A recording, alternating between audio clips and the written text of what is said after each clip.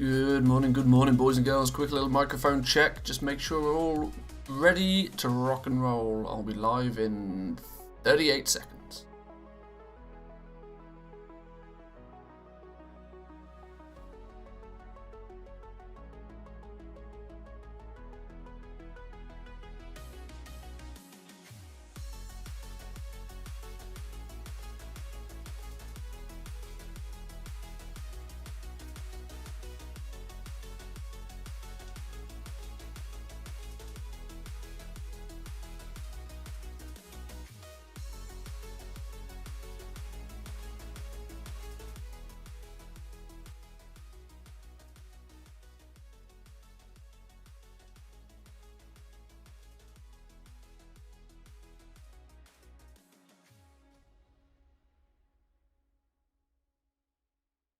Still muted like a pro every time. I'm not doing it deliberately, I swear. Good morning!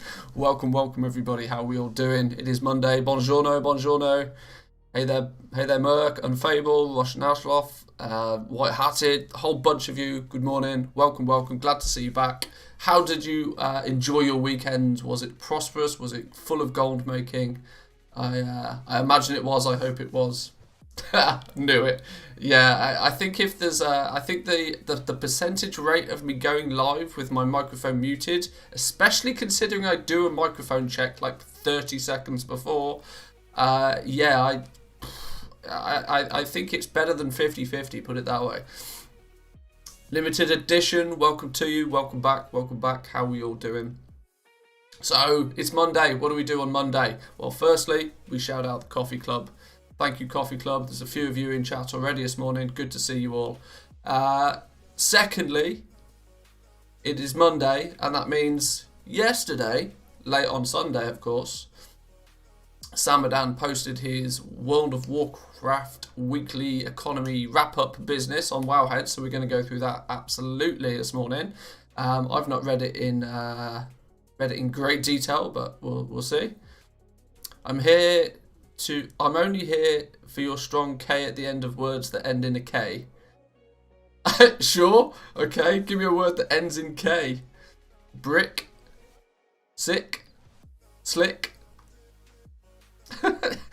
Sure. Does that take into account time zone differences? What does what in? Either way, morning, good afternoon, good evening. That's better. I think I'm being trolled already. It's too early in the morning. But welcome everybody. Enchanting is a little bit of a gold mine right now.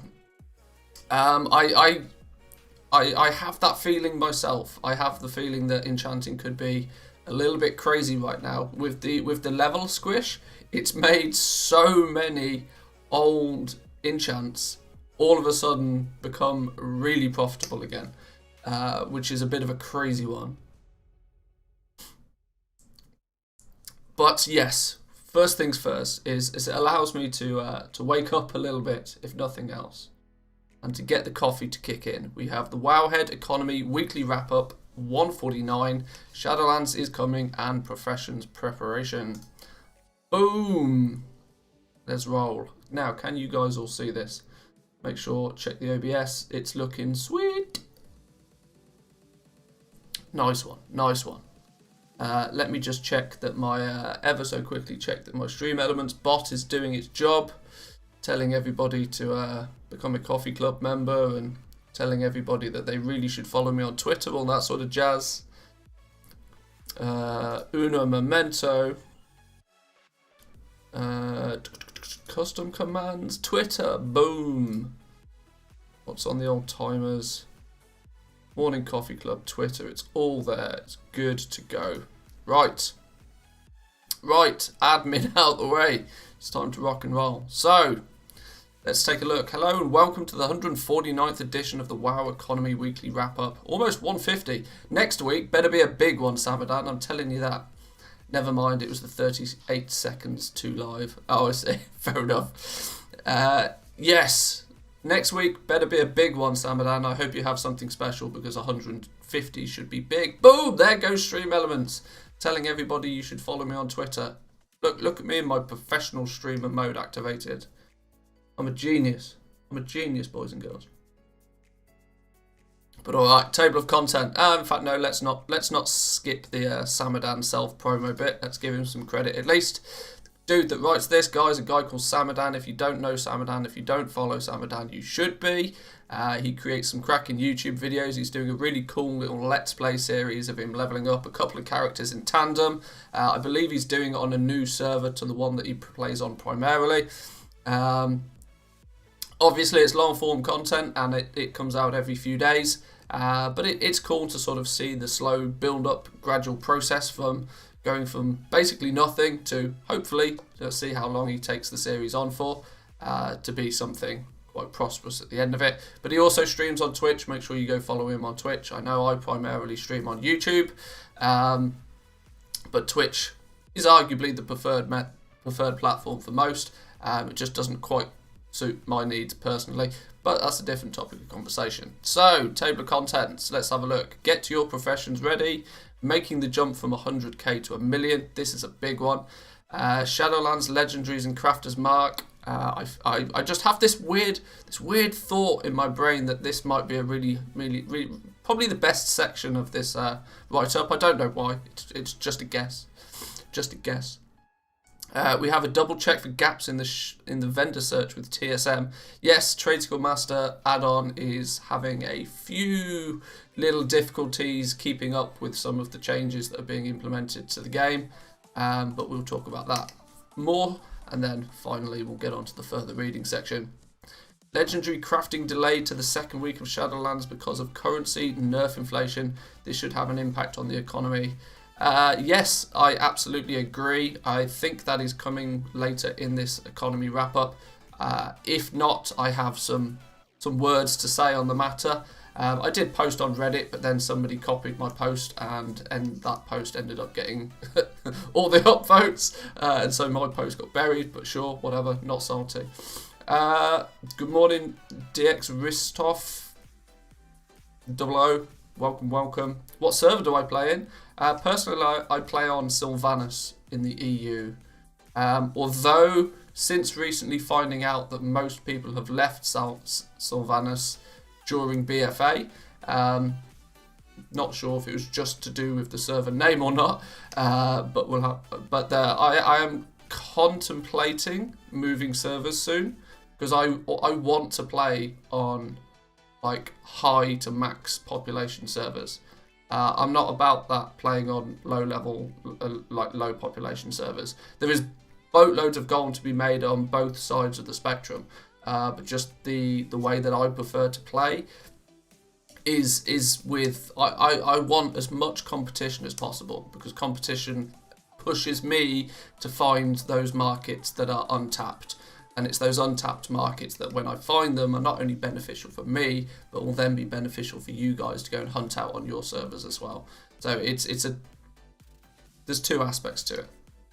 But yes, we should be getting our professions absolutely ready. So the announcement of Shadowlands, of course, we now know that Shadowlands comes out on the 23rd of November. 11th of November we get the Scourge Invasion, and then a week or so later we're going to get the raid and all that. 2 weeks later, I think it is, until we then get the raid. Raid comes out, what's it going to be then? Like the, I don't know, 11th of December or something? I can't remember. Tonight, good morning to you. Welcome. Good morning, good afternoon, good evening. All of that good stuff. But yes, we have some timelines to work on to get ready for gold making. If we want to sort of hit it hard when we get into Shadowlands. Plenty of options depending on what your focus is. Many will be getting profession characters ready to race through the Shadowlands and make as much gold as possible. Of course, ideally one of every profession, but that's going to take quite the dedication to get those characters ready. True, it's going to take quite the dedication, or it's going to take quite the bank account to pay for some multi-boxing. Either or. With the legendary Soul Ass change, rank 1s, 2s and 4s will be popular, just not now just 1 and 4. Yes, I do believe that to be the that's probably going to be the case. My thought that I got from the Soul Ash change, sneaky heads up, today's video is likely to be about these Soul Ash changes. We're going to take a little bit of a look into it in more detail on the beta. And then today's video, I was going to make the video yesterday, but you know, it was the weekend and I couldn't be bothered, quite simply.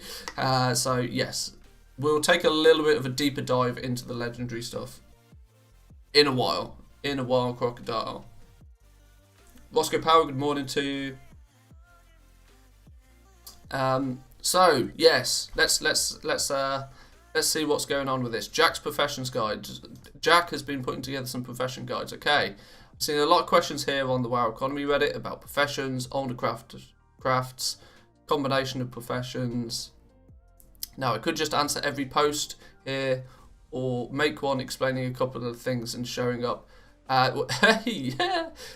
Good luck ever trying to not have to answer every single post on the subreddit, regardless of if you answer a topic of conversation 700 times. there will always be a new thread asking the exact same thing the very next day.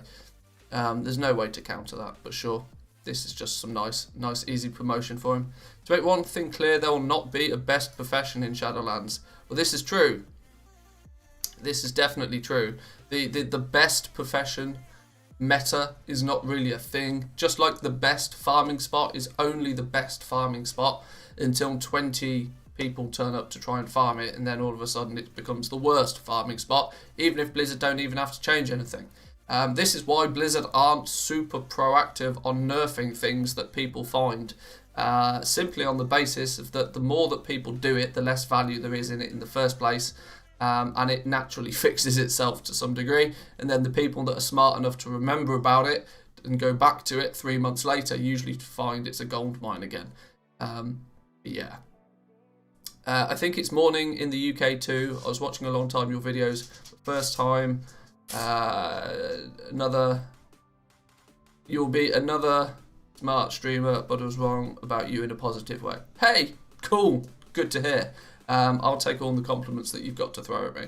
No problem whatsoever with that. I don't even know if my server's high population or not. You can check WoW, if you go to wowprogress.com, you can put your server in and it will tell you how many active players are at max. I think some of the different websites work it out in different ways. Some websites look at just like all of the characters that have logged on in a period of like 6 weeks or something, whereas some of them filter out only max level characters so that it gets rid of like lower level bots and just people that are like trial accounts and that sort of stuff. But it still gives you a good indication of exactly how many people are on your server. Because yeah, there's nothing worse than thinking you're on a high population server, then checking one of these websites to try and find out what the population is, and realizing you're on a very high population server, but you're on the wrong faction. And so you can't go out in the world. Of course you can, the auction house is cross faction nowadays, so that's not as much of a issue, but yeah, I get it. Cooking, best profession? Oh, cooking, BIS, easy BIS profession. Everybody needs it. Luckily, everybody can have it. That's the thing. But yes. So what's Jack's explanation for the best profession thing not being a thing? Some are better depending on the expansion timeline, the demand, the competition, all of the variables. But overall, it's better to have them all. Yes. And if there was a best one, then the majority would go for it, and it would in turn become the worst. True, big true, all of the trues. Definitely agree. There's also never a perfect combination of professions. It always comes down to your preferences. What is the best combination? Now, if you ask what profession works better or is more efficient, there are some answers waiting for you. I agree with this statement slightly less. There are definitely some perfect combinations. For example, herbalism and mining. You're absolutely out of your mind if you don't have herbalism and mining on the same character. I got shouted at on Reddit a few days ago for pointing that out without backing it up with some further information about why. But quite simply, if you are spending time to run around and gather, in the time it takes you to do a lap of a zone, if you've only got mining, you're going to pick up a bunch of ore. Of course. Really simple stuff. But at the same time, you could add maybe 2 minutes to the length of time it takes for you to do that route, and also then pick up a whole bunch of herbs at the same time. So the efficiency of having both herbalism and mining is not 100% better because you've got two gathering professions, because it still takes time to go to the nodes and to pick them up and that sort of stuff. But the efficiency is like 70, 80, 90% better to have herbalism and mining on the same character. It's just common sense, to be honest. Well, there is an element of common sense, but you can't always guarantee that people have common sense. So, yeah, that's a thing on the internet. Or your server is dead, Sylvanus cough cough. Yeah, my server is pretty dead, but that's another topic of conversation. Yeah, Reddit. I love Reddit and I hate Reddit. I love Reddit because it's a great source of information, and if you dig deep enough, you can find some absolute gold gems in there. But the average mentality of people on Reddit infuriates me. But that's somewhat true to say of many social medias. You find any YouTube channel that has more than 50,000 subscribers, their comment section is an absolute shit show. There's just no way to police it. And once the masses pile in, it becomes really difficult to be a thing. Luckily, I'm at the position where my videos don't get seen by so many people, so my comment section under my videos is still usually somewhat civil and somewhat manageable for me to go through and just delete any just idiocracy or spam or any of this sort of rubbish. But yeah, there will come a time, unfortunately, where I won't be able to actively go through my comment section of my YouTube videos like I can now. But yeah, that's just a shame. That is when we'll have to very heavily switch to Twitter, but that's in the future. Back to the combination of professions, though. I've seen a whole bunch of people suggesting that tailoring and skinning is a good combination, and I just want to. I'm not sure if people are memeing with this, but there's one real big reason to why having skinning and tailoring on the same character is not as optimal as people think. And I think people think that it's good because if you're out there killing mobs to skin, they think you also get cloth at the same time. Because of course tailors get an increased amount of cloth just through the nature of being a tailor. But what most people don't consider is that skin, you have to kill beasts to get skin, you have to kill humanoids to get cloth. Rarely is there a beast that also drops cloth. Now, if there was, and if there is, then yes, I'm willing to admit defeat on this conversation. But the fact is that cloth drops from these guys. You can skin these guys. They're never the same. So you're kind of usually going to go in two different directions to kill two different things, which means that then there isn't that optimization there that people think there is. Pigs wear robes. Yeah, but this is it. That's a really good way of describing it. I understand that the first element of logic is there, that you're going out and you're killing things, and so I'll just loot loads of cloth and I'll skin everything. But when you actually think about, well, what are you killing to get the items? I've got to stop using the word killing, otherwise I'll get demonetized. What mobs are you going to be skinning? What mobs are you going to be gathering cloth from? They're usually very different, and even in different areas of a zone, so the optimization is not quite there. But tailoring and enchanting is usually quite a solid one. True. In Warlords of Draenor, beasts dropped for needed for tailoring. Maybe somebody's still stuck in the past. Possibly. Yes, possibly. The fact that we had sumptuous fur for an entire expansion was a bit weird, but yes, sure, maybe that's probably right. Pigs wear robes. I'm going to use that as my example for when people say that they should be skinning in tailors. I'm going to be like, well, pigs don't wear robes. You ain't getting leather and cloth off the same thing, but. Yes, okay, so here's the reason Jack actually wrote this. To do a little bit of self-promotion. So he's got a how to set up your most efficient profession team, and he has a Miro board. I really despise Miro boards. Soon as I start making Miro boards, clip this and remind me of it, that I don't like Miro boards. They're really confusing. They genuinely tend to give you more information than is necessary. No shade on people that do create them for the purpose of helping others, because it's still somewhat of a benefit. But myself, personally, I can't absorb information from a Miro board very easily. I'm old school. I prefer a good spreadsheet and some step-by-step logic. Or a video, for Christ. Yeah, but Sure. Now if in PvP Worgen dropped cloth and you could skin, hey, that would be skills. That would be 200 IQ. An undead tailor skinner because the undead can skin humanoids. What? Is that a meme?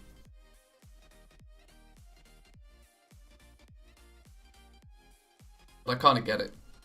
Maybe I'm missing something there. Maybe that is a legit thing and I just don't believe you. But yeah, true, possibly. What else we got? Crafting older content, another Miro board, and TSM import strings for the crafts. That's going to be very helpful if you're setting up old professions. One thing I do really want to do at some point, I've just not got the time to do it right now, is to look at all of the professions and get 100% complete TSM profiles for them. That you can, they probably exist somewhere out there anyway, I've just not looked for them. But whereas you can take an entire profession and have somewhat pre-organized sorted groups that then also contain every single recipe for that profession. It's likely to be very, very time consuming to do because, at least to my knowledge, there's no super quick or easy way to do it. If you go into a profession on TSM, you can click the button to say make a profession, but that's only good for the patterns that you already know. It doesn't import what you don't know that is possible from that profession, and that's what's key for me, getting an entire 100% grouping thing for each profession, because then all you need to do is take that base group and add to it the new expansions content every time. Because I'm already in a weird situation where if I go back and I learn some, I don't know, Missa Pandaria patterns, for example, for a profession, I then have to remember to add those into the TSM groups, or my crafting operations, for example, are not going to work, and it's all a bit odd. But that's a long-term goal. We'll get to that when we're deep into Shadowlands and professions have all died because there's no barriers to entry. Then and everybody's out there farming grey items to vendor. Then maybe I will look at doing some 100% TSM groups. But time will that in the future. Glad to see you back. Was bored during the weekend without the stream. Hey, I would like to stream at the weekends. If this becomes if the channel grows to some degree, then I might start swaying from my schedule a little bit, simply to incorporate more people, maybe some weekend streams, maybe some evening streams, which will be better suited to the US. But until the channel sees some significant growth, I need the weekends are my time. The weekends are time for me to spend family stuff, house stuff, wife stuff. That's what I do at the weekend. So, please notifications on with a sub, and you'll remember every Monday morning it's time to go again. Oh, somebody's making one at the moment. It's taking me over 2 weeks and I haven't touched operations yet. Oh, I see. Okay. Nice one. Well, as and when even if it's just a single profession, as and when you get one completed, please let me know.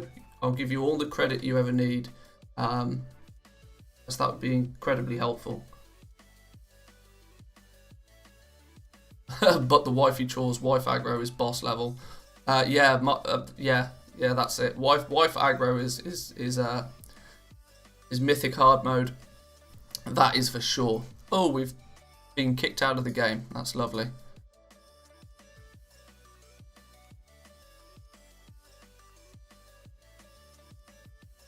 Is it going to load again? Well, that can happen in the background. Right, so where did we get to? Stupid game stole my window. That's the one we're looking for. That's the one. In one of Preacher's last videos about leveling, he said if you choose Threads of Fate, you can go to endgame activities like Torghast. Was it changed? If so, Legos will have no barrier to entry. No, unfortunately, Preach was just... He was talking without a script, and he was just saying words because he was on camera. Unfortunately, no, Torghast is not something you can do through Threads of Fate. That just fell out of his mouth. I watched the same video. It fell out of his mouth a few times, more than as an accident than anything else.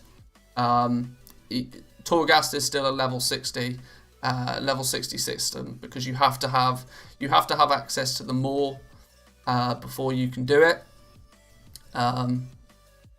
So yeah.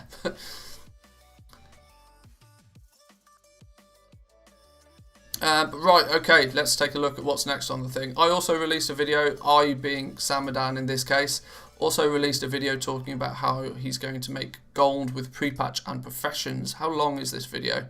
7 minutes. 7 minutes long. We might give that a watch later in the stream. I doubt Samadan would have any issues with me watching his videos on stream, but I would somewhat at least want to maybe ask him first, out of common courtesy. But yes, this is probably likely going to contain some solid advice. So if you have some spare time, preferably when I'm not streaming, obviously, check this video out. It's going to probably be very helpful to you. I'm somewhat happy to self-promote Samadan without even have watching the content myself. Although I think I have watched this, although the bar doesn't indicate I have. Maybe I've missed this one, but we'll have to see. I'm happy to promote Samadan without actually having to have made sure I've checked that he's not got any racist jokes or anything stupid in the middle of his videos. But yeah, sure. Okay, so making the jump to 1 million. This is a topic that I wanted to talk about, and is something that I want to try and structure into a longer form video at some point. Because all too often I see people just continually feeling like they need to just farm. Whereas in reality, you can farm up to a point, and then the gold that you've made from farming is much better spent being reinvested into making you more gold than it is just being sat in your bags. And there is a tipping point. Now that tipping point is going to be different for different people, but there is a tipping point between when you should consider reinvesting the gold you've made to allow you to stop farming. Now, of course, farming is such a broad topic. There are multiple different ways you can farm. Yet there is definitely a point where you can sort of say, right, well, all of the dull, all of the boring, all the repetitive side of farming I can now stop doing because I have enough gold to be able to buy the materials I need. If you enjoy doing loot appraiser challenges with Student on his stream, then that's still an element of farming that is enjoyable to you. So all good, go ahead. But those that standing in one spot, randomly grinding mobs by yourself for 7 hours a day just to get a WoW token, that kind of mentality and that sort of activity can very quickly be sort of put in the bin. And I think that I've never worked out exactly where that tipping point is, and like I said, it's different for other people, but I feel that around the 500,000 to 1 million gold mark is when you can basically stop farming completely. You've got enough gold that you can take on any new adventure that you like, and if it completely fails, you've not crippled yourself. I can't really imagine anything in game that is realistically ever going to take you more than 100,000 gold to dive into pretty deeply. Even if you start looking at like completely buying out markets on the auction house to hold it as your own, or doing some pretty heavy flipping. I don't ever think there's many reasons where you'd have to spend much over 100k to start on something. Flipping, resetting, and flipping. Yes, that's literally, that is the key to long-term success. People that are smart with their actions on the auction house can play the game for 20 minutes a day, maybe relist twice a day, and still end up with 4 million gold at the end of the month. And so they never have to like smash their face against the keyboard just killing mobs for looting grey items to vendor. Yeah, I have a huge thing against that type of farming for many reasons. One, it's boring. One, it's repetitive. One, it's kind of economically damaging if people continue to do it way past the point where they need to. Yeah, there's a few reasons why I don't enjoy it, but there are definitely simpler and easier ways to use the gold you already have. Nobody ever considers that. Nobody ever considers that, well, this million gold that I've spent 100 hours farming up, well, what is it doing just sat in my bags? It's doing absolutely nothing. What if I was to put that to some use, and if I turn that million gold into 1.1 million gold, then it was worthwhile. If I turn it into 3 million gold, it was really worthwhile. Loads of options. Loads of options. I'm up to 430k. See, now you get into that point now. That's kind of the point where you can start to say, right, I don't need to grind mobs anymore. I don't need to do the raw gold farms. I don't need to run old raids just for the gold. You can still do it for transmog, do it for the fun of it. But yeah, there definitely comes a point where you can start to say, right, the auction house is now my baby. How do we dominate this in more detail? But I've got way off topic of conversation. We're meant to be talking about this dude post. He asked a great question this week on how to increase gold potential to reach that million gold. This could be pretty viable for a lot of you guys. So, as a returning player that hasn't played much since Cataclysm, started with 7k gold. And some old world crafting materials and an army of alts ranging from 25s to 35s because of the level squish. Currently he's hovering at about 100k liquid gold, most of which have been made just by leveling the alts, gathering through old world materials, flipping and crafting materials on the auction house, and a few open world raw gold farms. He's started dungeons for transmog, but is still building up inventory. Currently about 150 items, majority worth under 2,000 gold a piece. I don't even touch transmog until it makes 4 figures for me. If an item has a regional market sale average of less than 1,000 gold, I just vendor it. That is what transmog is for me. I'm not interested in the 300-400 gold stuff, but each to their own. I'm all about setting goals. Initial goal is to pay for the game via goal making. Good first goal. Secondary dream is paying for Shadowlands with the gold that I've made. Yes, I have a job, but this is just a fun goal that I'm setting for myself. Sensible. Good. Yes. Of course, sales rate comes into play. If everything that gets posted sells for 100 gold, then yes, I will sell it. But when you're typically speaking about transmog, you're looking at the sub 10% sale rates, which usually don't interest me too heavily. But for those of you that have made the jump from 100k to a million, what tips, farms, or changes did you have to go through to get there? Of note, I think my auction house flips may be too conservative. He only flips crafting materials that are selling at 60% or lower of the region sale average, and rarely spend more than 1,000 gold on any single crafting material flip. Do I need to be taking more risks with flips? No. At this point, you don't take risks. You go for the solid, this is going to work. I'll check the vodka later. Sure. Have you got autocomplete on? I assume you mean the VOD, but yeah, sure. Enjoy your vodka. Catch you later. What profession makes the Highborn Compendium of Storms? Scribes. But that market's pretty dead now. Don't dive too deep into that. It's basically dead. So here's a list of potential goal-making resources that he has at the moment. He has a druid with herbalism and mining. Good, very good start. Glad he put that at number 1. Cracking start. Okay, the profession is actually inscription, but the people that make them are scribes. God damn. Bloody grammar Nazis are out in force today. A mostly copied TSM using Soraya's operations. Oh, interesting. I wonder if I wonder if there's any new versions, or whether they're, because they've not streamed for a long time now, at least to my knowledge. An alchemist with vanilla, Outland, Northrend, and Cataclysm alchemy.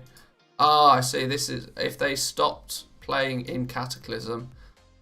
They've probably got a lot of value in this.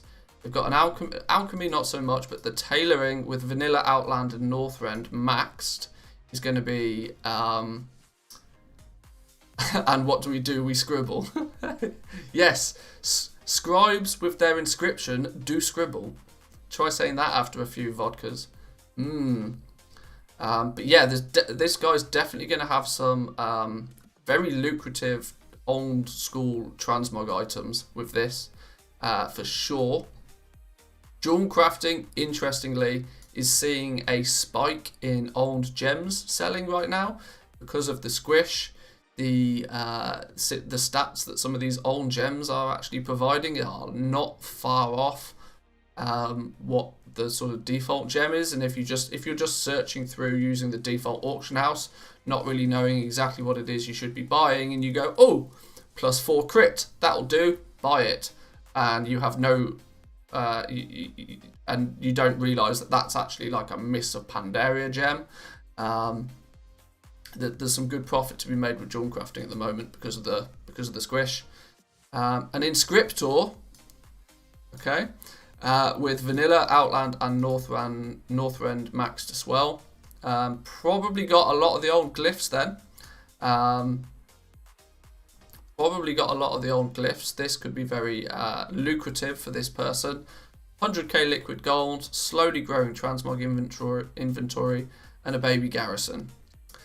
So yeah, first thing I would say is that the potential they've got here is really good. They've got the alts, they've got a lot of the hard work with professions done. They don't need to really focus on BFA professions right now, unless they just so happen to have like 100 hours to invest in PvP to get all of the crafters marks to level up all of their uncanny gear. It's not really worthwhile at this point in the game. But there's definitely going to be some value for them in this one. Old school tailoring enchants, if you've got a whole bunch of them that you collected that other people now currently don't have, most people with their professions, they'll have BFA maxed out, and then they won't have any of the past expansion patterns at all. At least that's the default for most people nowadays. This person was leveling professions back when you actually had to level through every expansion to get to the most current expansion. But of course, in this super accessible world that we live in with World of Warcraft nowadays, the second you step out of one expansion, it's dead. For the most part, you can just take up Shadowlands and just start rolling with it instantly. But yeah, that would be what I would be focusing on, the tailoring to start with. Having that druid is great. Just hang fire till like Shadowlands, and this thing, this druid alone will make you a serious quantity of gold. It'll probably get you from that 100k to 1 million just by 10 hours of farming on this dude.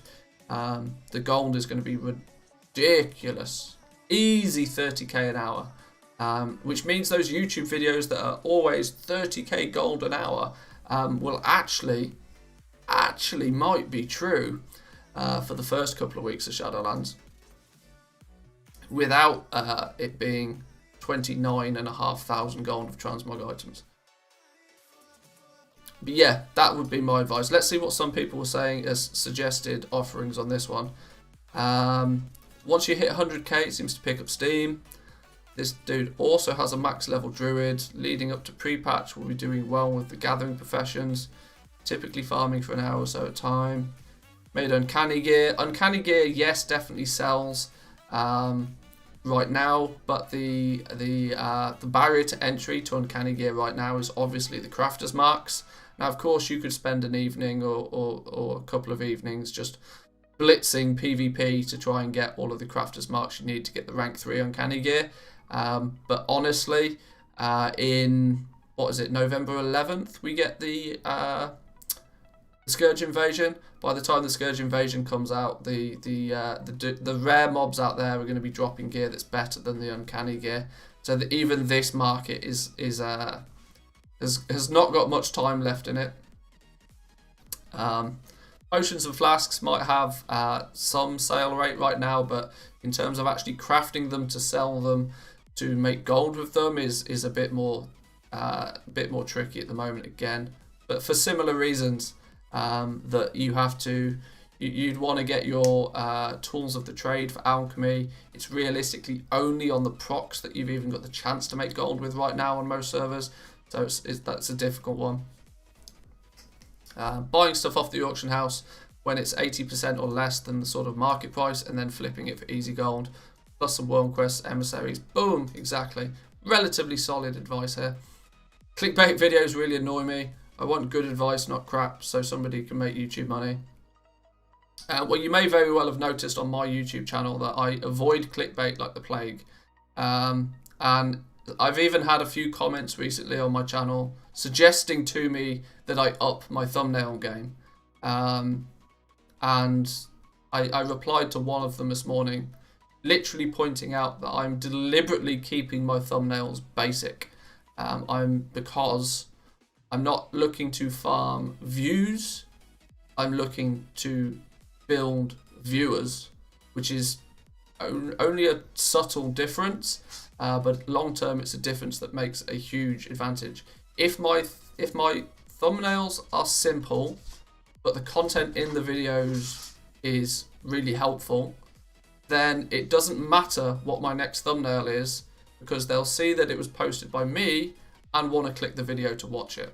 And that is already being proven to me, that my click-through rate on my videos is steadily going up, and the amount of my current subscribers that choose to watch the videos I publish, regardless of title and thumbnail, is increasing. So it's proof in the pie that it's a system that works. If every one of my thumbnails said best 30k gold farming method, people would watch 3 videos, they'd get annoyed that they didn't make 30k gold 3 times, and then they'd never watch a video of yours again, regardless of what's in it. So it's counterproductive in my opinion. Building trust, exactly. I could quite comfortably clickbait the crap out of my videos, but I choose not to, for the reasons above.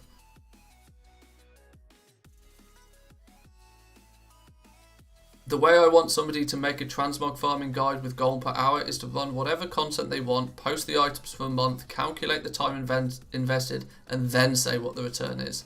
True. Very true. How to make millions of gold in WoW, then farm to make 20k an hour.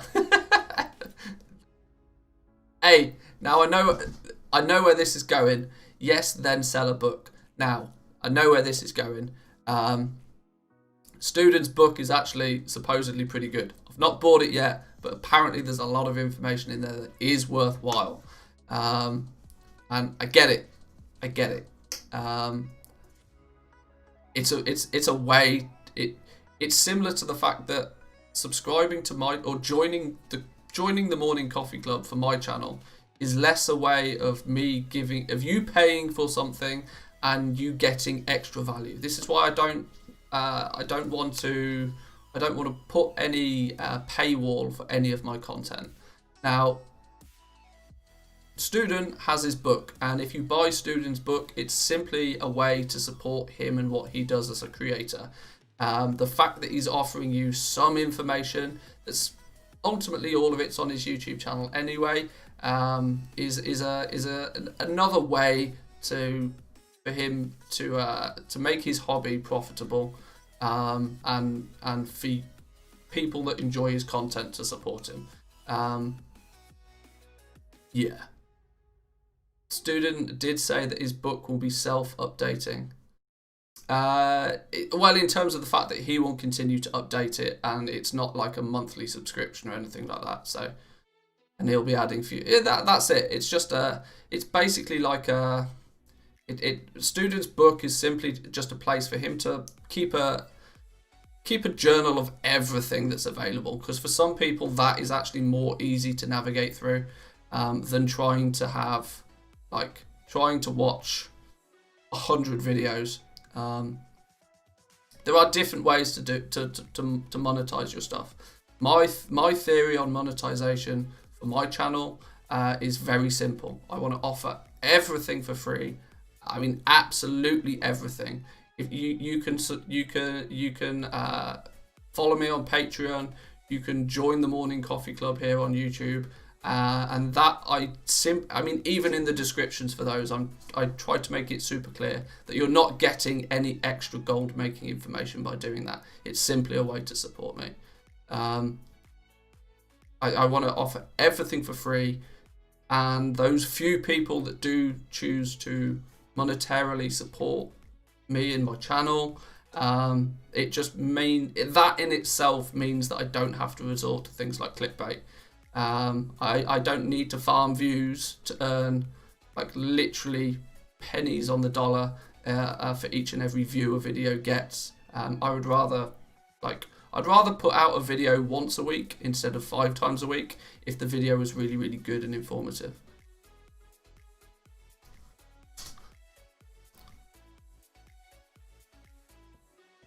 Then what do I think about people like Billis and Ixia and the Lazy Gold Makers selling their TSM profiles, operations groups in Patreon?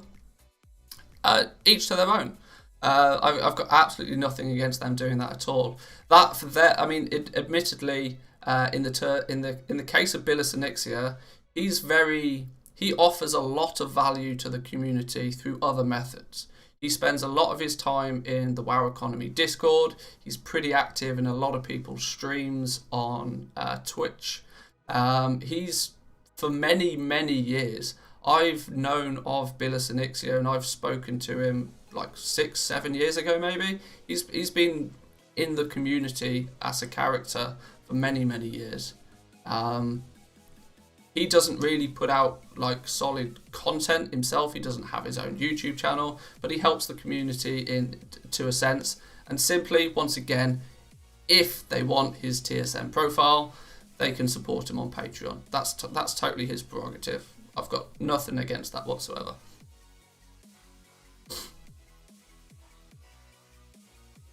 Don't get me wrong, every 20k counts and eventually it will make $1 million, but it's disingenuous in my opinion.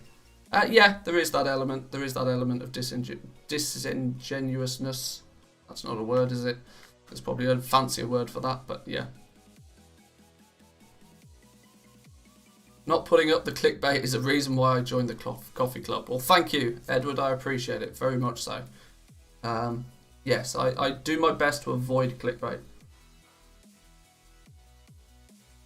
That's not to say when the time comes and I get a banging video like the one I had the other day that I won't sort of sneak into that territory ever so slightly.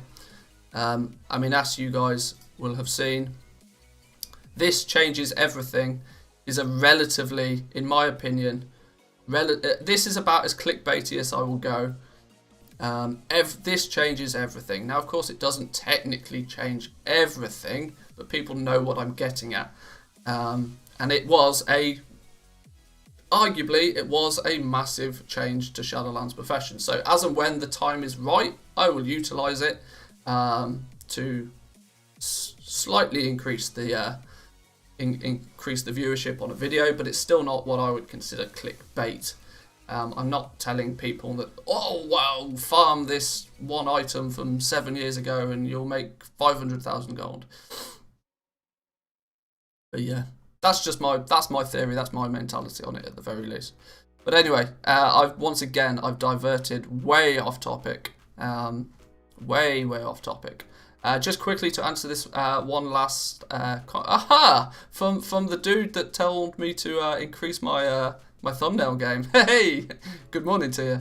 I've got a Brewmaster Monk and a Disc Priest. Which profession should I pick in Shadowlands? Want to make a lot of gold at the start. Brewmaster Monk, I would suggest going with tailoring. It seems odd for a monk to have tailoring. But your advantage will be as a Brewmaster Monk that you have the statue. Everybody's going to want your statue. And for any 2x4 farms, there's a good chance that if you go tailoring, you will absolutely clean house with the amount of cloth that you'll be able to pick up. Now, of course, there's the argument you'd pick up a lot of cloth anyway, but if you're a tailor on top of that, you get like an increased quantity of cloth. Linked up with that, kind of up to you, whatever you feel that you want to delve into. Yeah, there's no real secondary profession, I'd say, specifically for a monk. I mean, there is some argument that you should probably go leatherworking because the gear that you craft, you can wear it yourself. But that's entirely up to you. Entirely up to you.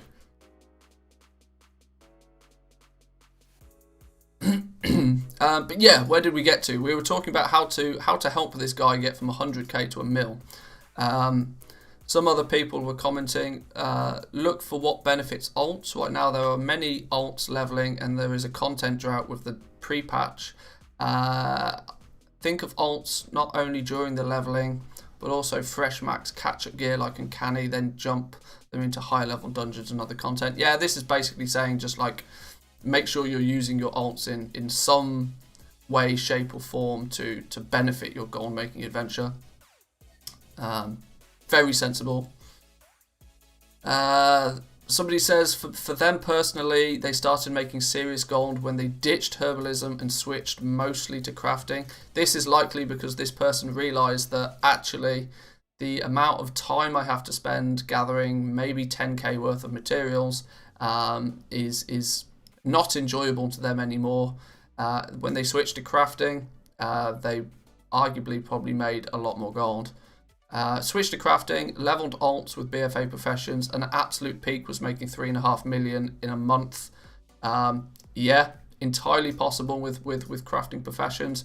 To make 3.5 million gold off farming in a single month, you are either going to have to be able to farm something that nobody else is farming, or get incredibly lucky with A, transmog drops, and B, then having them sell. I can't think of any potential way to use farming to generate 3.5 million in a single month, whereas crafting professions, I can definitely see that being a possibility. Now, it doesn't say whether that is that's net or gross. The likelihood is that's 3.5 million gold that they looted from their mailbox, but obviously there's crafting costs involved in that, so that's what I would assume at least. I very much doubt that it was 3.5 million additional gold to what they started with, but sure. That said, gold to be made from there is gold to be made with farming, but sometimes it's just too boring. My advice right now won't help you very much. Yeah, this person sounds very much like how I would answer this question. I'm going to tell you what is not going to make you gold right now, and I'm going to tell you to prepare for Shadowlands, because that is where you will make gold. The more prepped you are for Shadowlands, the better you'll do, I think. If you don't have marks of honor for ranks, honestly, I wouldn't bother and focus getting a good setup. Literally, I could have said this. That literally is a sentence that you could have quite possibly heard. In fact, I think I have said that today. If you don't have marks of honor for ranks, don't bother with it. Focus on getting ready for Shadowlands. That's literally, I mean, that could be a paraphrase from my stream. I couldn't agree more. Level some alts, set up some garrisons. Oh, okay, it doesn't sound like me anymore. And try and max as many old professions as possible. Now it's sounding more like me. You have said that. Well, yeah, there we go. Things I'd especially focus on are crafted mounts. Big thumbs up to the crafted mounts. Just because they like this market. Some small flipping is fine. And doing it at your pace, I wouldn't get at your place. Quoting sort of only 100k liquid, wouldn't get too confident. If you don't mind farming, there is at least some consistent markets. BFA herbs are pretty bad right now. Well, yeah, even anchorweed is going for like 10 gold a piece. It's terrible. But some of the old world goodies like Ajara's Veil, this is because Ajara's Veil, Cinderbloom, and Whiptail. These, does he say? No, he doesn't actually say why these are good. These, Ajara's Veil, Cinderbloom, and Whiptail are good because they're needed for the Vial of Sands. Anybody that's spent the time on their alchemist to get the Vial of Sands recipe will likely need these herbs. Not to make the Vial of Sands, but these go into making flasks, which are then needed for the components that are needed in the Vial of Sands. If you want to make 1 million before Shadowlands, I'd rather stay away from farming transmog. True. I don't realistically think you can make 1 million gold before Shadowlands right now, unless you already have a big inventory of stuff that you're flipping. To start a brand new character on a brand new server, I don't think I could make 1 million before Shadowlands. Not unless I literally focused so heavily on one aspect and was lucky enough to be able to dominate that market. It would take me a hell of a lot of actual time to do it. So I don't realistically think it's possible to get. Please don't clip this and post it out of context, but I don't think it's possible to make 1 million gold before Shadowlands right now, unless you have like a solid setup already in place.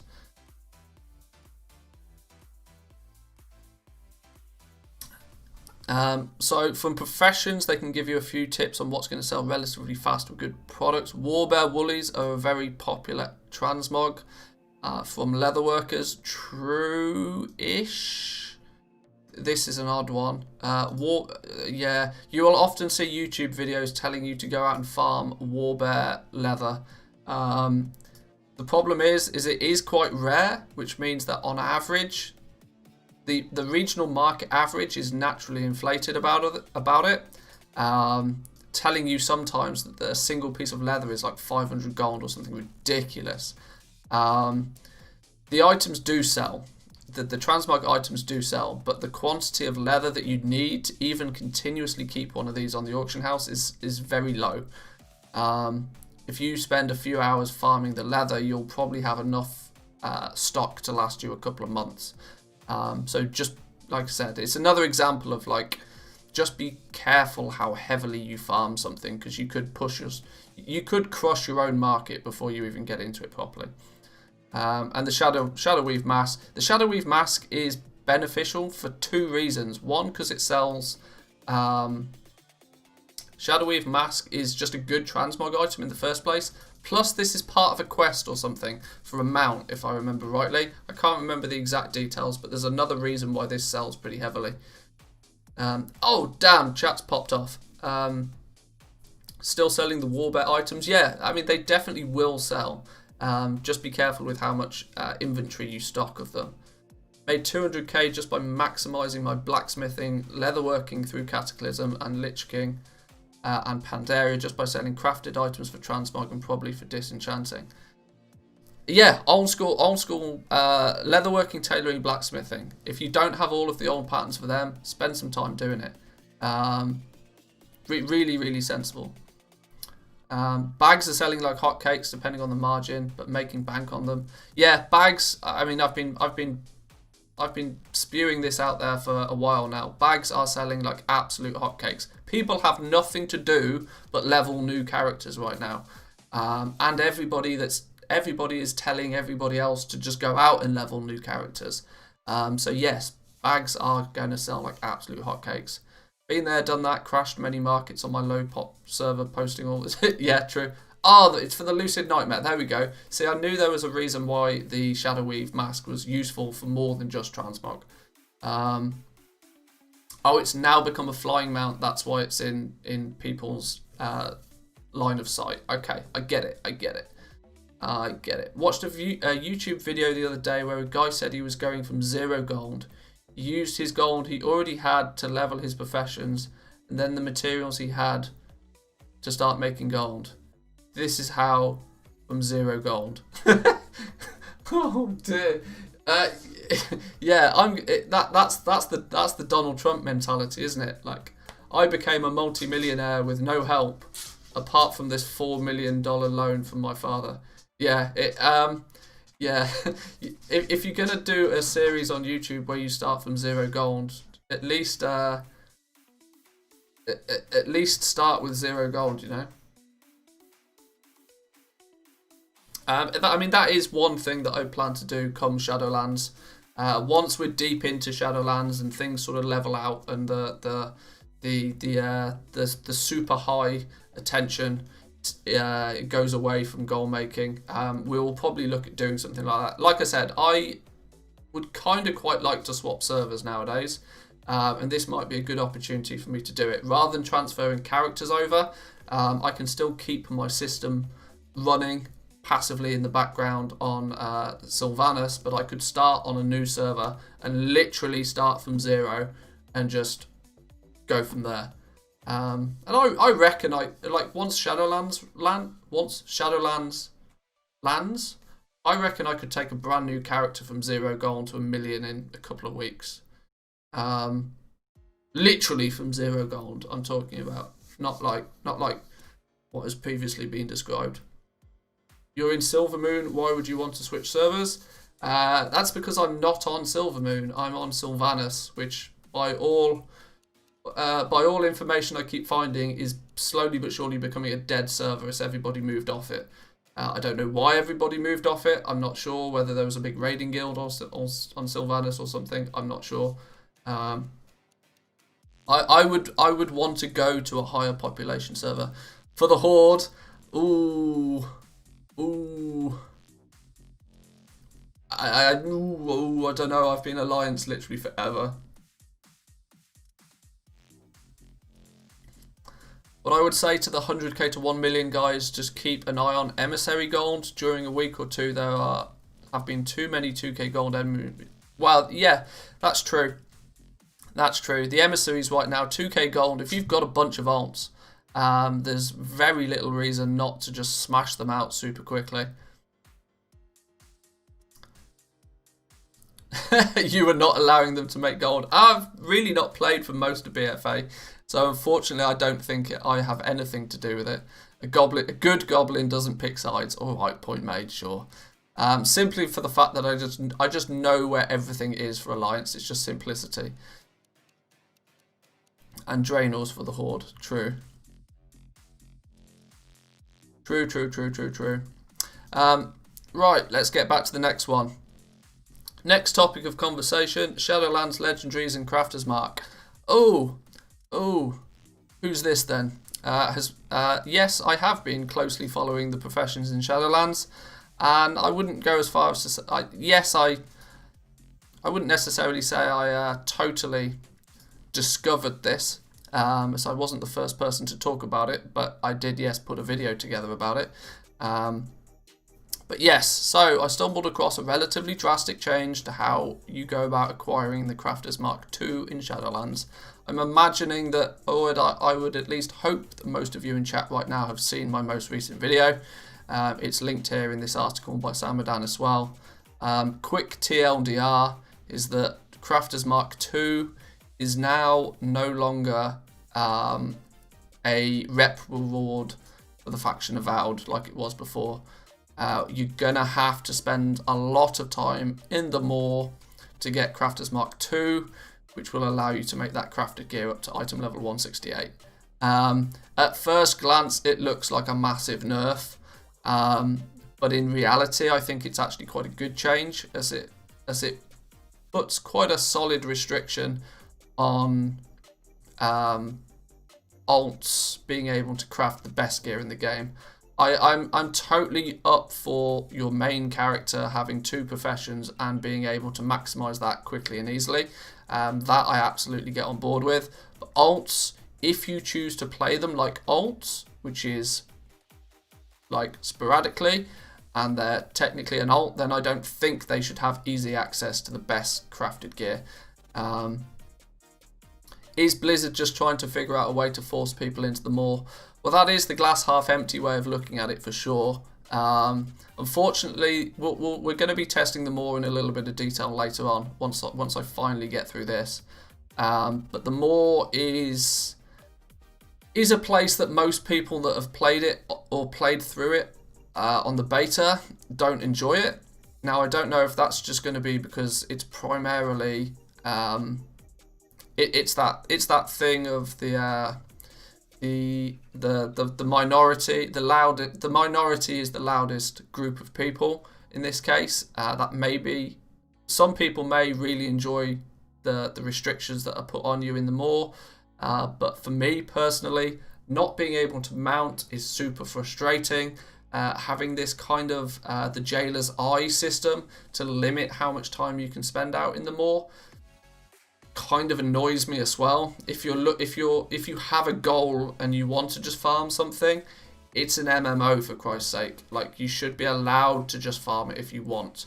The problem is that it's a system that theoretically is going to take you a whole ton of time to do, and if there's already enough stuff to be doing to then have to spend hours and hours and hours and hours and hours every single day in a zone that you don't enjoy. The time gating of the Maw is it's almost a way of Blizzard saying, yeah, this isn't a fun zone, but luckily you don't have to be there all that long. We'll have to see. Maybe there'll be like some sort of long term. There might be like a corruption system for the Maw that you can withstand the jailer's gaze for longer or something. We'll have to see. I don't know. It now makes sense to make your mains have 2 crafting professions. Well, I've kind of said that all along. Your main either wants to have 2 gathering professions or 2 crafting professions. Rarely is there a time where you'd want to have one of each.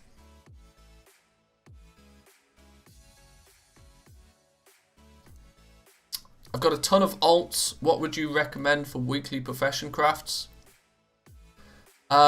Yeah, I think White Hatted has pretty much hit the nail on the head there. At least a couple of alchemists, so that you can have a potion master, a transmute master, and whatever the other one is. A whole bunch of engineers to bash out the old sky golems is going to be somewhat valuable to you, although be careful that a lot of people... Elixir Master, that's the one. Sky Golem crafting. A lot of people are...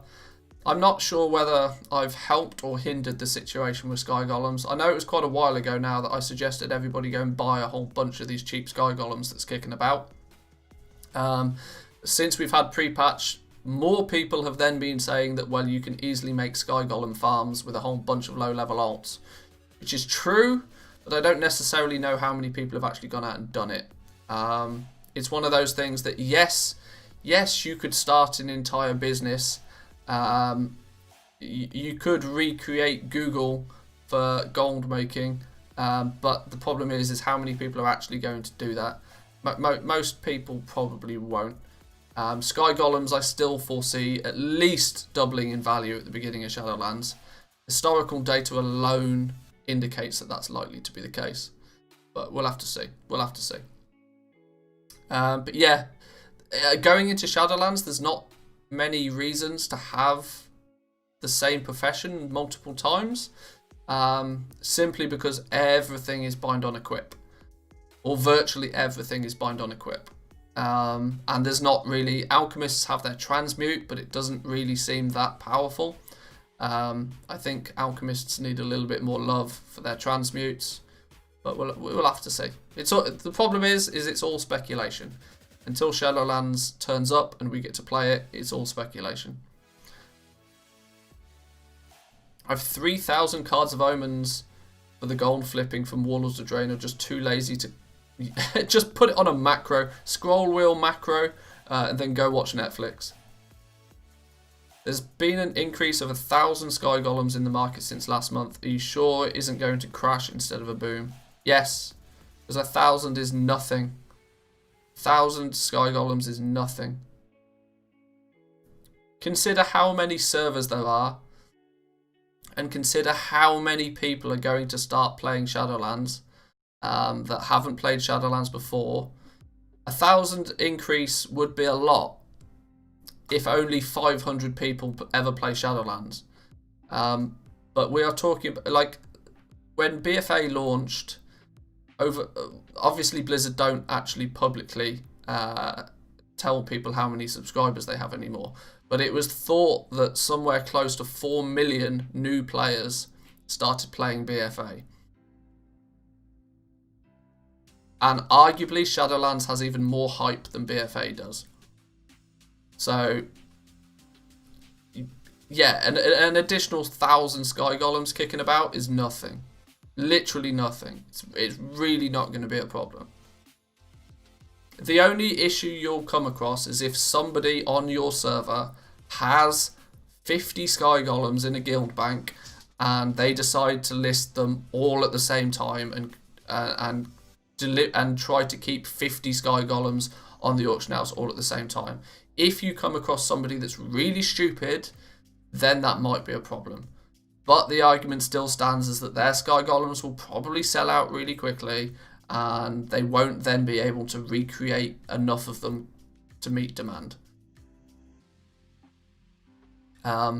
There is still a huge barrier to entry with Sky Golems, the fact that it realistically takes you 30 days to craft one. Even if people have Sky Golem farms, they're not going to be able to meet the demand for them. You got to remember, I will be one of the people that will be telling people that at the beginning of Shadowlands to go out and buy a Sky Golem to optimize your farming. There will be 50 other videos that will likely tell people the same thing. Anybody that watches a herbalism mining farming guide at the beginning of Shadowlands will be told they need a Sky Golem. Because unless you're a druid, you do need a Sky Golem. And so everybody will go to the auction house and they'll buy a Sky Golem. It's pretty simple.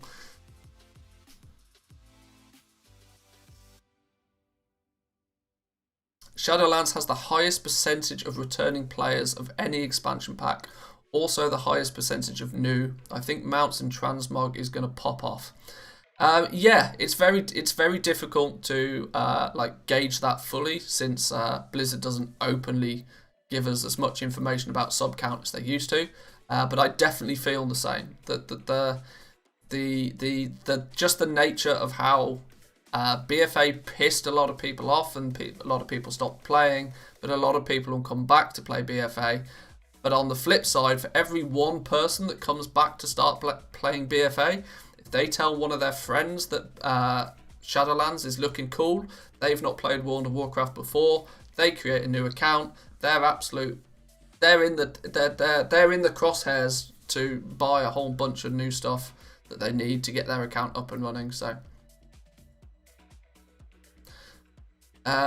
run dead mines and get the haste boost from the food. Don't kill Cookie.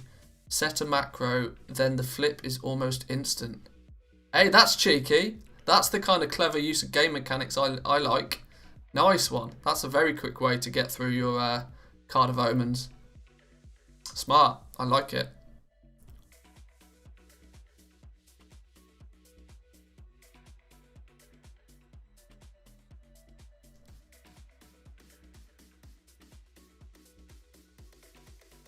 You literally told him about the same instance. Okay, well here's the selfless plug out the way. We don't need, like, just go watch this video. I mean, for Christ's sake. Okay, so let's look at what else there is. The timing and supply and demand of gear is crucial in the first few weeks of the game if you want to get the best prices. So it's important to consider when planning your path of professions. Very true. This also ties in with access to crafting legendaries and the base items, which will be the top end gear players will be striving for. The amount of soul ash that drops has been increased, but it may still take a while for players to be able to make the legendaries. This limited ability to craft does impact on what the base templates we can provide to players and the frequency. If you're rushing to supply the endgame players, keep an eye on what is considered best in slot. Yes. Yes, so something I wanted to talk about in a little bit more detail is this. The fact that Soul Ash has now been changed. Where does this link to? Let's open that in a new link and quickly find out. Oh, okay. Right, yeah, sure. That's safe for viewing. So yeah, in Shadowlands, up until recently, Torghast would offer you a maximum of 100 soul ash a week. This put a pretty strict requirement on any player maximizing Torghast every single week if they wanted to keep up to date with the legendary items, because you needed 100 soul ash to craft a legendary, and then every week following that you'd need 100 more soul ash to continuously upgrade your legendary until you hit rank 4, to where your legendary is then, at this point in the game at least, maxed. Now, you would only need to not complete one layer of Torghast to then be a week behind, which I'm quite glad that Blizzard has taken the decision to rebalance that a little bit, because you've got to think about what does a player of Shadowlands actually have to do in the first week. They need to level their character to 60. That is likely to take between 8 to 12 hours of actual solid gameplay to do in the first place. So if you're a casual player, that's probably going to take 2 or 3 days to actually achieve. Realistically, a couple of 3-4 hour play sessions, and you'll end up being level 60. Boom. Very few people are going to do it in the first day. Now, obviously, it will look like everybody's doing it in the first day, because you'll see streamers do it, you'll see YouTubers do it, because they have financial incentive to do it. But your average player is probably going to take on the 50 to 60 in a few play sessions. That's what Blizzard want people to do anyway. Once you ding 60, you have to do the introductory quests for your Covenant. You are likely then going to want to start grinding out gear. So that consists of doing your world quests. That's going to get you anima and things at the same time as well. You're going to want to start running the dungeons. You want to get up and running with your professions. You're going to want to unlock Torghast. You want to do the introductory quest line to potentially get the base legendary items, if that's a thing, if you want to craft them yourselves. The list goes on. By the time you then add on Torghast to that, to maximise Torghast week 1, you would potentially have to run Torghast 8 times. And every time you run it, it's going to be increasingly more difficult. There is entirely the possibility that players that freshly ding in the first week just won't be able to complete all 8 layers of Torghast, because the difficulty increases each and every time. And I'm telling you now, by the time you get to layer 6, 7, 8, in freshly dinged gear, things in there slap you hard. So you're then likely going to get to 6, 7, maybe 8, find a bottleneck that you just can't get through, and it's going to be more beneficial for you to go and get some more gear to then go back to Torghast to complete it. Now, the way the system worked previously, with you having to complete layer 8 every single week, was just a little bit too tight. It meant that if you missed it 1 week, you're always behind. So Blizzard changed it, simply. You now require 1,250 soul ash to craft a legendary. And you may see that the maximum you can actually obtain in a week is currently set to 1,200.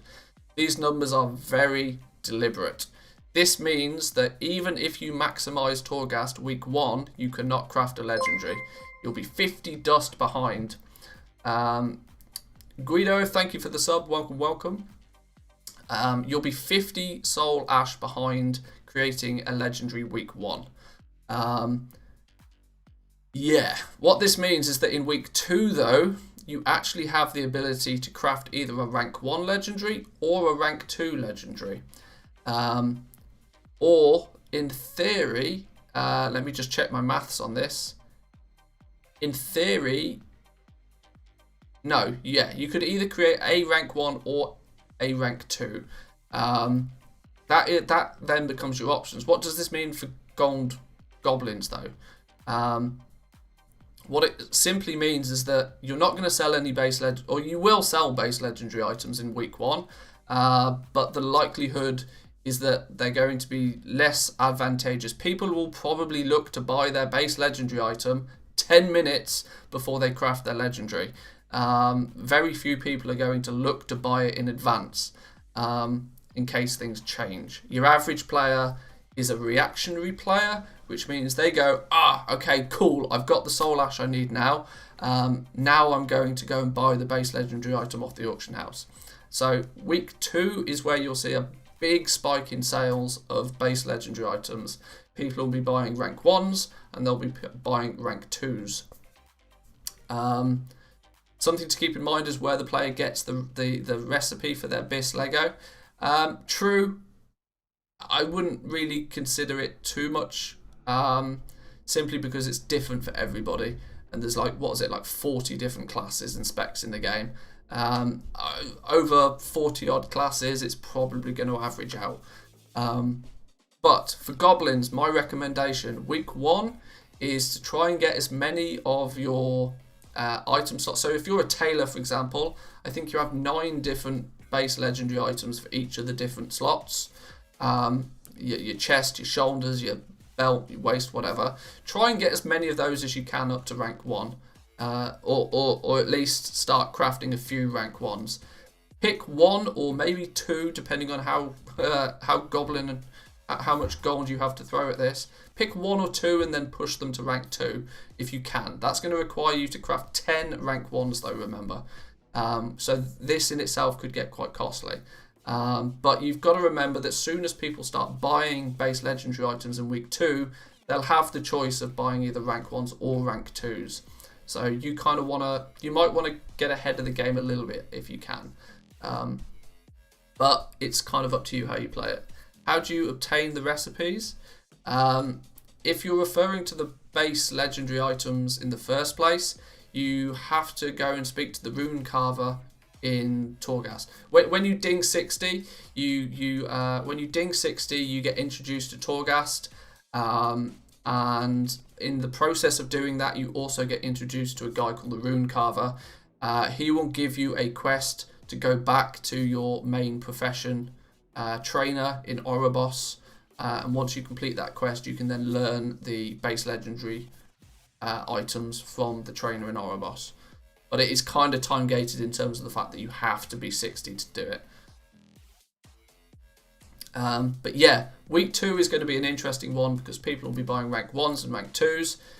In week 3, people will potentially be buying rank 3s. Week 4 is an odd one because you would assume that you could buy a rank 4 legendary in week 4. You can't. You have to get to week 5 before players are going to be able to afford a rank 4 legendary. So it basically, what I feel is it means that as we go into Mythic Raiding Week, Mythic Raiders won't have the option to go into Mythic Raiding with a rank 4 legendary.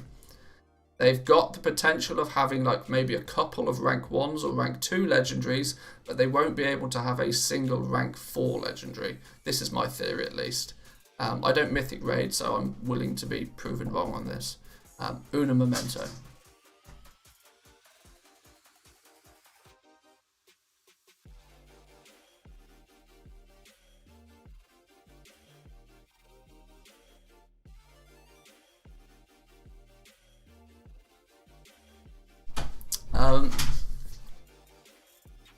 Yeah, so week 4 is going to be this odd one where you're not going to be able to actually upgrade to rank 4. But then, of course, when you get into Mythic Raiding Week 2, those players will then be able to upgrade their legendaries to rank 4, which might give them it's like a little bit of a boost if we're still in the Mythic Raiding thing. That's likely going to be the case as far as I see it. It might be different, I don't know. But that's just how I feel it's gonna plan out. So week 1, no legendaries can be crafted. Week 2, rank 1 and rank 2 legendaries can be crafted. As just a TLDR for you guys, this is all going to be in a video today. Today's video on the YouTube channel is going to be about crafting the legendaries and the new Soul Ash changes. So just prepare for that mentally. It's coming. It's coming. If you're not watching live, obviously. And if you're not watching live, you didn't hear that, so there was actually no point in me saying that. Sure, whatever. But yeah, be aware of this. It's going to make a little bit of a. It gives more of the ranks of legendaries time to sell. The way that it was looking previously is that everybody would want rank 1, and then they'd probably wait until they can buy rank 4. It meant that rank 2 and rank 3 were almost sort of dead on arrival because nobody really would want them. But the fact that we get to a point where you're not going to be able to upgrade to a rank 4 for a couple of weeks, you might then start to see a lot of sales of the rank 3s in the 3rd week, because that is going to be the best legendary that players are going to have access to for a week to 10 days until they can upgrade it again. So it somewhat means that rank 1s will sell nicely. Rank 1s are going to have to sell nicely, considering we have to craft 10 of them to unlock rank 2. There's going to be a huge supply of rank 1s. But those guys out there that choose to like power through their base legendary items are gonna reap the rewards of doing it, I feel. Is it going to be worth re-rolling my BFA, Alchemy and Enchanter to Tailoring and Enchanting? I mean, if you don't want to use Alchemy, maybe. I wouldn't say there's any worth in it. It's entirely up to you. Entirely up to you. If you're trying to balance whether Tailoring or Alchemy is going to make you more gold, then I couldn't tell you that, really. It's all speculation. Do you need missives each time you want to upgrade? No. You only need the missives at time of creating the legendary. To upgrade a legendary, the only additional thing you need is a new base legendary item. So if you buy a rank 1 legendary, a base legendary item of rank 1, to upgrade it to rank 2, you would need a rank 2 base legendary item plus however much soul dust you need to upgrade it. And you can jump, so you could buy a rank 1 base legendary item in week 2 and then wait 4 weeks and upgrade to a rank 4 eventually if you wanted to. But no, you don't need the missives. You don't need the missives each time. You're only going to need the missives once. So it seems that week 1 and 3 are the prime spots to make gold in regards to legendaries. Well, less so week 1. Because nobody can actually craft their legendary week 1. They can't craft it until week 2. Any changes to the broken enchanting system since your last video? Is enchanting still worth it for gold making? I wouldn't necessarily say enchanting is going to be worth it for gold making very much, the way that it stands currently. I've not checked in the last day or two, but I don't think anything's changed. I can check though. We'll be on the beta in about 10 minutes, so I'll take a quick look and I'll check. So yeah, here we go. How long does it actually take to craft a legendary? With the new values of 1200 soul ash a week and 1250 needed to craft a legendary, it means that you can no longer create a legendary on week 1 of the expansion. It's going to take at least 2 weeks to get access. It's going to take at least 2 weeks to access any legendary power once the expansion launches. Okay, that's ambiguous. You can get the legendary powers whenever you want. The point still stands though, is you can't craft that legendary until week 2. However, during week 2, if you've completed at least layer 6 in Torghast, you'll be able to upgrade to a rank 2 legendary in week 2. Interesting. Smart move on Blizzard's part, I think. It takes away that necessity to 100% complete Torghast each and every week. You can get to like layer 6, because you can see the new dust amounts that you get per layer. So quick TLDR on how Torghast works. There's 8 different layers of increasing difficulty, I should add. If you have to unlock them in order though. So you have to complete layer 1 to unlock rank 2. You have to complete layer 2 to unlock rank 3. So your progression through Torghast to get to this bottom point, it's going to mean you have to run Torghast at least 8 times. But then, next week, once you've completed a layer, you can instantly jump back to that layer next week. So say, for example, in the first week, you get to layer 6 until you hit that brick wall of the guys in there just being too difficult for you to kill.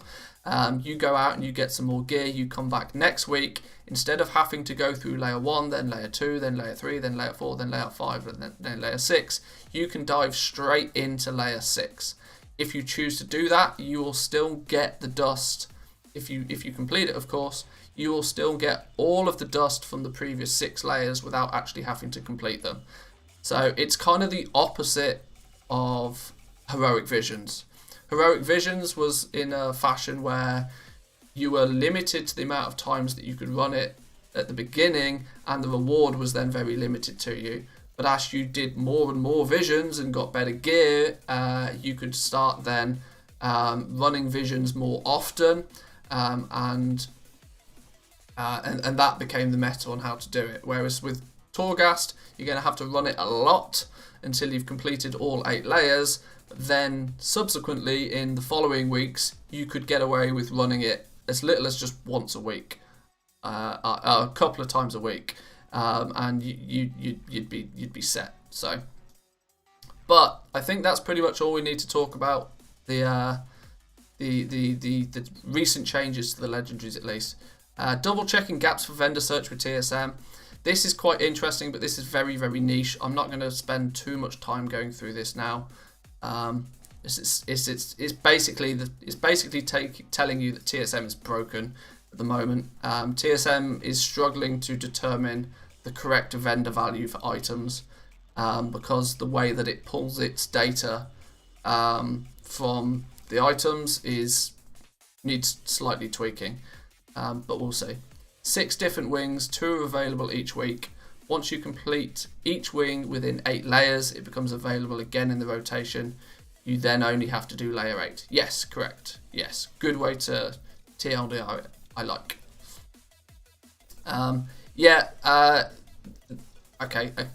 Up front, Chromie time enables people to level in BFA. Green items at low item level vendor for almost nothing. So people are posting them on the auction house for cheap. People who are actually getting those items at max level are trying to compete, but item level 50 to 57 items vendor for much more, and it seems that TSM can't always distinguish the vendor value between the low item level and the high item level items because they have the same name. So it's causing, if you do a vendor search through TSM, the results aren't necessarily 100% accurate right now, but feel free to read through this if you're looking for more detail. So there we go. That was the weekly wrap up for, what was it, 149? Yeah, the 149th edition of the weekly wrap up. So GG Samadan, thank you very much. Make sure you all subscribe to Samadan on YouTube and follow him on Twitch at the very least. But right, let's get into some beta stuff. Let's get cracking. Let's get to the what we actually plan to do today. And in true fashion, I've been disconnected again. Great. Hang on. Una momento. Beta, go. Right, while this loads, guys, I've been talking now for like 2 hours straight. My voice is need of some lubrication. I'm going to go and grab myself a drink. I will be back with you guys in 2 minutes. Use this time to smash that like button. You know it's worth it. You know it's worth it. Back in a second, guys.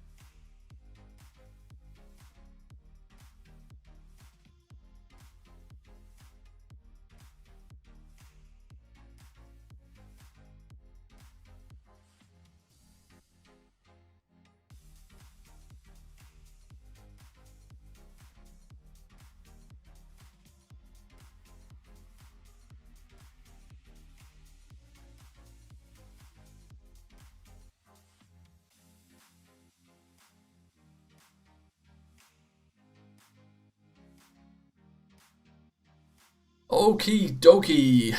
Nice one, nice one, nice one. How are we all doing? Let's take a looky.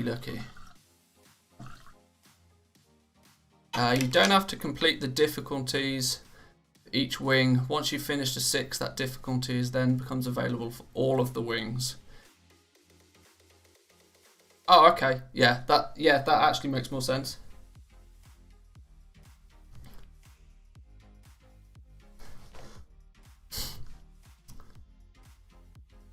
Came back to the computer at the same time. Perfect timing. Perfect timing.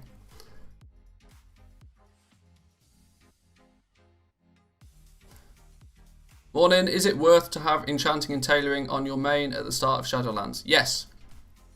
You didn't give me an alternative to having tailoring and enchanting, so of course it's worth.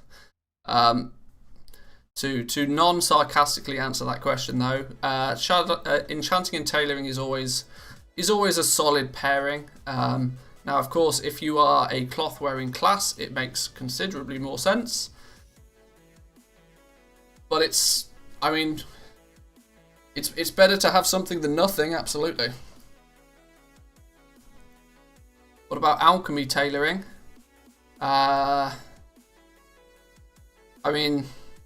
Sure.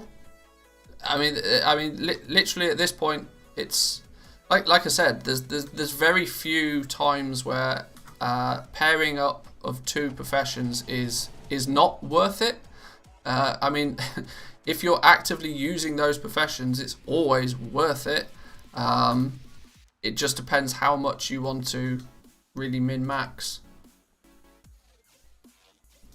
And I usually have the thought that if you're looking to min-max, you'd probably know the answers to that question in the first place.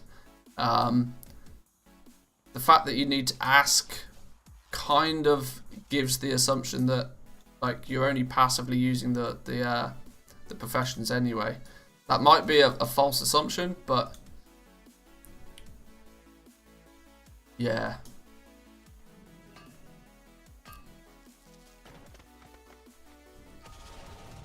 You may be wondering why I've instantly logged into Bastion and I'm out herbalism and mining. Simply because I want to. I made a few videos a while back about gathering. Now they're not ones I actually published, simply because publishing mining routes months and months before the expansion comes out is kind of pointless because who the hell needs who the hell needs it? But what I do want to do is basically make sure that I'm aware of at least where 90% of the nodes are spawning in Bastion so that I can get a proper route for you.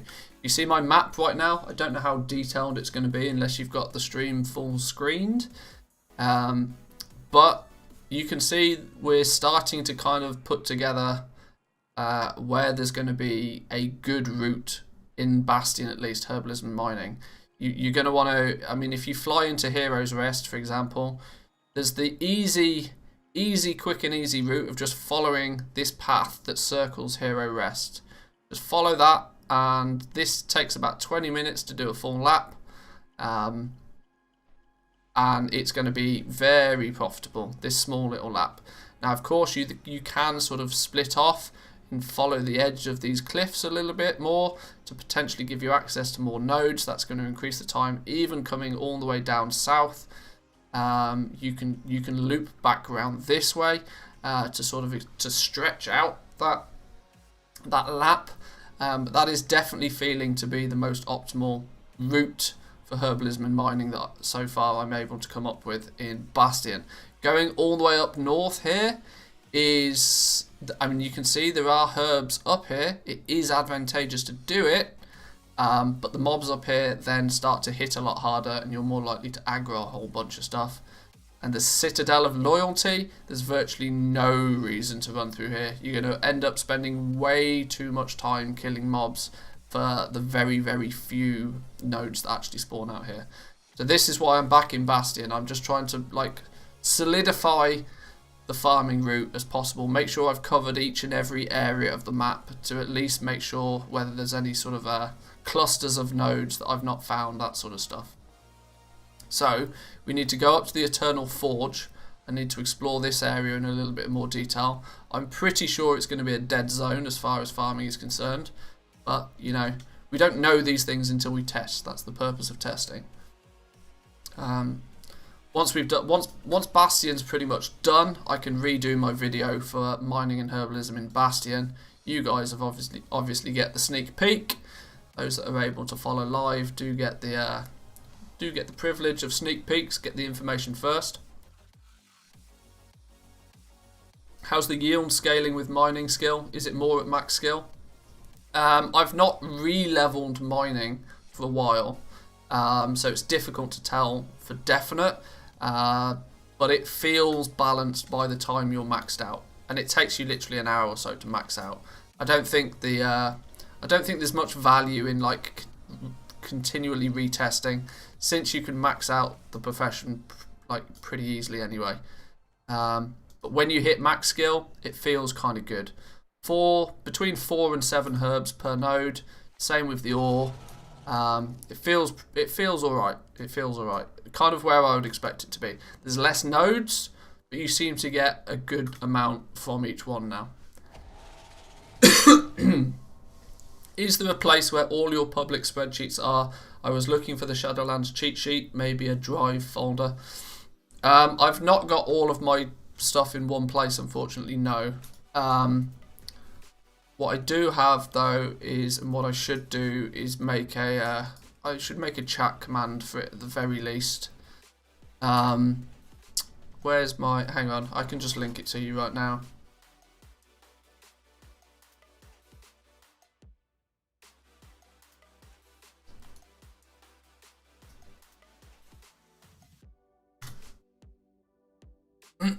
There's the cheat sheet. That's realistically the only one that's sort of worthwhile to most people at the moment. There is my I have got a Queen's Conservatory cheat sheet that is not finished yet, which is why it's not public. Plus the Queen's Conservatory is undergoing so many changes, I'm likely going to have to restructure it anyway, so.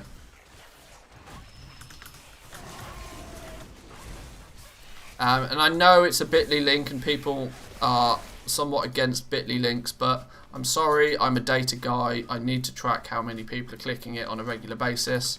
There's no redirect links, there's nothing fishy about it, it's just a URL shortener.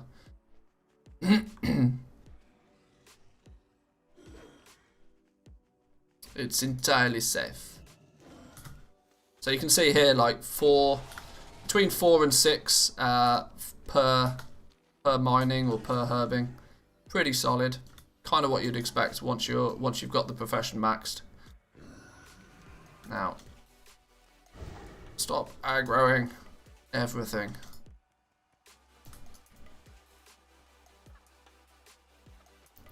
Right. Last time I remember checking this place, there was basically nothing here in terms of herb and mining, which is why it's still pretty scarce. He says as he literally runs over something. Where is it? Is it in the water? No, it's sneaky there. We need to turn on... Where is it? System... Where's the... outline mode? There we go. Disable. Now I get twinklies. I need to remember to tell people to do that in the guide. It seems odd. But it makes a whole bunch of difference for you to be able to easily see the nodes that... Blizzard, please, for the love of God, take all of the ore nodes out of rocks. It makes them super annoying to find.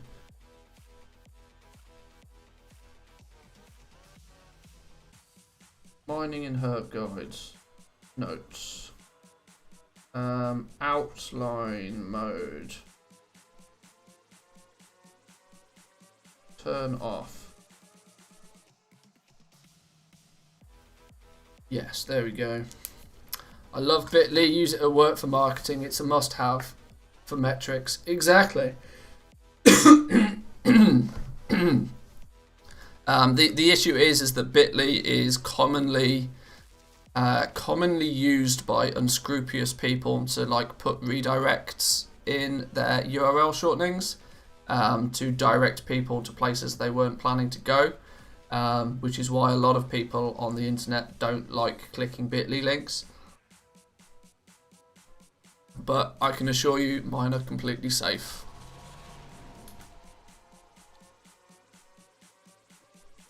How do we get up into this zone in the first place?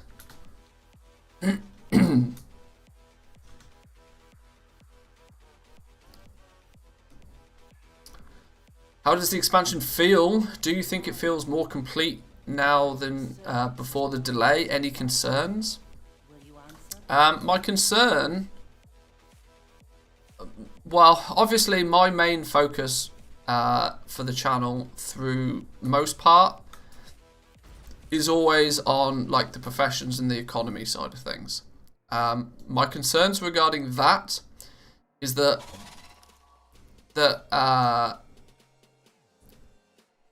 Shadowlands professions are going to go out of date really quickly.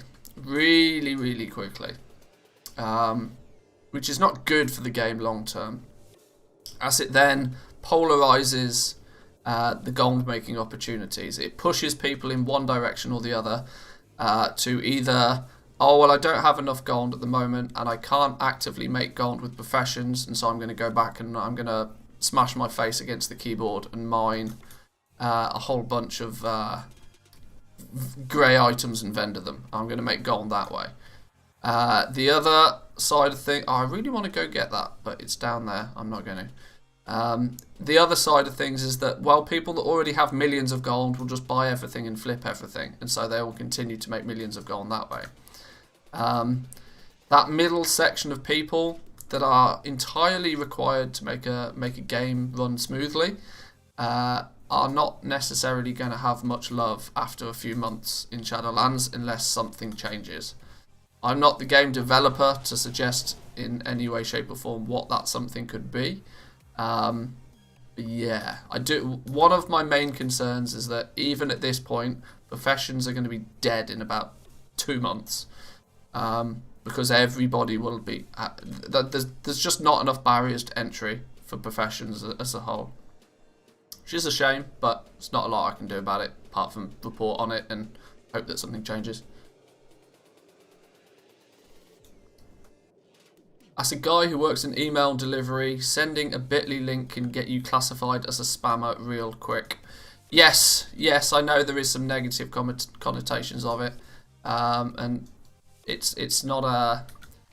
It's probably not the best URL shortener I can use, but I'm not really I'm not sending emails to people, so I'm not worried about email delivery rates.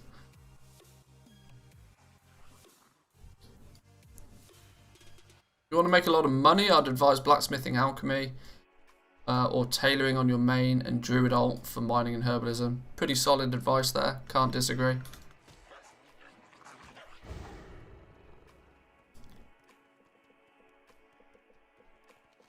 Right, it was safe to say that the Eternal Forge is either I can't work out how the hell to get in there, which is quite probable, or it's just a dead part of the zone, so I'm willing to consider it a dead part of the zone. I should really be doing this on a demon hunt or something, so I can hop and skippity about a bit more, but... where else do we need to sort of cover? We actually need to go all the way down to the bottom here, and there's this section over here that we've not checked out for nodes. So let's head down this road and go across there. That sort of makes sense to me. That is somewhat sensible.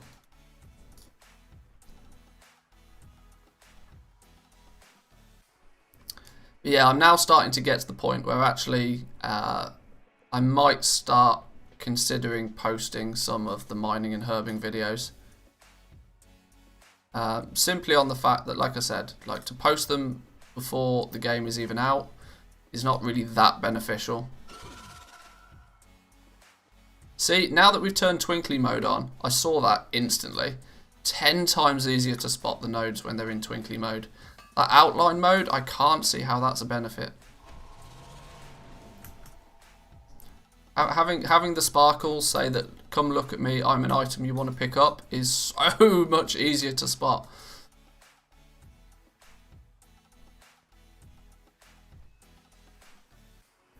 We use it in Facebook posts with custom URLs. Oh, I see, okay.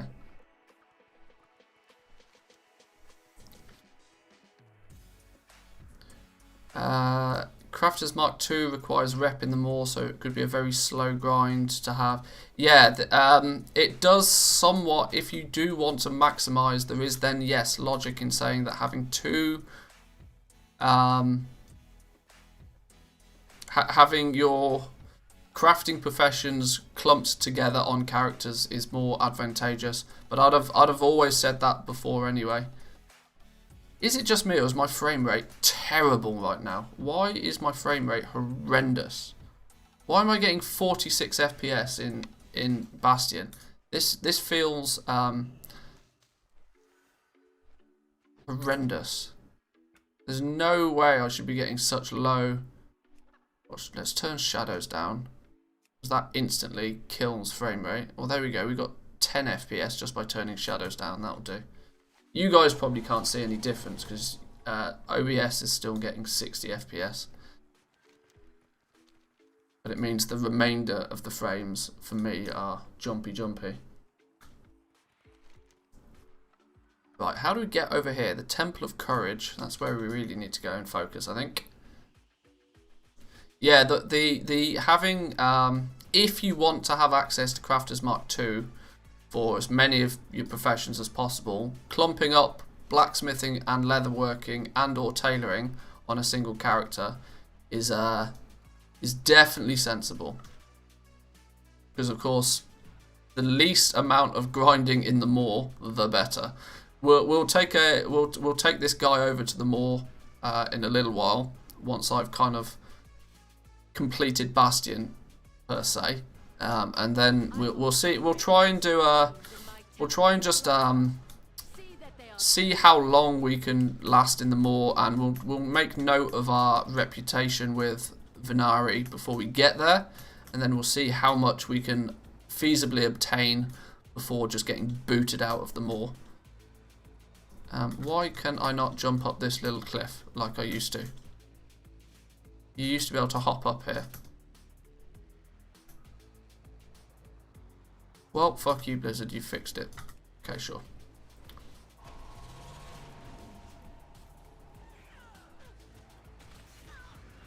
Oh, look! Somebody's found the hyperspawn. It's part of a world quest, though, so it's not there all the time. Are there any potions or items we should consider getting for Threads of Fate gathering runs? I don't know if there's still great threat reduction pot. Not that I can remember.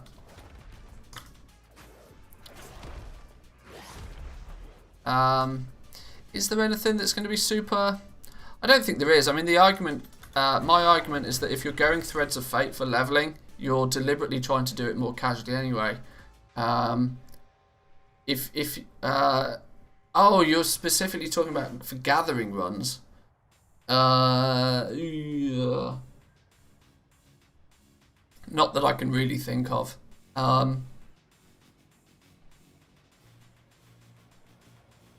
No, not that I can really think of, if I'm honest. The Moor's going to be a bit of a yikes place to farm on multiple characters. Yeah, that definitely feels to be the case. I would highly agree with that.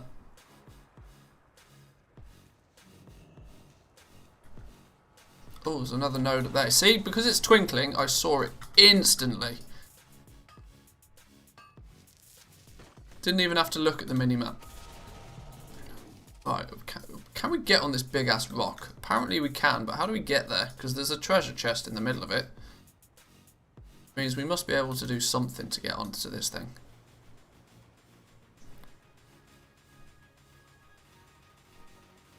Ding, second ding druid to 50. Nice one, nice one. I confused a few people a while ago by saying that it's going to be advantageous to have 2 druids. Now, of course, a lot of people are aware of the reason why you would want one druid, because they're absolutely boss mode for gathering. But I confused a few people by saying that it might be advantageous to have 2 druids. And I think I should probably explain my justification for having 2 druids. It's quite simple that a completely geared out level 50 druid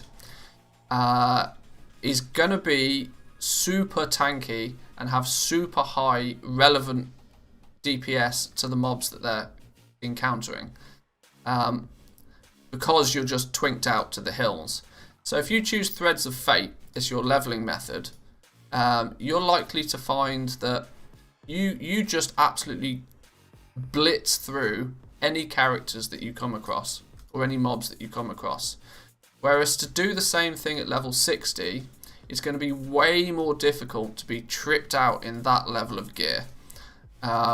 Even if you're like in mythic raiding gear, you're still going to find that your time to kill per mob is probably going to be... You probably have to be fully mythic Shadowland geared before it would balance out. Which means I'm likely going to want to have 2 druids. I'll have one that I want to level and just play a druid, because ultimately it's quite a fun class.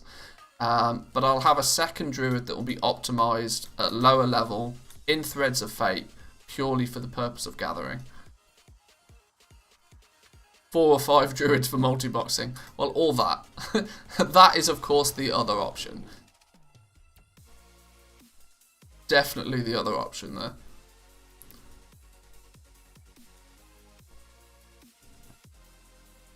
Where's this treasure? What is it? Winsmith's Tools. It'll be interesting to find out how we get to this. Is it down here?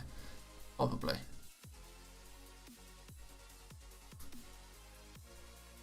Look at the view, though. Like, art team, on point. Smashed it. I mean, I don't even think I've got draw distance on max, but, like, beautiful zone. Loving it. Loving it.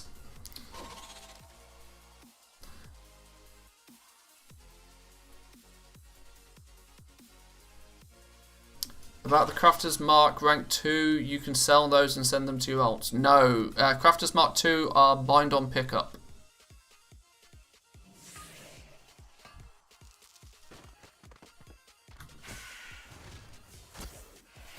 I look forward to seeing a guide on an optimized farming druid. Well, yeah, I mean, it's just, there's not so much. I'm probably not going to do an optimized farming druid, because there's plenty of people out there that will do videos on those. But the simple theory that a fully decked out... Oh, I need an item to pick this up. Okay, sure. A fully decked out level 50 druid right now, which is much easier to do because you could probably get an item level 120 druid really easily. Bringing them into level 50 mobs in Shadowlands, you're just going to cream through anything in your path. Whilst at level 60, to be able to do the same relative time to kills, you're going to have serious amounts of high-end gear to be able to achieve that.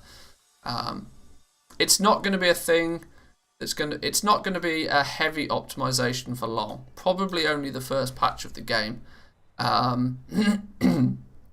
By the time we get into the second patch of the game, the item level or the gear that you're going to be able to acquire through Shadowlands itself will probably make that optimization probably disappear completely.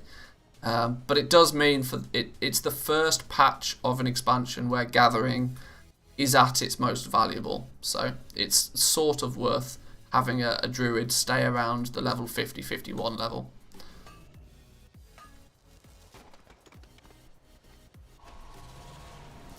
Soon as you ding max level, mobs start to hit like a truck. Yeah, exactly. Yeah, this is it. Like, until you become geared out at levels, you ding 60 and you go out and you try and do herbalism and mining, you're going to spend a lot of time killing mobs. Whereas obviously when you're herbing and mining, the emphasis is on picking up herbs and picking up ore. The less time you can spend killing, the more time you can spend mining, you know? I hate to use the phrase it's common sense, but it kind of is. So yeah. Would you suggest level a lock at 50 or 51? Oh, to lock the level at 50 or 51. I really don't know. The argument is that to even get into one, you have to do the more introductory quests. And by the time you've completed the Moore's introductory quests to Shadowlands, you're likely to be level 51. So at that point, yeah, sure, lock your level if you want to at 51. I wouldn't do it at 50 though, because you're kind of railroaded into being at least level 51 just to get into Shadowlands in the first place.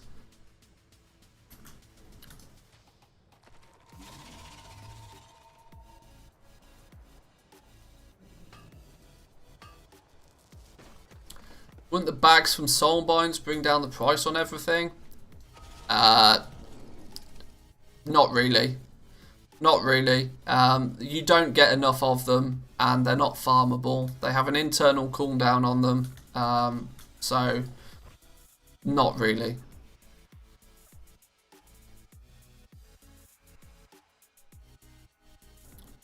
And yes, you get a nice. It's a nice bonus, but it's literally just that. It's literally just a bonus. I mean, I'm picking up, where is it? The Nature Splendors. Because this dude has that soulbind, but realistically, the amount that you get from these, if we open one of these, you have, what was it? What did we get? We got a few fish, a few pieces of meat, and some gaunts in you. Really, not a lot. Not anything that's going to be economy breaking. There'll be many other reasons why the prices of materials will get pushed down, more so than the bags. Not to mention, you have to spec into the right thing on a soulbind to even get those, which many people won't do. Because you got to remember, the highest priority for most people is to do more damage, and to spec into the bag ultimately means that you're speccing out of doing more damage, so people won't do it.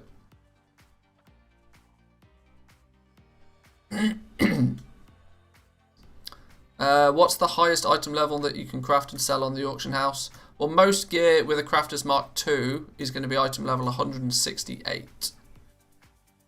Now, of course, the base legendary items are higher than that, but they're sort of in their own category. How do we get down here? We're kind of at the flight point.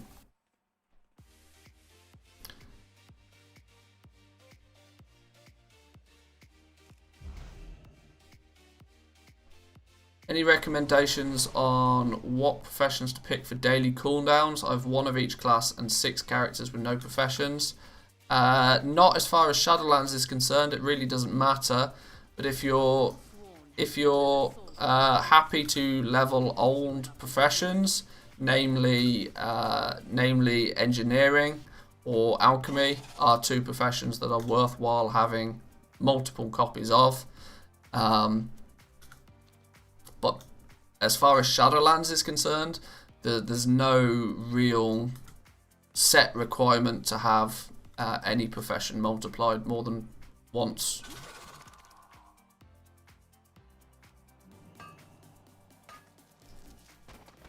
Can you use the Sky Golem in Shadowlands to collect herbs? Yes, you can.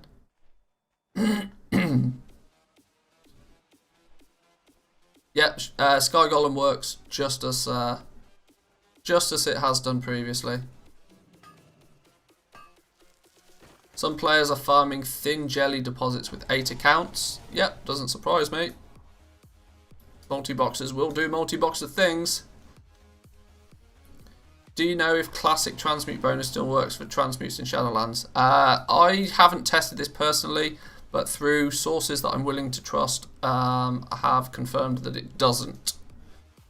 Apparently the classic transmutation bonus thing caps out at I think it was Missa Pandaria content is where it's, after that it stops working. But like I said, I've not personally tested that myself to confirm.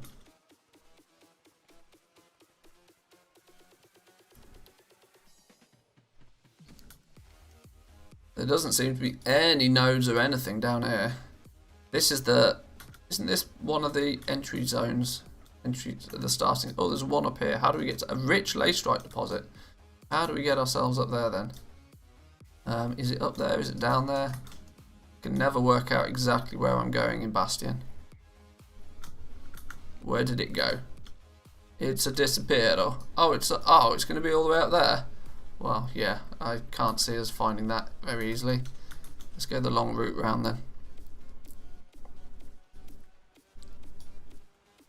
I guess we can get up the cliffs this way. Oh, isn't this... This is the part of Bastion where if you run out too far, it just ports you back to the mainland. Though there is a herb out. Yeah, see, it's becoming difficult to breathe, yet there's actually... What? See? I was trying to get the nightshade, and it's like, yeah, can't breathe out here, can't get it. Son of a... Right, okay. Well, can I breathe for long enough to pick up this nightshade at least? There we go. 2 nightshade. I'll take it. Hey, there's a bunch of herbs and stuff up here.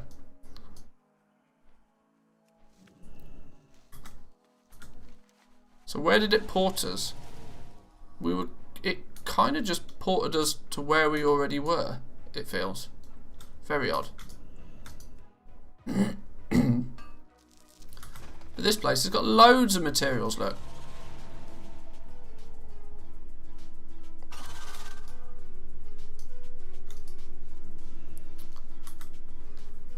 Tested skinning and demon hunter speed set. Made a demon hunter on foot as fast as mounted speed, as there's a conduit for speed buff that can have 100% uptime. Wow. Maybe demon hunters are going to come into their own again, even though they've as far as the class goes, they've been slapped with a nerf stick pretty hard. What? Stop telling me it's difficult to breathe. Stupid game. I know. I want to go down this way. But no, yeah, demon hunters are always really good gatherers. Obviously, druid is considered the king just because, like, for herbing and mining, they have instant mount form.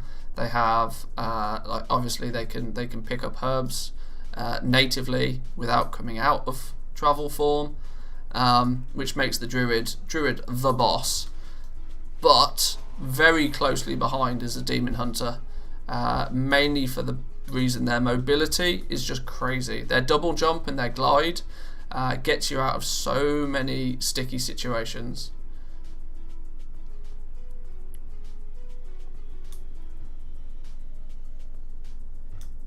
Hey, look, every single one of these herbs we're finding right now is new to me because it's not got an icon on the map, which is exactly the information I needed to find out.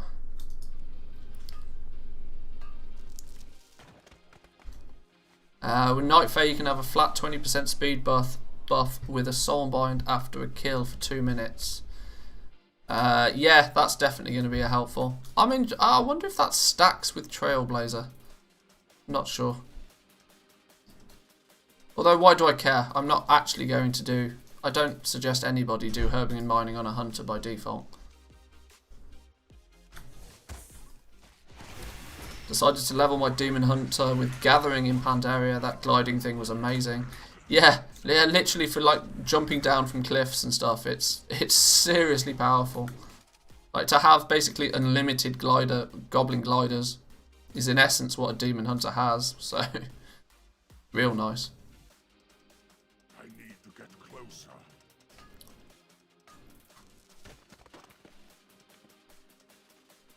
Gonna get some food. AFK, that sounds like a very sensible option. I'm starting to think I could do with some food myself.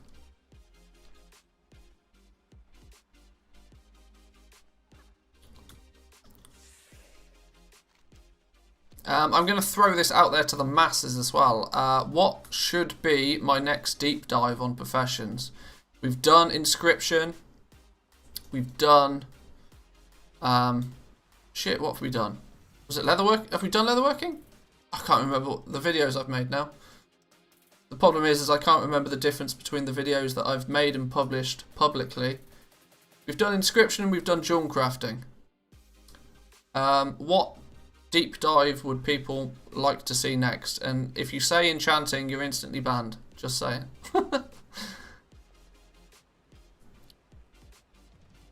Any profession that's not enchanting. I know that doesn't give you a huge amount of options, but... Blacksmithing. I like the sound of blacksmithing. Blacksmithing or leatherworking. I think pick a tailorworking or a leather. Yeah, I think I need to pick one of the crafting ones. I knew engineering was going to turn up at some point. Mad lads. Spoiler alert, engineering will probably be the last deep dive I do. Well, I think okay.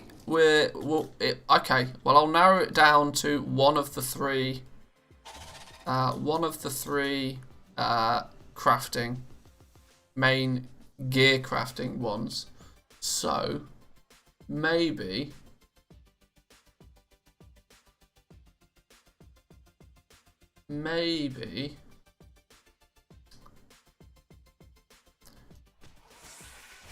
I think it's basically going to have to come down. Archaeology would be pog.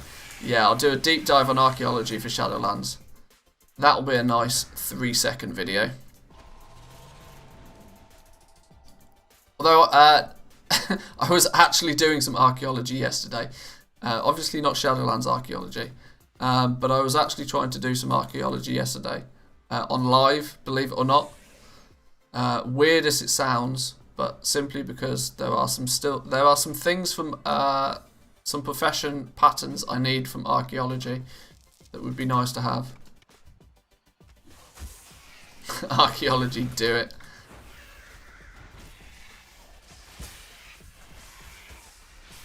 You said in your jewel crafting video that it's a good idea to have blacksmithing on the same toon. Makes sense to do blacksmithing. Now you see, you're talking my language. You're throwing logic at me.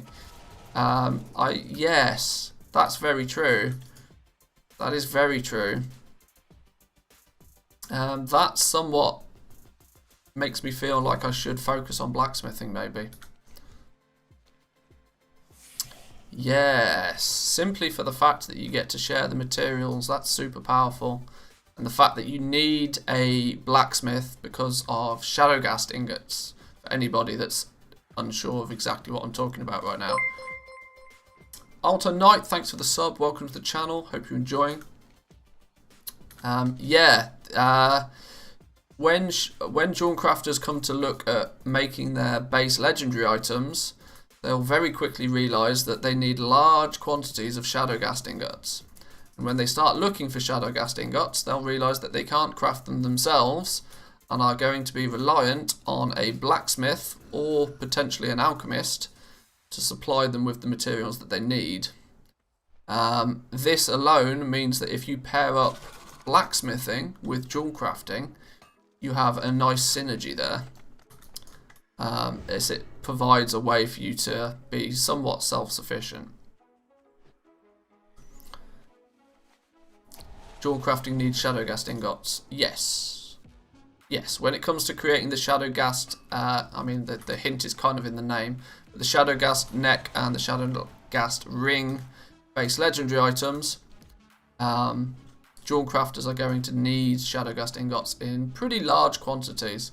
Certainly large enough for it to be beneficial for you to craft them yourselves rather than buy them off the auction house. Jewel crafting still broken? No, they've pretty much fixed jewel crafting now. It's in a somewhat comparable spot to everything else. It's still likely to be more expensive to make the base legendary items for jewel crafting, but there's the caveat that you only have to rank up 2 items to rank 4, whereas like a tailor, a blacksmith, or even worse, a leather worker, has at least like 8 or 9, so overall expenditure is actually going to be less for Jawncrafter now.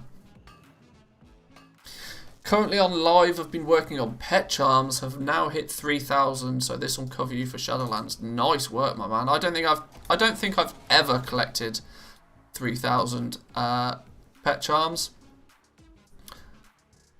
Yeah, I legitimately don't think I've ever collected that amount of them. But considering the amount of alts that I have, I really should have. That's just a situation of, realistically, I could probably get a whole bunch of pet charms just by doing the daily missions on a whole bunch of my alts, but I just cannot be bothered.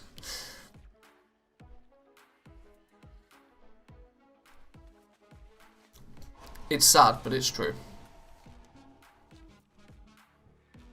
Now's the best time to be able to farm them up, as it takes some time to do, and then it's not going to be much time in Shadowlands.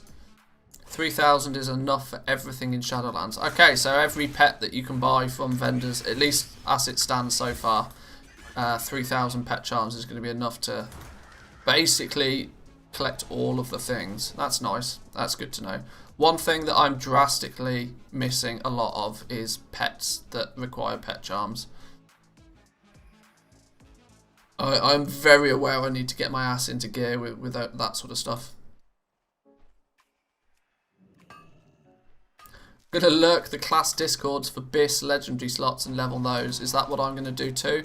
I'm going to take a different approach, and I'm just going to level all of them to rank 4. If I level all of them to rank 4, eventually I win. Yes, it costs a lot more gold to do that, but eventually I win. Eventually I win, and it takes me less brain power to do so as well, so I'm happy with doing that.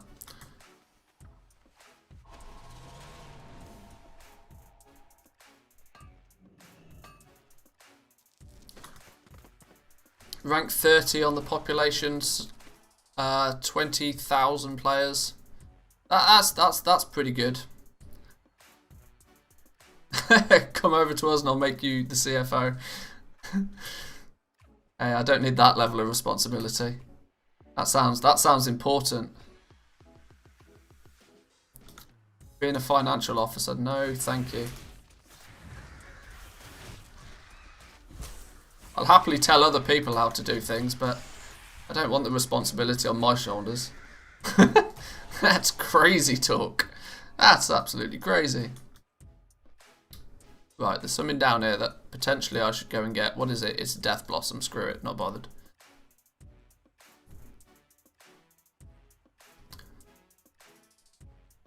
That's another prime example of, like, if you don't have a huge amount of gold available to you, you have to start looking at doing things like min-maxing which items you choose to craft and which items you plan to level. Whereas realistically, with enough gold, you save yourself that time and effort by, well, just craft all of them, and then you have all of them. So whichever ones sell more, once you've crafted it, I mean, I use this example quite frequently with when you start talking about low-level items. So say like low-level tailoring transmog, for example. People are asking, like, which patterns should I get, which ones are going to sell best, and it's very difficult to answer. The easiest answer is collect all of them and try and sell all of them. And then once you have one of everything crafted, you're only restocking what sells. And at that point, the game will tell you itself what sells. Because if it sells, you recraft it. And if you end up recrafting the same thing, like, repeatedly, you end up just answering your own question. But of course, time and cost implications of crafting just one of everything and keeping one of everything listed is something that many players don't want to actually have to do. But I get it. I get it. I totally get it. Right, I'm just mindlessly farming now, which is probably not super beneficial to most people. But do we think we've covered most of the zone? Temple of Humility. I actually do need to go down here, don't I? Because it looks like I've not been there at all. We need to go down here, check out this situation. Probably around the edge there's going to be a few herb nodes. But it's still clarifying to me that the best route to take is just round the centre. Super simple. Also consider people will prefer the slots for legendaries that you can't put sockets on. Yes, that's an optimization that I hadn't really thought of, but no, that's very true. The fact that what is it? Back, belt. What is it? I can't remember. Obviously, you've got 2 ring slots. You've got the necklace that can have a gem. What is it? What are the 3 slots that can take gems? There's the belt, helmet. I can't remember. But yes, that's very true. Whichever slots can't have a gem slot, people would probably want their legendary in.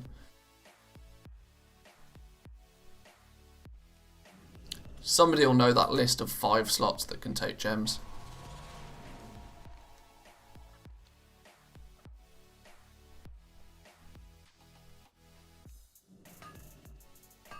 But I genuinely, for me, when it comes to making gold, I go with a Walmart type approach, and by that I mean I would like to stock and sell a little bit of everything, and I'm happy to not make a huge amount of gold on everything I sell, but just simply through the process of selling lots of things, you end up making a lot of gold.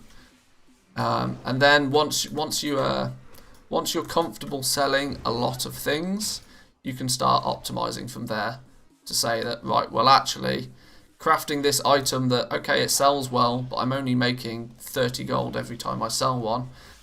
It's actually not really worth my time to do that anymore. I'll let somebody else sell those and make a bit more profit on them, but I'll focus on something else instead. That's kind of my approach. And obviously, you guys have been following the channel for a reasonable amount of time now, and I'm very, very aware that most of you have never seen me open a mailbox or loot a single piece of gold. So at this point, I'm very aware that it's mostly hot air until you see me do it in practice. But of course, I've not played BFA for a while. But when Shadowlands launches, you'll see my approach is very, very much a Walmart approach to gold making. Sell everything, sell lots of everything, and then optimize your profit on everything you sell. Quick question, are the mining and herb nodes close to what BFA was? It feels very similar now. It's undergone a few tweaks and changes over the period of beta. There was a significant problem early on in the beta of just how frequently the nodes spawned. But as it stands now on beta, it seems to be they're not as plentiful as BFA. I can tell you that for a fact. I mean, just look at the map of nodes. If you open the map on BFA, the map is just full.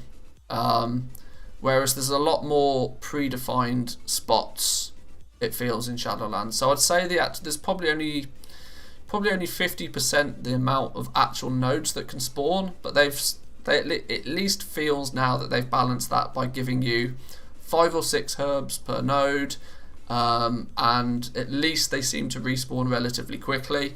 But that is something I can't test because there's just nobody's out herbing and mining on the beta unless you're me.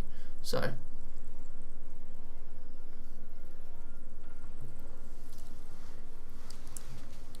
we don't have any reasons to doubt you, do we? Well, true. I guess that's the case.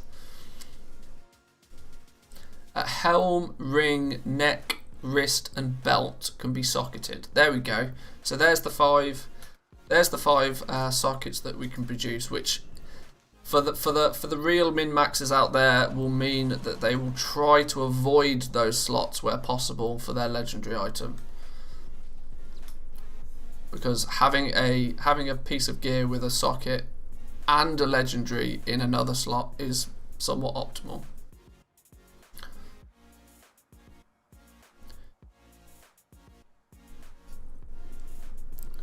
Between rogue or druid, absolutely a druid.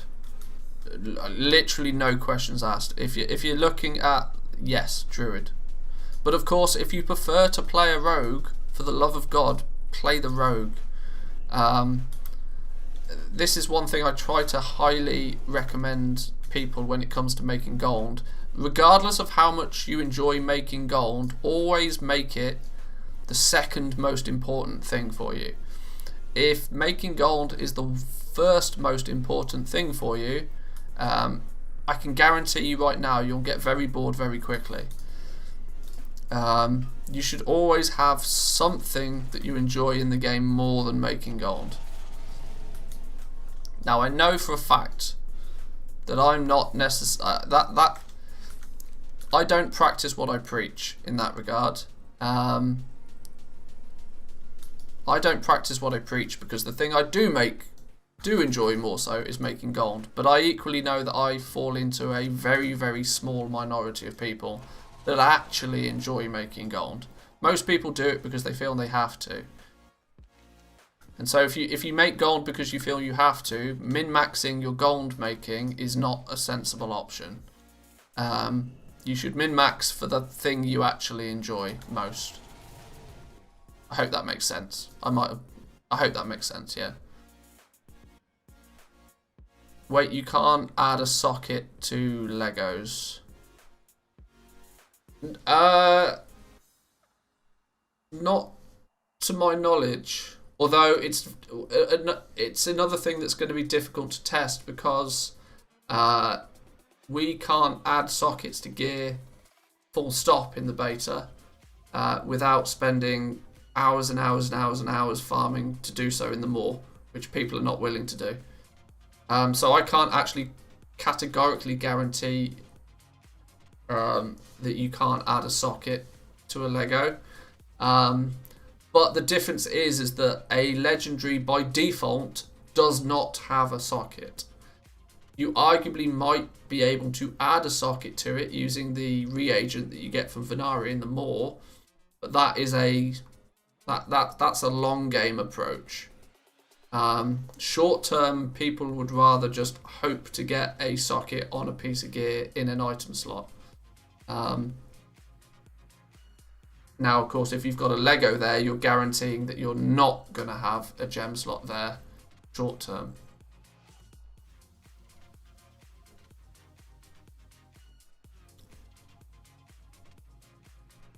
Because with Rogue, I get to avoid all of the unnecessary fights when you're farming. The nodes and mobs attack me. Well, you can do the same with you can arguably do the same with the Druid, because of course a Druid can just stealth and it avoids aggro in the first place. Admittedly, a rogue can vanish, and so if you do pull aggro, you can drop aggro easier. But then, like I said, arguably it comes down to which you prefer playing more. You've got to remember that a rogue has to mount up and dismount every time it farms something, whereas a druid does not. That alone makes a druid considerably better long term. But like I said, if you prefer playing a rogue, play a rogue. Don't play a class just because it's slightly better at making gold. Play the class for the class. What are the professions that are suitable for a non-level 60 character in Shadowlands other than inscription? The sad truth is all of them, because you don't. There's not really. You can level any profession and make gold with any of the professions with a level 50 character. The difficulty comes with the fact that you can't fully optimize the professions until you're level 60. Because the Crafter's Mark II, if you want to create item level 168 gear, is restricted to level 60s, which straight away means that that's virtually every profession that can take use of those. Yeah. I think that's where we stand on that one.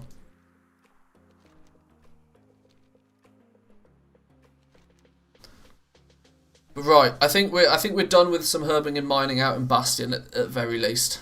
I can now put together a nice route. I can now get a nice video remade. That is, I think I should check whether Gathermate is actually properly updating now as well. But Gathermate will give you these nodes on the map once the game goes live. But simply, this little route around the middle here is going to be the best. Going into all of these cliff areas may be beneficial to you if there's a lot of competition out here doing the default lap, but kind of up to you. But let's go do, as much as I'm scared to say this, let's go to the moor. Do you know about the add-on Worth It? I do. I've not actually tested it for a long time, but I'm very much aware of what it is and how it works.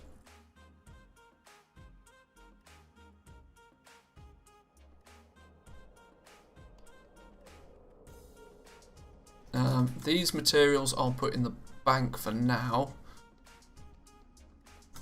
because I'd also like to try and keep track of just how many rare ore and nightshade we get from the moor as well.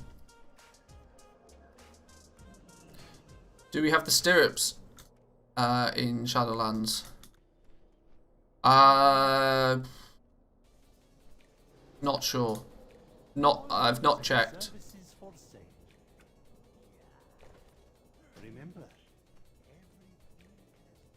What professions are locked behind the moor? Arguably anything that uses Crafter's Mark II. So tailors, blacksmiths, leatherworkers, that sort of stuff. My most recent video on the channel is talking about the fact that Crafter's Mark II is now something that you're gonna have to go through the moor for.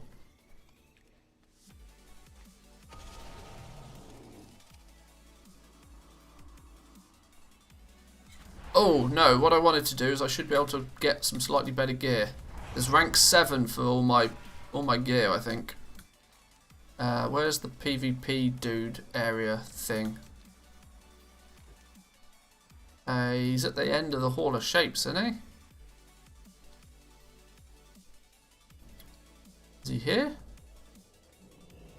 No, where's the PvP vendor gone?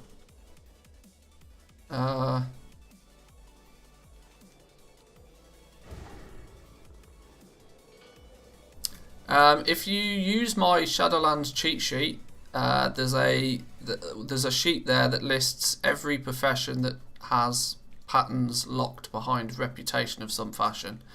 I haven't made a command for it, but use that cheat sheet. And there's basically this. Where is it? Reps. There's a sheet called Reps, which shows you all of the professions and which patterns are locked behind reputation of some sort. So whichever one you choose, then you can see. Now, I try to keep this up to date as often as possible. Obviously, Crafter's Mark changed recently, so I've changed this recently. I've not checked all of the others for a little while, but to my knowledge, at least, it's still fully up to date. Look, a whole bunch of you using it, look. You're all logged on. There's 1, 2, 3, 4, 5. If you're one of these 5 people, 6 people, 7 people, and you haven't clicked the like button on the stream, shame on you. Just saying. I'm not good at selfless promotion. Where's the upgrade, dude? Now, I should be able to... Oh, what? Requires Renown 22? Do I not have Renown 22? I have Renown 40. Oh, what is this? What's going on? Oh, this is cool.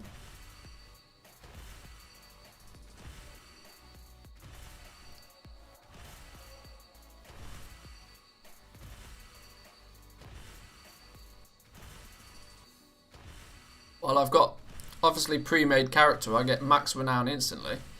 Maybe it has to go through this business first. Mobile gaming gameplay, yeah, tell me about it. Well, the renown system, we've already discussed this in a bit of detail. The renown system is basically it's your battle pass, it's your season pass.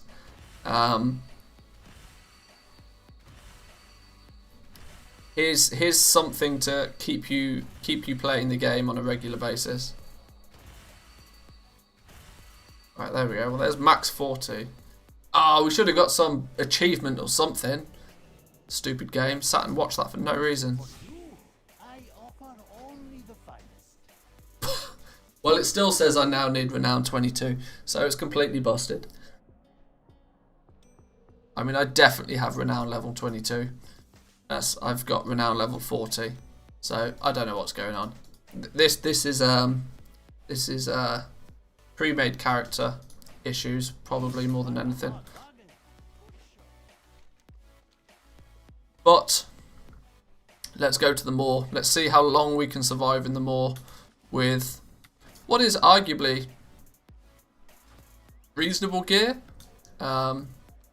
Maybe relog for 7 item levels. It's not worth my faffing about. Boom, into the Maw we go. So now we should have 0 jailer rank. We should check what our standing is with Venari and see just how much standing we can gain by going and killing some rares and doing some stuff in the Maw. Even though we get here and it doesn't tell us that there's anything to do, which is a frustration in itself. But let's have a look. So we are 100. Somebody remember this. Oh, we're 150 out of 6,000. We're 150 out of 6,000 into apprehensive. Let's go spend as much time as we can gathering up as much reputation with Venari as we can and see where we end up with. Do I need to buy anything? Do I have... How much Stygia do I already have?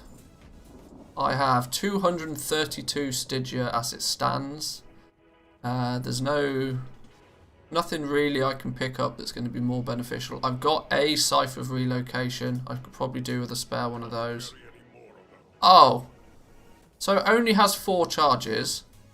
But you have to use all 4 charges before you can buy another one. That's a pain in the ass. Why does this need to be unique? Alright, sure.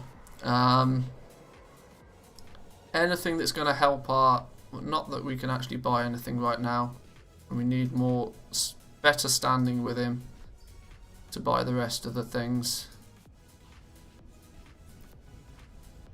Which professions do you think are dead on arrival with Shadowlands? I'm seriously worried about engineering being dead on arrival. Sorry, enchanting being DOA. For the purpose of gold making, engineering, there's very little benefit to engineering from a gold making point of view. That's it, luckily. Luckily that is it. But yeah, engineering, enchanting is it's difficult actually, because I think if you check my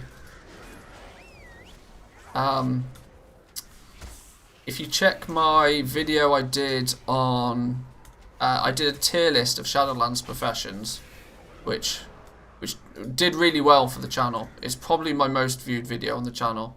The problem is in that I seem to remember I said enchanting was very good,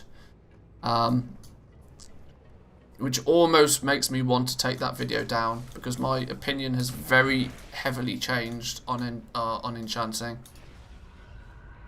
What do we have to do to kill this thing? I don't know, but let's help this guy kill it anyway.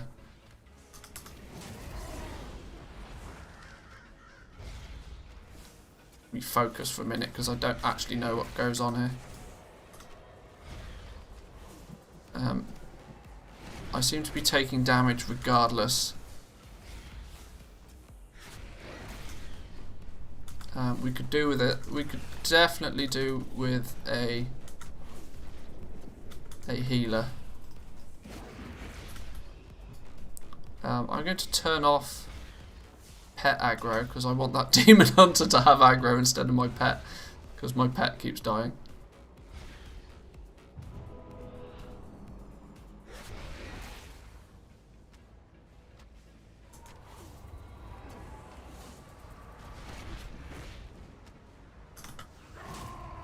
I feel like multi-boxes will flood the market with green BOEs that can be disenchanted and then turned into crystals. Multi-boxes are no more of an issue than any other person is. Yes, they play 8 characters at once, but how many thousands of players are on your server? Like, people have this slightly... I know I'm slightly biased because I have been known to multi-box myself. But there is a slight misunderstanding when it comes to multi-boxes on their effect that they have on the economy. On average, multi-boxes are good for the economy because they provide materials to everybody at a cheaper price, which the masses see as a benefit for obvious reasons. The difference that like with that example per se, a multi-boxer might have 8 characters and might do farming. A 2x4 farming group produces the same amount of greens. They're all either potentially going to be, like the different. It's not the art of multi-boxing that is the problem. That's what I'm trying to get across. No, here's what you do. You put up a new video called "I was very wrong in going into details of why you've changed your rankings." Yes, yes. I like a sad face. I am wrong.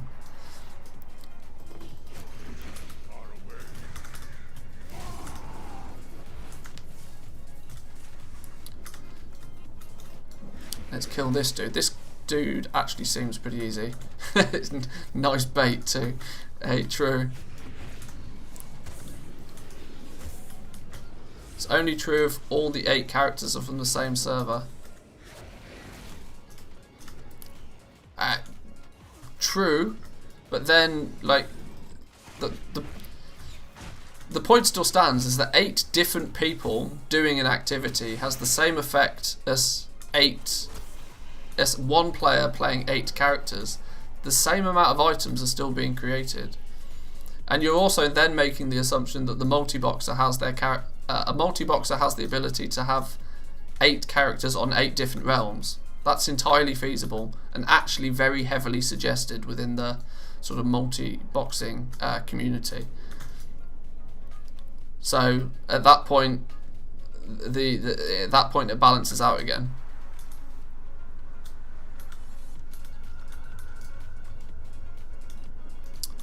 Now, are we able to pick up these aimless souls now? Has this been fixed? Apparently we can click on it. Theoretically we click on it and something should happen. We rescue the soul. Is anything going to happen here?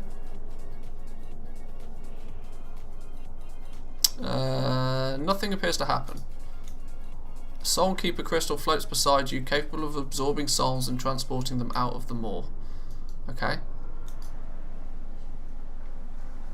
Gotta go, have a good remainder of your stream. Thank you for joining in today.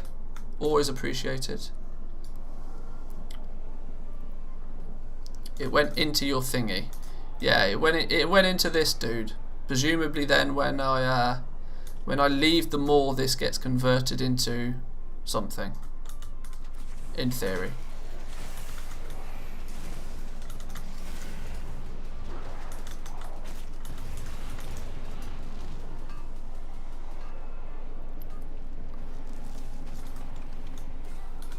Now the difficulty I'm going to have very quickly is it's kind of hard to even know, with nothing on the map to indicate anything, it's very difficult to know what you actually can do out here. to even gain Stygia, to even increase that reputation with Venari. Considering Blizzard like to make the mechanics, or at least the UI for the mechanics, self-explanatory. The more is the least self-explanatory zone I think in the game. Because you come here, there's just nothing on the map. It's like, well, what are you meant to do out here? The game is forcing you to be here, but it's then not telling you what you actually need to do when you are here, which is odd. This Wrath of the Jailer, I know full well that there's no way I can solo this. That's another problem I've got. Just tuned in. Why all the talk of multi-boxes lately? It's always a hot topic when people start talking about goal making. It's one of those things that people have very contrasting opinions on multi-boxes, and so the second it comes up, there's usually a spike in conversation anytime it's brought up.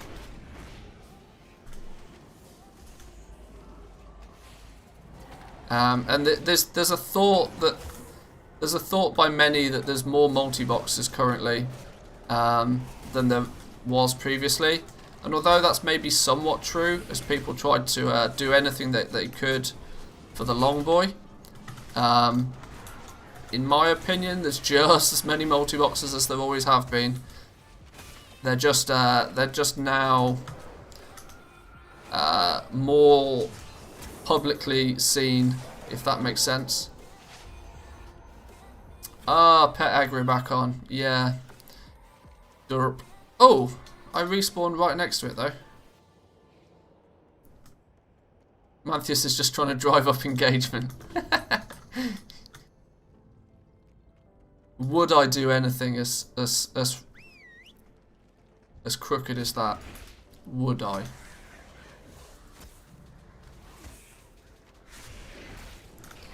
Hey Manthieus, I'm usually starting work right around the end of your stream, so just wanted to say a big thank you since I caught you this morning. Really appreciate the info and insight. Hey, that's really good to hear. Thank you, my man. Thank you. Highly appreciate the feedback. Thank you. Turn pet aggro on. Merc coming to the rescue of my pet troubles there. Big up. So this dude apparently is going to give me not only some Stygia, he's also going to mean that I piss the jailer off, but he should also give me some reputation with Venari. Let's not stand in the thing. I 8-box myself. The only reason is because I have a limited amount of time to play, so I want to be as efficient as possible. I've got more in-game hate the last 3 months than ever before. It's just the fact that multi-boxing is just more in the public eye now. I don't necessarily feel there's more multi-boxers than there have been. It's just they're more publicly visible, and the fact that people are resorting very heavily to farming, because as much as I hate to say it, it's one of the most viable ways of actually making any gold at all right now, unless you have a solid system in place. So more people have been going out to do farming, and then all of a sudden they spot these multi-boxes, which before they'd have never have even seen because they were going about doing other things. That's not to say the multi-boxes weren't always there. It's just more people are now exposed to them. I guess that's somewhat a way of explaining it.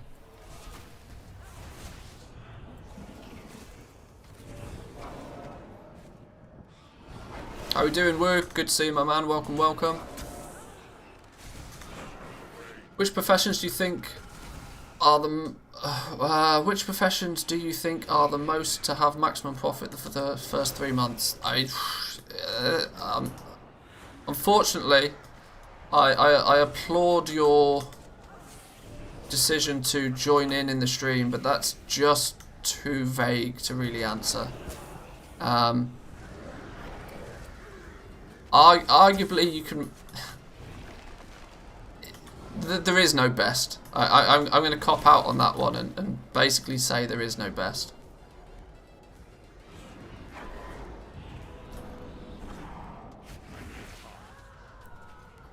Right, these things, for example, these Morsworn Soul Seekers, you can see currently they're yellow, so they don't aggro me. But once I piss the jailer off enough, these will then go. These will then attack me on sight, basically. I prefer more boxes, brings down my alchemy material prices. True.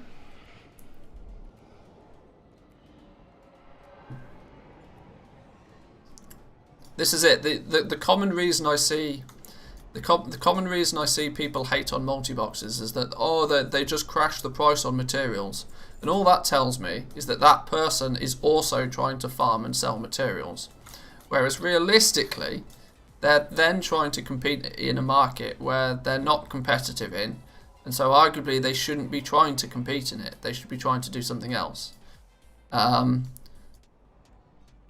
So it's kind of like a way of laying blame on multi-boxing, when actually the problem is not the multi-boxing. The problem is that they're trying to compete in a market that's too saturated, and they just shouldn't be doing that. Is it fair that somebody can play 8 accounts and then dominate in that market? Questionable. But is it fair that I have 1 million gold and I'm willing to spend 100,000 of it resetting a market to push you out the market? Questionable. It's still the same situation though. In terms of fairness, rarely is anything in a game fair, because fair's not fun. Is it fair that mythic raiders have better gear and so can kill things faster? Their investment was time in getting that gear. A multi-boxer's investment is equally time in leveling up multiple different characters, especially if that multi-boxer has chosen to pay for their hobby of multi-boxing through buying tokens. They farmed that gold as well. I don't know. I think I'm going to get into a rant that's going to piss a lot of people off, so I'm going to be careful here. But I especially don't want to be attacking this thing right now. I was dual boxing just because I wanted to level an ult at the same time, and when I joined a dungeon, they just swear at me, cheater, I report you. Hey, they can report you all they like. It's not going to make any difference.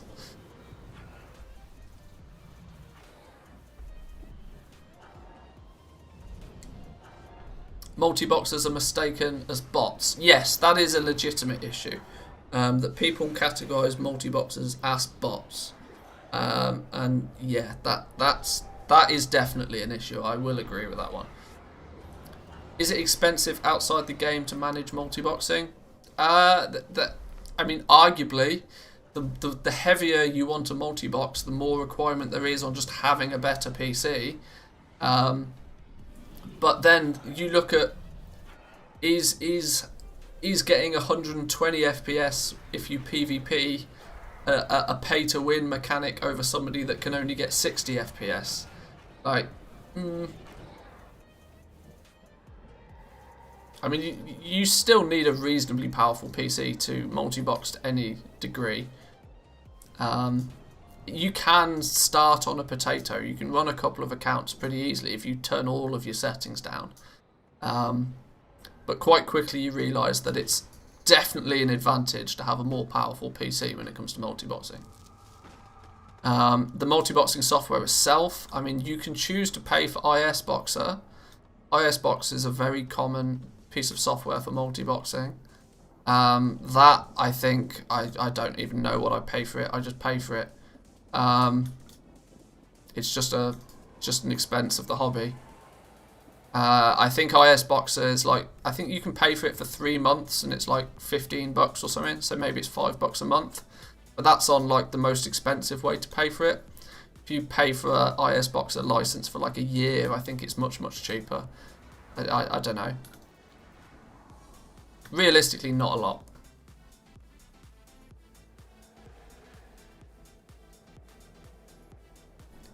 insignificant, considering that you could pay for a you could pay for Wowhead subscription for a couple of bucks a month. You could pay for TSM Premium for a couple of bucks a month.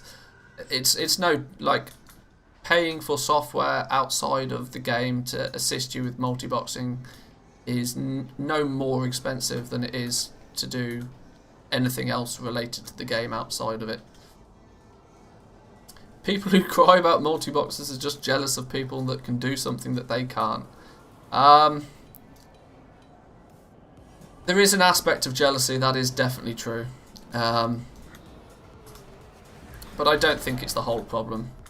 I definitely don't think it's the whole problem. Oh, I've gained Eye of the Jailer tier 1, and I didn't even do anything. Or it didn't feel like I did anything. What did I do to gain that? Oh, I picked up that soul. Maybe that was it. Oh look, what's this? Oh no, that's a shard. Where has my soul thing gone? Isn't it meant to float by me? It does. There doesn't seem to be any way of this telling me how many souls that I kind of I'm holding. This is another point to make with the Maw, that the UI is just bad. So that apparently when I go and collect a soul, it goes into this Soul Keeper, but this Soul Keeper doesn't tell me how many souls are in it. It's a weird one. It's a weird one.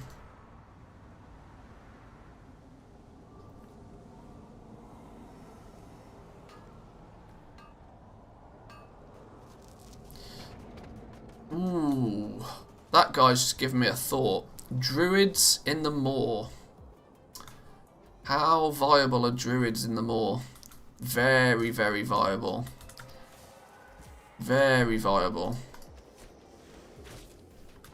Since druids can use their travel form in the Maw, they gain a huge advantage by doing, like, when it comes to doing farming out here. Because you may have noticed the only things that spawn out here are Elythium deposits and Nightshade. It's only the rare herbs that you can get out here. And I very quickly think that that's going to be a huge benefit. You could just support a content creator for a few bucks a month, just saying, shameless promo. Hey, that's very true. Very true. Is it unfair that you're willing to spend a couple of bucks a month to support your favourite content creator, to learn from at least 5 days a week, I hear. I mean, Monday to Friday there are people that stream regularly on YouTube. They also then go as far as to create as many videos as they foresee sensible. They choose not to use clickbait, so you can always guarantee that the content is at least valuable. Who knows? Who knows? Yeah, bit of selfless promo there. Filthy, I know, but it's got to be done. Thank you very much for the information. Keep up the good work. Time to eat. See you later. Yeah, I'm kind of getting to that point where my stomach is also telling me that it may be time to think about doing some eating. What about Worgens? Well, Worgen travel form is it's linked to a cooldown, I believe, isn't it nowadays? And B, I'm not using it, which I probably should be. Drifting Sorrow. Is this a dude I can kill to increase this rank? Probably. What am I doing right now? I'm simply trying to work out how long I have to be in the Maw to maximise, or what is considered a daily task list for the Maw. Now I'm aware that Blizzard are continually changing this, so it's information that may change, but considering most people that want to get access to Crafters Mark II for their professions are going to have to spend a decent amount of time out here. And even people that just want to, I mean, the end game is arguably this zone. So I'm trying to work out just how long I can spend in here before the jailer's gaze on me gets to a point where it's unmanageable to be here. I'm also trying to work out just how much reputation on a daily basis I can gain with Venari, because that's proving quite important.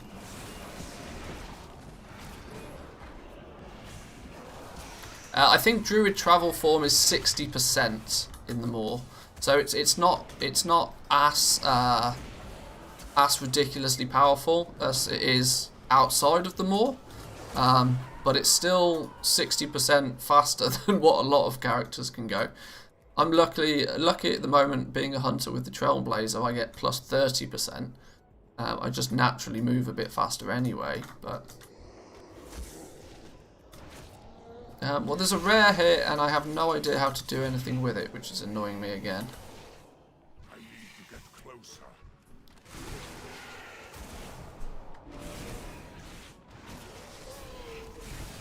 Because if we can kind of work out rough... Oh, hang on, here we go. If we can work out how long it takes to... Oh, not necessarily how long it takes. We can optimise the time once we know the upper threshold of how much rep we can get per day. But once we know how much rep we can get per day in the Maw, it's easier to then work out how long it's going to potentially take us to unlock things like the Crafter's Mark II, to unlock the ability to start adding gems to our gear that wherever it's missing. How quickly are we going to be able to get to the point where we can buy the conduit token thing. There's a whole load of benefits to knowing just how quickly we can get that reputation, so that's what I'm trying to work out now.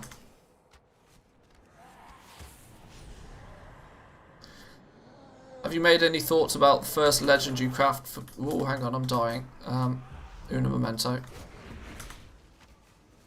Let's focus on not dying before we...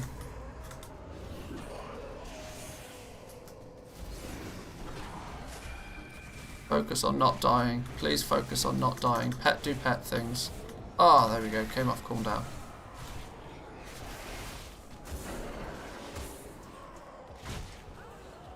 Whew. Go loot this dude up quickly. Oh, I didn't mean to pull you. 40 more rep, just saying. Right, let's get somewhere safe for a second. Have I made any thoughts about the first legendary craft for people who want to get into raiding ASAP? I mean, in terms of how many days will it take to get your first legendary?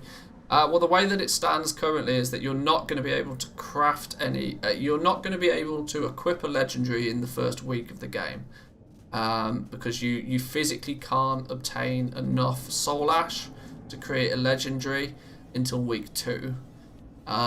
So it means that week 1 is slightly more casual for everybody now. Oh, hang on, who are you? Yeah, let's get out of your way. It's going to be week 2 before anybody can actually equip their first legendary. That's not to say that crafters can't craft and sell base legendary items in week 1. It's just that people won't have a solid use for them until week 2. How do I not aggro this dude? Is it this guy worth killing? Probably not. I'm not sure if that entirely answers your question, but I think it might. This dude. Oh, we can kill this dude. He's got a question mark on him. Oh, hang on. I've just remembered. This guy is part of the more introductory quest chain. You have to come and kill this guy to get access to Torghast, I think. That's probably why he's got a question mark.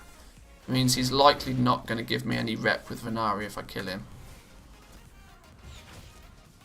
No, I didn't think he would.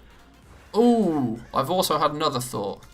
Does anybody know if Handy Notes has been updated for Shadowlands? Because I reckon Handy Notes is probably going to have the Maw pretty much covered.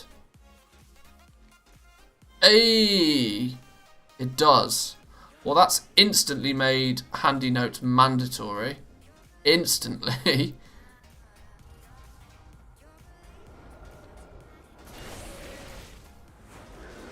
If the game is launched on Tuesday at midnight, would it mean that week 2 starts on the Wednesday reset for EU? No, they've already said that. I think even Ian Hazakostas came out and said that there will be no advantage possible. EU has a full day plus 8 hours to rush the content until week 2. No, that's not going to be the case. They're going to limit the... They're going to make sure that that isn't a thing. I don't know how they plan to make sure that that's not a thing, but they've openly come out and said that that's not going to be a thing. EU won't have like a week's head start, and they deliberately wanted that to be the case so that people don't feel like they have to do that. So by having inadequate infrastructure so we can't even log in. Oh god, it's funny because it's true. Yes. There just won't be a reset then, potentially. I don't know how they plan to do it. They probably don't know how they plan to do it. But yes, it is going to be a thing. Armies of the Morsworn defeat the Jailer's forces. How did that activate and then disappear the very same second? That's an odd one. So this is showing some sort of world quest without giving me any real information, although I can kill these.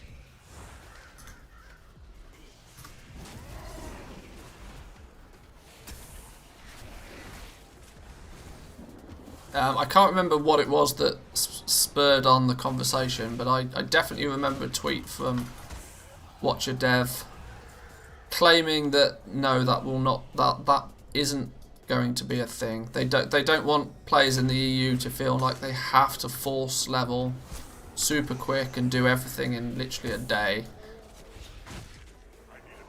just because of the reset.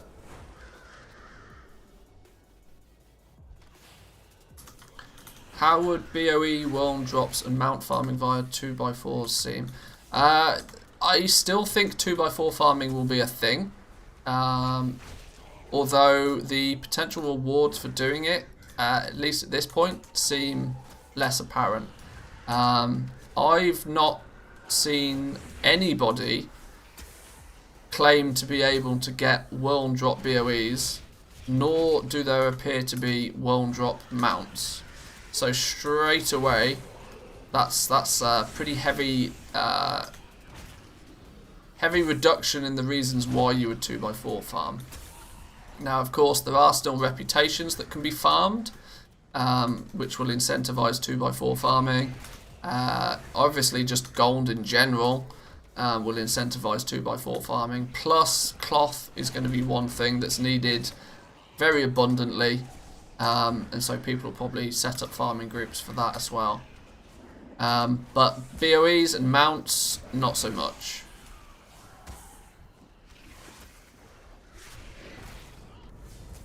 Raid heroic BOE farms then. Well, I can't wait to start flipping raid BOEs. That's always a guaranteed way to make a whole ton of gold. Obviously it has the requirement of that you have a lot of gold in the first place to even be able to do it. The investment, should we say, is pretty high, but it's definitely something I will look to do.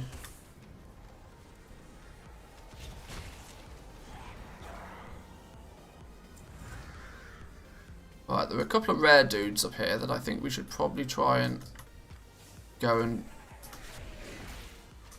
kill. This is a fill the bar quest is taking quite a while. I'm definitely hoping that we get something juicy for doing this.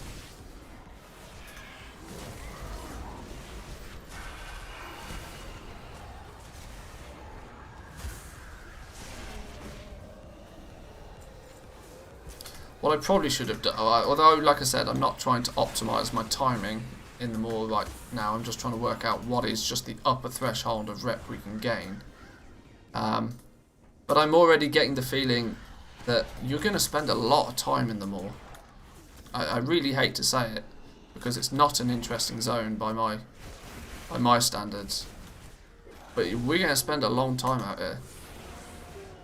And if you want to do this on multiple characters, good luck to you. Is this a rare dude? He is a rare dude. His watchful eye. Killing this will draw extra attention from the jailer. We're almost at rank 2 now. We've got to be careful. How much health has he got? 76k. Might be worth letting my cooldowns come off if I want to try and solo this.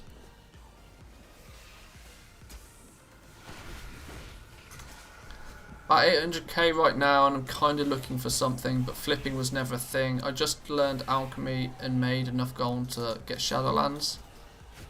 It's pretty solid, pretty solid. 800k gold is a reasonable amount. That's definitely not anything to be sniffed at. And that's 4 months of game time right there.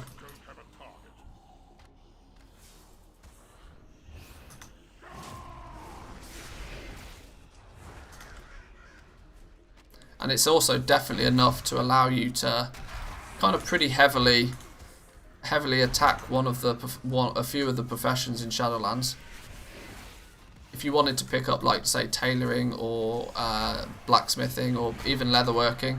Leatherworking is going to be really expensive just because of the fact that it has both mail and leather legendaries. Okay, that dude wasn't actually too difficult to kill. We got 60 rep that time. So he was considered a rare. You get 60 reputation for a rare, although he didn't drop anything. 60 rep for a rare, 40 reputation for like an event is the way that it seems to be described. We're almost at rank 2 of jailer time, which is going to mean it's going to start to get more difficult to just even be here in the first place.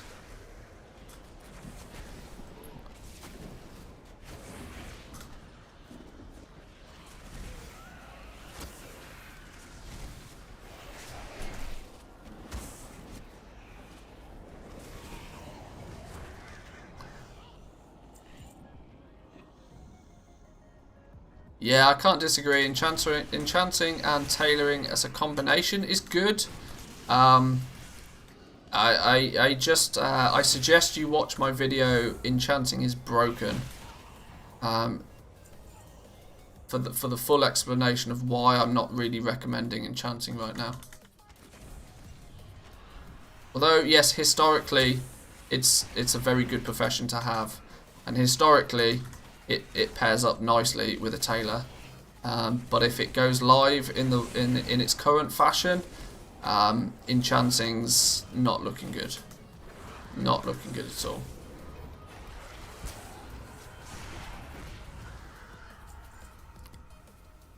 And the worst thing is that it has a negative knock-on effect to other professions as well, which is sad, but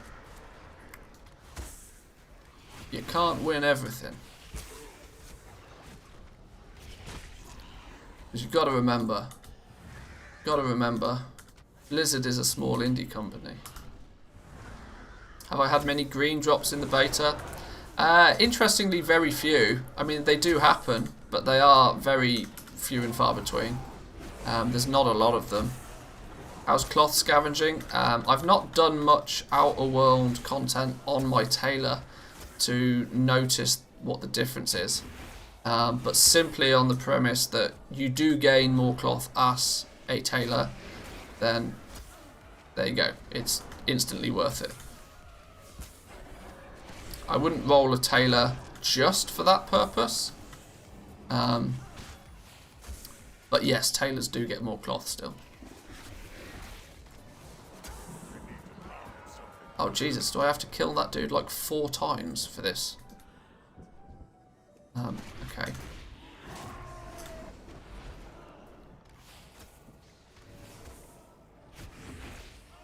I reckon I kill these 4 epic dudes and then they probably spawn something. With 3 other players, stand on the corners of the platform and cast Convocation of Pain to summon the rare. Oh god damn. So I can't actually do this solo. Yeah, handy notes is instantly becoming mandatory. Oh, that's interesting. Better to be lucky than dead. It's part of an achievement as well. Be right back, I'll watch the video. Yeah, it's worthwhile doing. Like I said, unfortunately, enchanting is not looking good right now.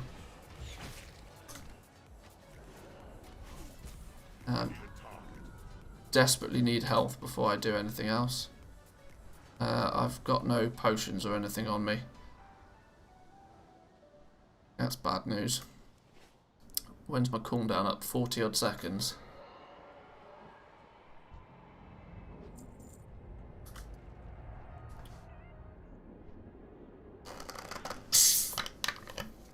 I'm wondering if it's even worthwhile me killing these guys, because I can't actually spawn the...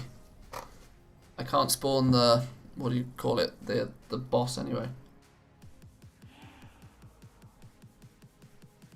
So let's ignore that for now, because they're difficult to kill.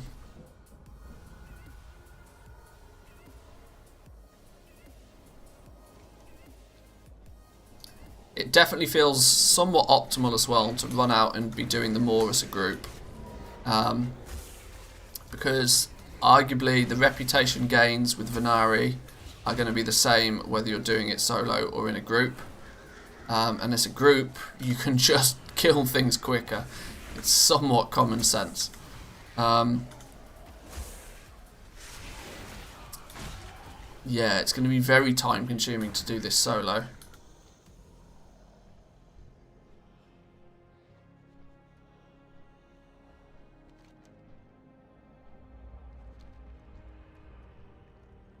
Apparently there's a way to get up there.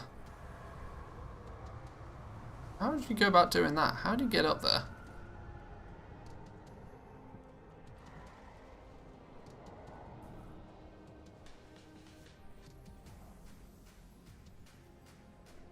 I mean, there's got to be some platform or something to get you up there.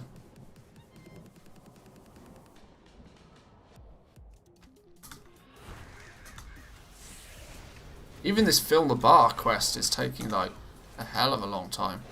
If this fill the bar quest only gives me 40 reputation, that's going to be tragic.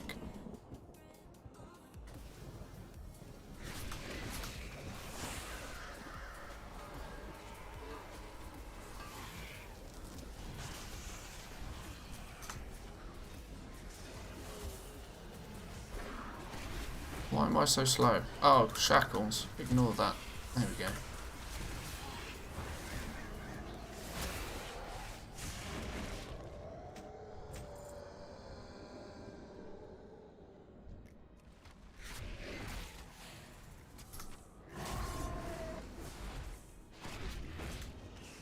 %91%. Really hope this gives us something worthwhile. I'd imagine if the place was full of other players, it might feel a bit more dynamic and exciting. That's definitely an option. I'm very aware of the fact that it feels super empty because very few people on beta are like... There's no real significant reason on beta for people to be out here in the first place. That's the problem. There's no short-term incentive to be here. There's only very long-term. What is this? Bring the shifting cryptogram to Venari at Venari's refuge. Interesting. I wonder how often we can force those to drop. What was it I picked up? Shifting cryptogram, more lore item. It's soulbound and begins a quest. It's got a very interesting tag to it. More lore. I've not seen these before.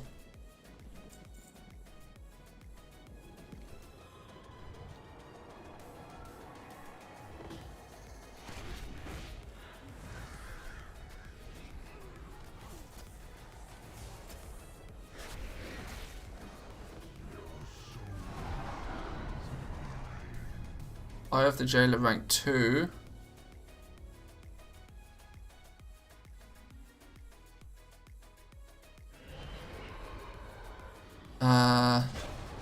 I completed the fill the bar quest and apparently nothing happened. Oh. Maybe that was less of a fill the bath. Malevolent Stygia slain.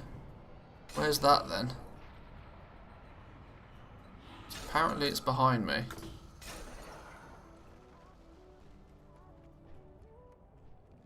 Was it this door that opened up then? Is that what it was?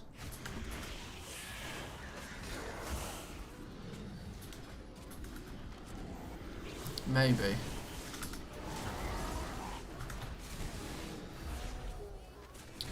But yeah, it definitely feels like there'll be... When you'll be out here and there'll be lots of people kicking around. Like the rares, you'll turn up to a rare and it'll be like 90% killed, and you'll just quickly tag it and you'll get credit for it and that sort of stuff. So that when there's an increased quantity of people out here, I can definitely see it being a more enjoyable zone. But it's not even remotely close to like your Timeless Isles or like, it's not even close. Like there's no, like, you compare this place to Mechagon, no competition. I'd spend my time in Mechagon every day of the week, and arguably Mechagon wasn't even that interesting. But there was a bunch of stuff to do. It looked kind of cool. It was somewhat obvious what you were meant to be doing. There was quest chains. There was a little town. Like there was things you could do that were interesting. And I think that's the difference. Is this the dude we have to kill? I can't tell. But let's just kill him anyway.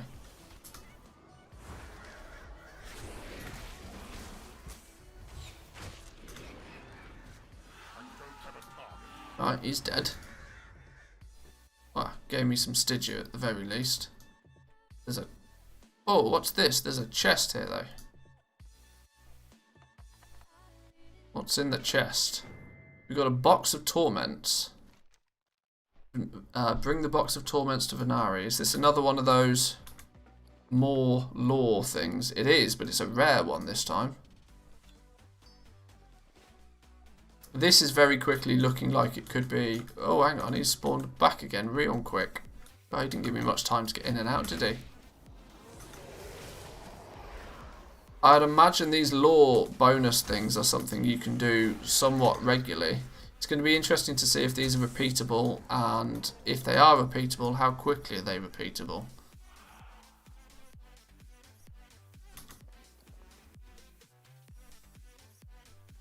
Because there's the likelihood that we'll turn these in, and these will be like a 100, 200, maybe 250 reputation with Venari, I'd imagine.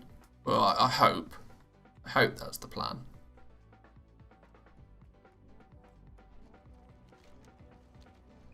We still apparently somehow need to kill this malevolent Ah, he's there, look. He was hiding.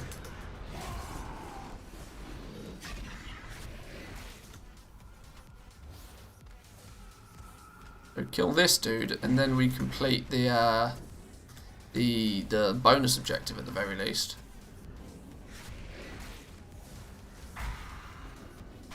Do you know if I'm able to... Oh, hang on, I'm dying. I'll answer questions when I'm not dying.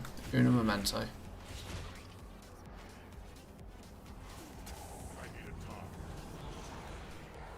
Aha, okay. Oh, right. Well, we completed the bonus objective, but it was still only worth 40 rep to us. Ouch. That's brutal.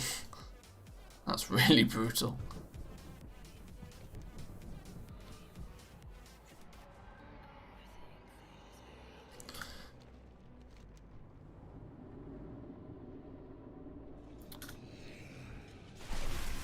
Do you know if I'm able to craft legendary profession armor with level 50? No, you're not.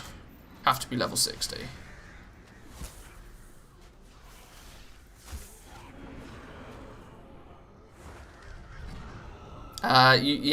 To gain access to the base legendary items, you need to have access to Torghast.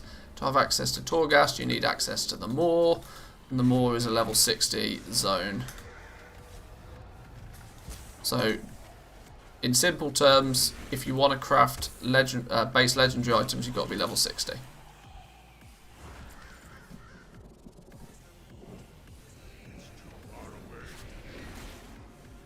Right, how do we get out of this little zone? They're probably only once per account. Yeah, that's what I'm thinking. These little side mission bonuses for Venari may only be a one-time thing. But it'd be nice if you could sort of like, even if it's like weekly, like in Najatar, for example, there was the materials you could take to the dude in the cave and spawn a boss, but you could only do that once a week. But you could still collect the items to hand them in, like you know, something like that would be kind of cool.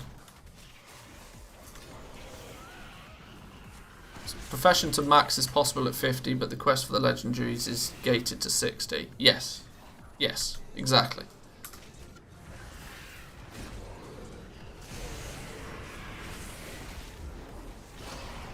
Oh, there was no way I was in that. Goddamn lag.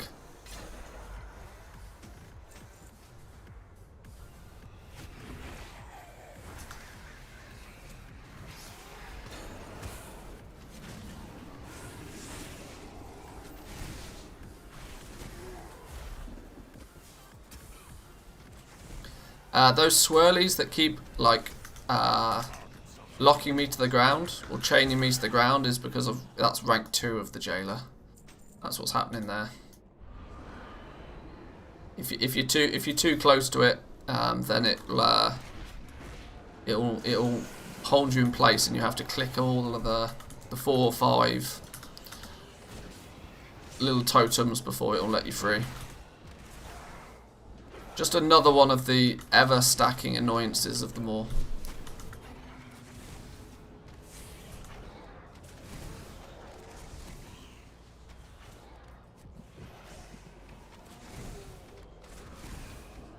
Now I'm kind of wondering, like, whether I should hand in those things to Venari or not, because it's gonna sway our testing pretty heavily. If they all of a sudden start giving a whole bunch of reputation, the entire point of this was to see how much reputation we could gain on a daily basis, not like one-time basis.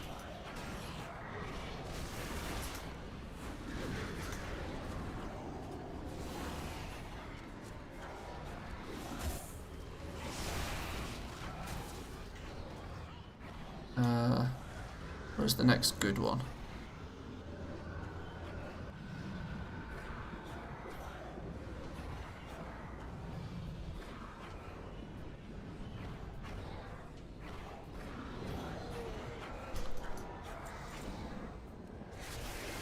Aha, so I completed 30.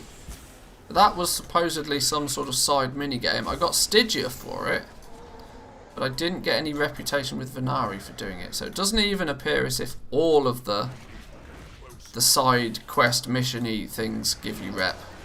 It's even restricted to only certain ones. This is looking even more confusing.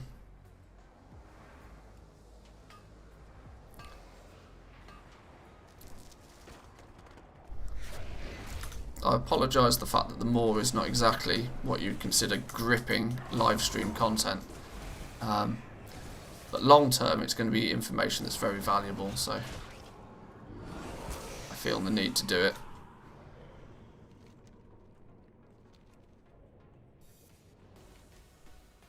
What is this then? Something about sending a message? No, we need to... Even handy notes is not really showing a whole bunch of stuff that's super valuable for us to do. We couldn't do that one without 3 players. This one, pick up the amulet of the southeast and offer it to some dude to activate it. So you pick up a trinket from here and then you take it to here. Okay, let's go with that one then. Oh, you see, now I'm stuck to the ground again.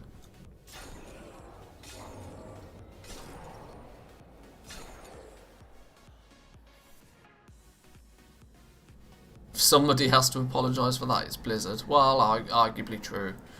I'm the one that's choosing to stream it, so... So if we go down this way, we can try and focus on whatever this dude is. I'm gripped. Fair enough. No, hang on, it's this way.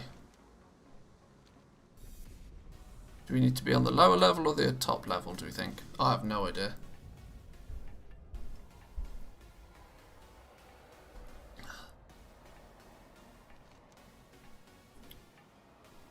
Pick up the amulet. Okay. Let's make sure we focus on the getting the amulet first. Rich lithium deposit though somewhere. I want rich or node.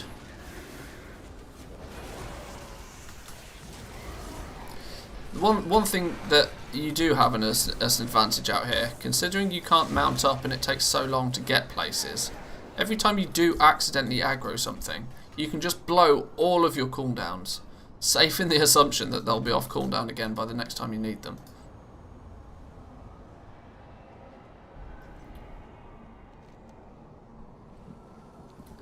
Apparently, up this way in a corner somewhere, there's an amulet or trinket we should be able to find. According to the map, at least. Or handy notes, should I say. Oh, god damn.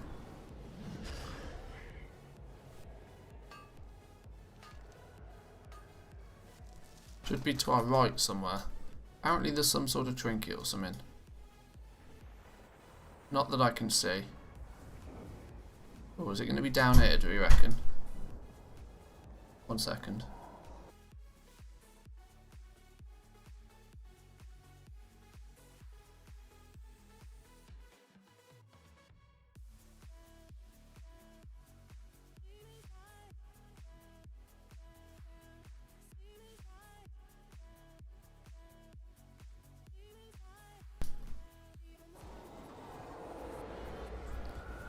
Having to AFK when you hit rank 3 of the Jailer's Eye seems like a no-no. Better to ignore that phone call or tighten the Yeah, by the time you get to rank 3 you get assassins on your ass. And those assassins hit like trucks. At least for anybody that's not super geared. So yeah, if you have to go AFK for a couple of minutes, yeah, don't. Is the simple answer. Just don't. What's this thing? That's a grapple point.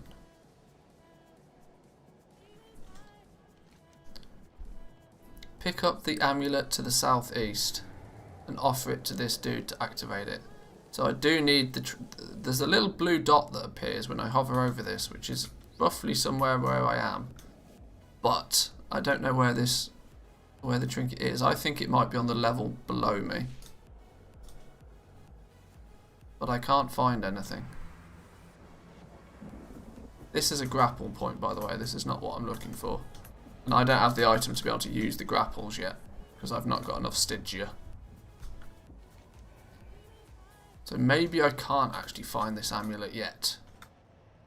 Maybe this is another rare that's going to be locked off for me being able to complete it. Can't see anything. Do I jump down here in the thought that it could be down there? Let's do it. Hey, what's this? Oh, well, there you go. Here's the necklace. So it was down here. So we were on the wrong level. That's fine. Is there any trinket or Bible upgrade that lets you teleport back to Venari? Yes. There's, let me kill this dude. There's this thing. The Cipher of Relocation. It only has 4 charges and it costs like 50 Stygia or something. But yes, it will allow you to teleport straight back to Venari. So that's likely. If you get a phone call, you're going to have to pop this. But it's also on a 20-minute cooldown, which is less than beneficial, should we say?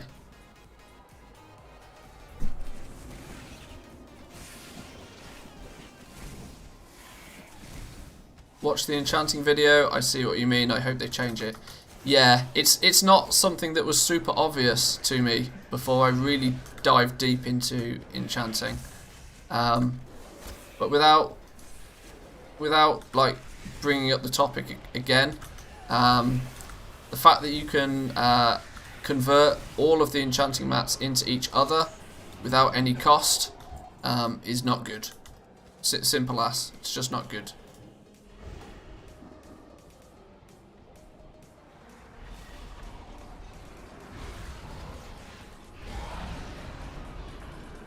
Oh dear, I'm gonna die. No, I'm not. I'm alive. It's fine, I'm alive. Run away, run away. Sorry, Nightshade, got no time to pick you up.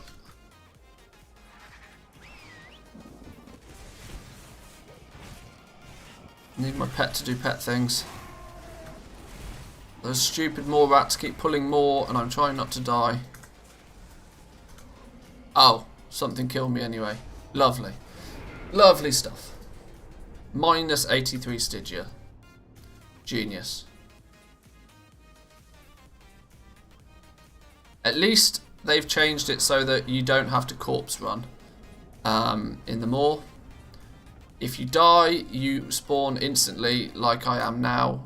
You have like you're a ghost for like 10-15 seconds or something. Then you then you come back to life.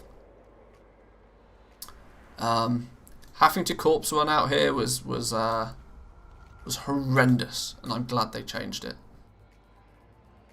What gear do I have now? I've just got myself decked out in the Honor PvP gear. It's nothing special, not by any means. It's less than raid quality gear. But that still means is that as a freshly dinged level 60 character, you're gonna have even more of a worse time out here. Like until you're pretty geared, this place is brutal.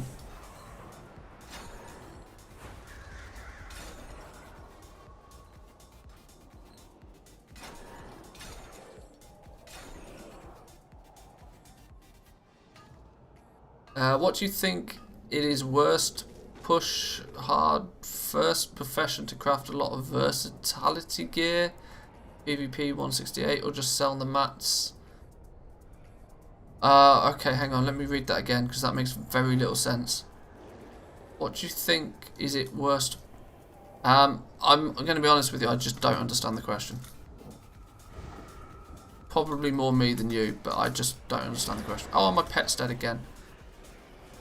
Seems like a big advantage to multi-box in terms of surviving them all. Yeah, I can't disagree with that. Group play in the moor is going to be super advantageous. So if you, like, obviously multi-boxing is somewhat of an option for some people. Outside of that, grouping up is going to be a huge advantage. Right, I need to get to this dude, and I don't really know how. If I go up this bridge and across, maybe I can drop down. That might make sense. Let's try that.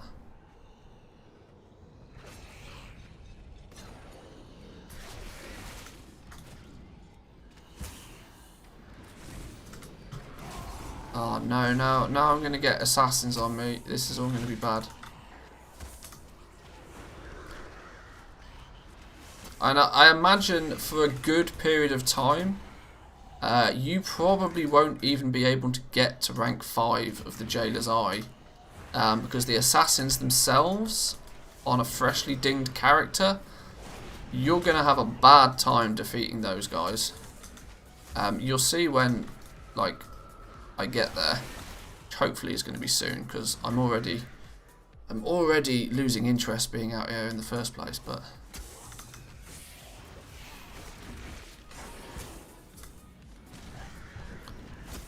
yeah, there's a very high likelihood that until you're reasonably geared, you're not even going to be able to spend as much time out here as you might want to, simply because things just get too over the top. And the fact that there's always that inherent risk of dying out here, that if you do, you lose half of the Stygia, which is half the reason you're here in the first place. It could be bad news.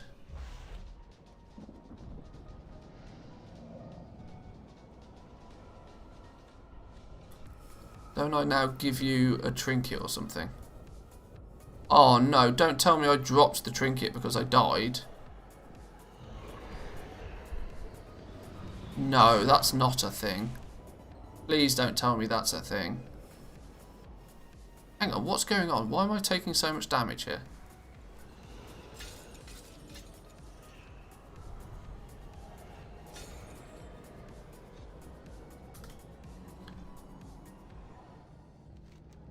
Am I going to have to go back and pick up that trinket again?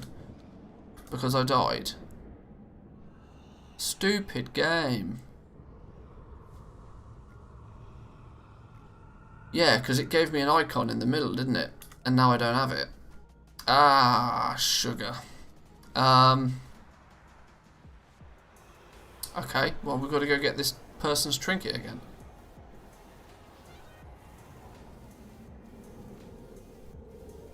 Is there a buff for skinning as there is for gathering cloth? No, not to my knowledge. You literally just have to be a skinner.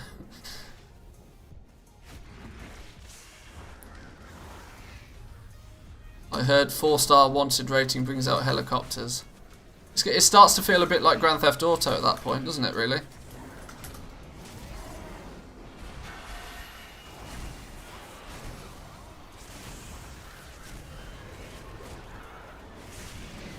You start getting the army coming out in tanks. That's going to be the main problem.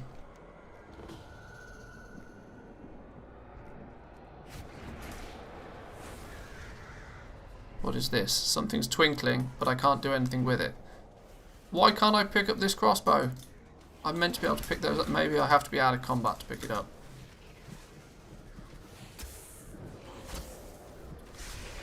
Where was this dude's trinket? It was over here, wasn't it? Yeah, now you see it's twinkling again.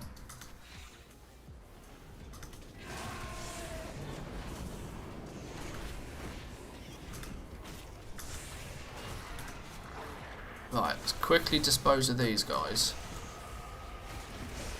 I say quickly, but just, no. Now we pick up the necklace.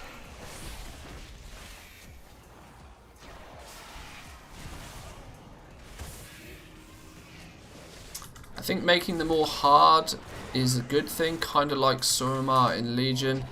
There's a place where you had 3 patrols of golden elites and you somewhat had to make it around them to do quests. I've got nothing against a zone being difficult. I entirely get the zone being difficult. What I'm against is the zone not being fun. Like Suramar, like, was kind of fun still, even though it was difficult. They've not found that balance with them all.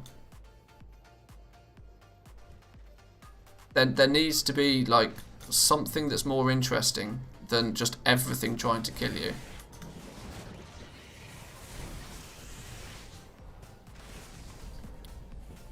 From Preacher's last video, it gives the impression that BM is kind of overtuned. Hunters always fall into that luxurious position of them just being incredibly good farming characters, because you have a pet that does most of your damage and your pet can tank most things. Yeah, if you're someone like a mage for example is going to have a real hard time out here, because you theoretically do a lot of damage, but you're primarily a squishy glass cannon kind of character. Oh, can't do that while silenced. Well, let me get out of your reign of terror then. Well, I would like to give you the thing, but if you keep silencing me, I can't.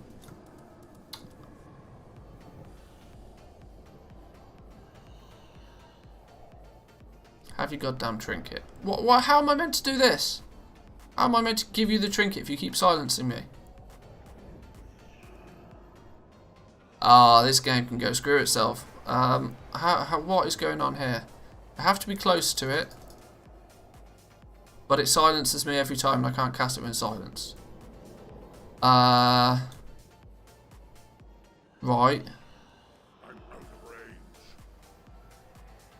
Do I just have to wait for this ability to finish being cast?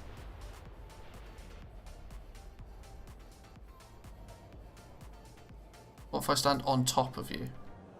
Nope. Stupid game.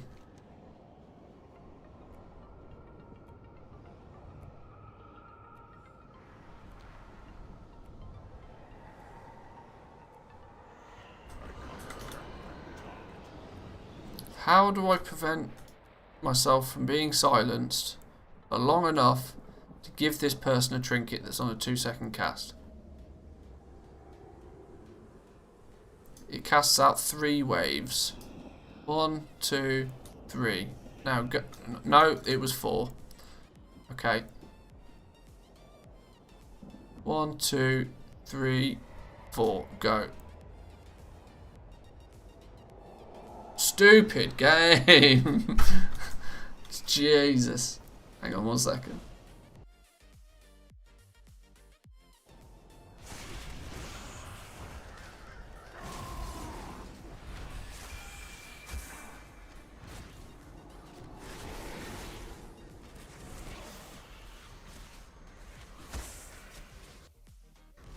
Microphone's on again, by the way.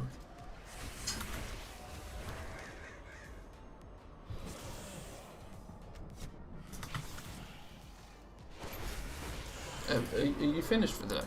Or are you just like taking a lunch break?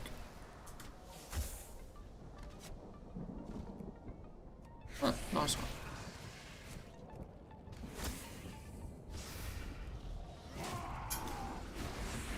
Hmm? Ah, fair enough. We'll relax.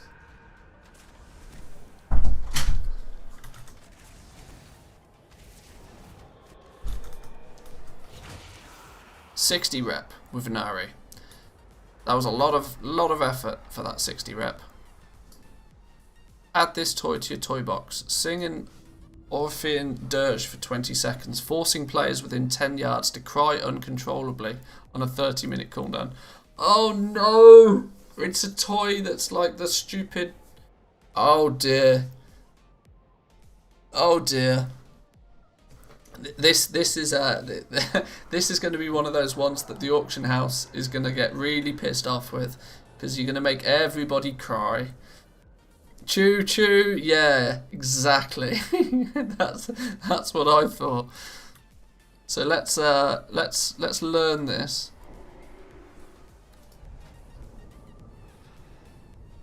Oh dear, this is another choo choo toy.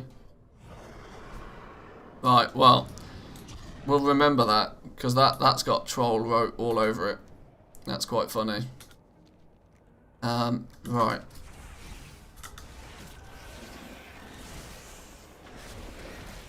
Question, bit off topic. Will the emissary for 2k gold disappear in Shadowlands? Because even in 9.1 they're still up, which is technically already Shadowlands. Well, the big gold emissaries for Legion disappeared once we had access to Battle for Azeroth. So I imagine something similar will be the case. But once again, it falls into the category of it's literally just speculation.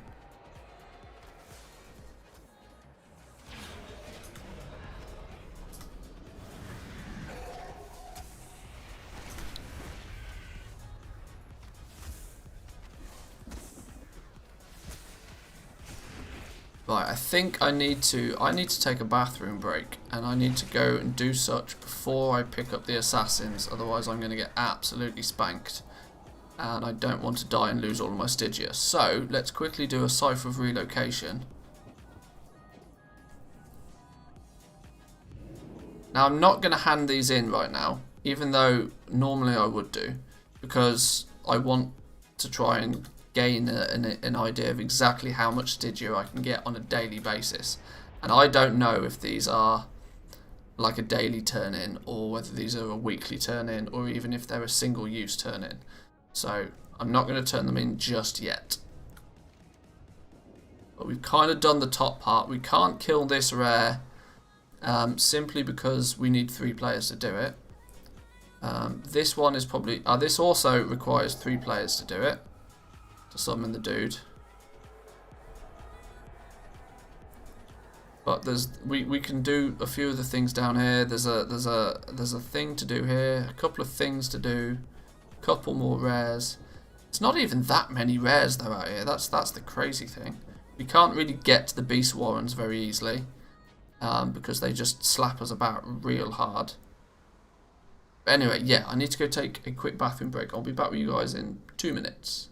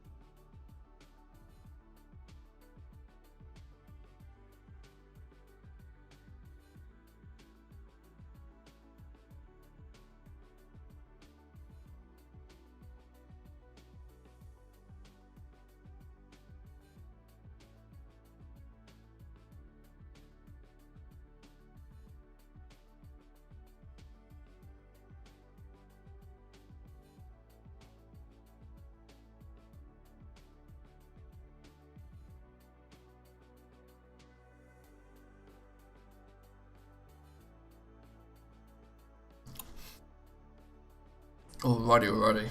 How are we doing? Right, so I need to buy another one of those cipher relocations. All mysteries will be revealed.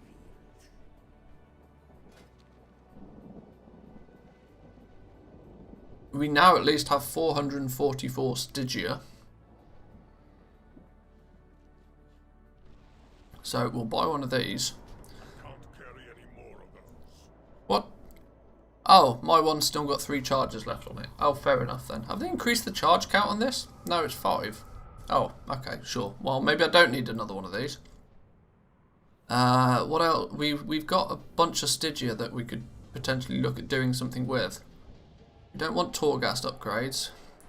Permanent upgrade for the Maw. Encased Rift Walker Essence. Enable transportation via the Chaotic Rift Stones, which can be found around the Maw. So the we can unlock the portals very quickly. That's somewhat sensible.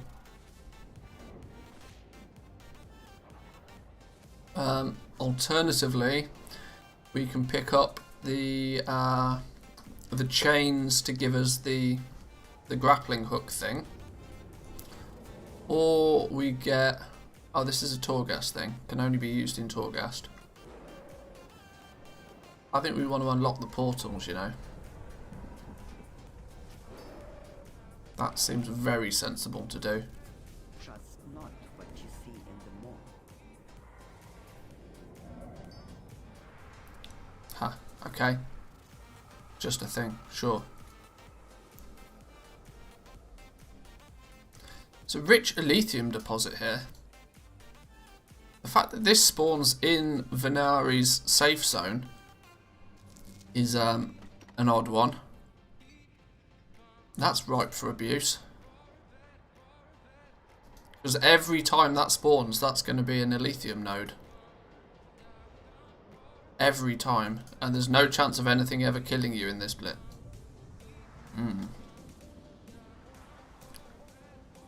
That worries me. Right, let's we've almost got the assassins on us. One more event and we'll have the assassins on us for sure.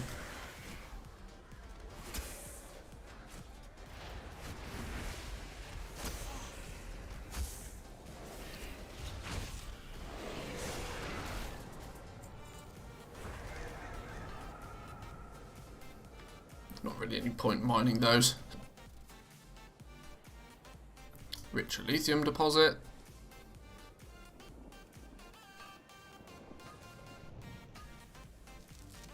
This apparently is some sort of event. What is it? What are we doing here? Can't see anything specific. Is it just the fact that it's not spawned? Odalric. It's about sending a message. Is it?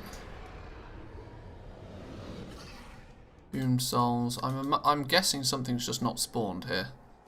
That's why I can't do whatever it is I'm meant to be doing. Or is it linked to... Can I click on any of these things? Nope.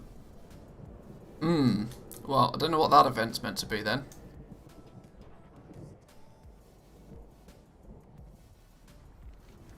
What about this one? The incinerator. Or maybe I've already done it. That's a strong possibility.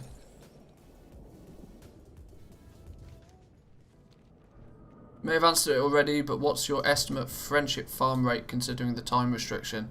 Well, that's exactly what I'm trying to work out now. The fact that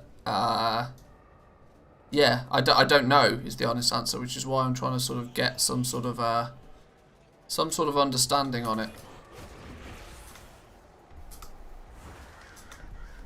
That is my primary reason for being in the Maw right now, to see just how long or how many things happen between the different jailer ranks before it gets just too painful to be here all the time.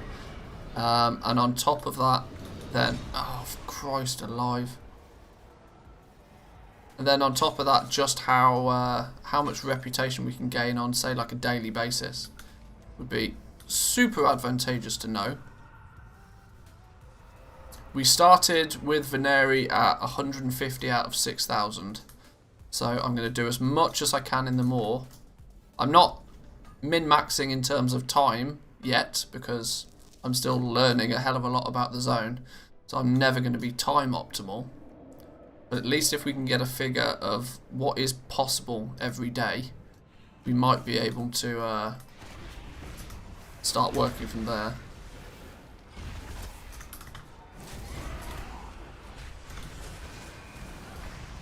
I genuinely don't think I should have attacked this thing.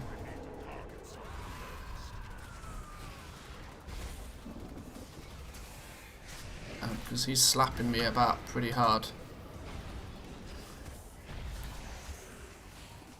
And he has this heating up buff, so he's only ending up doing even more damage. Oh, well, he's dead. It's fine.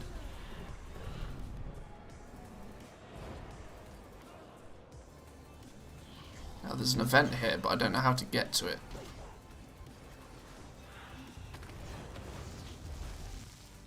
It's probably up here, isn't it?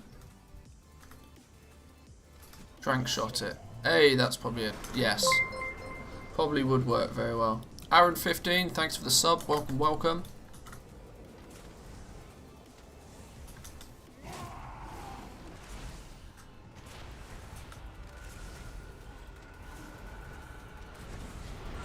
Oh, we've pissed off the jailer and increased quantity. We're now up to rank 3.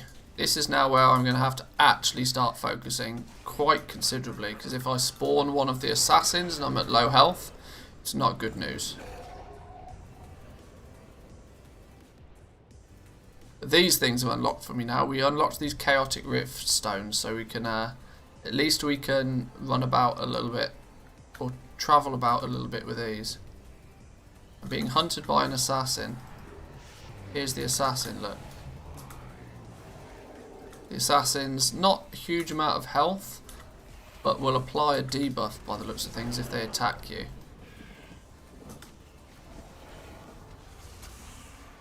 I mean, they still do plenty enough for me to definitely be concerned by them. This is the dude we can kill. Alright, let's, have we got cooldowns up? Yes, let's go.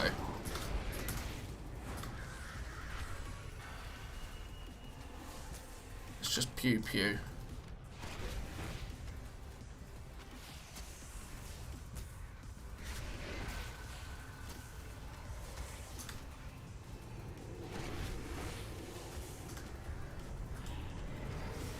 Oh no, don't get chained. Don't get chained.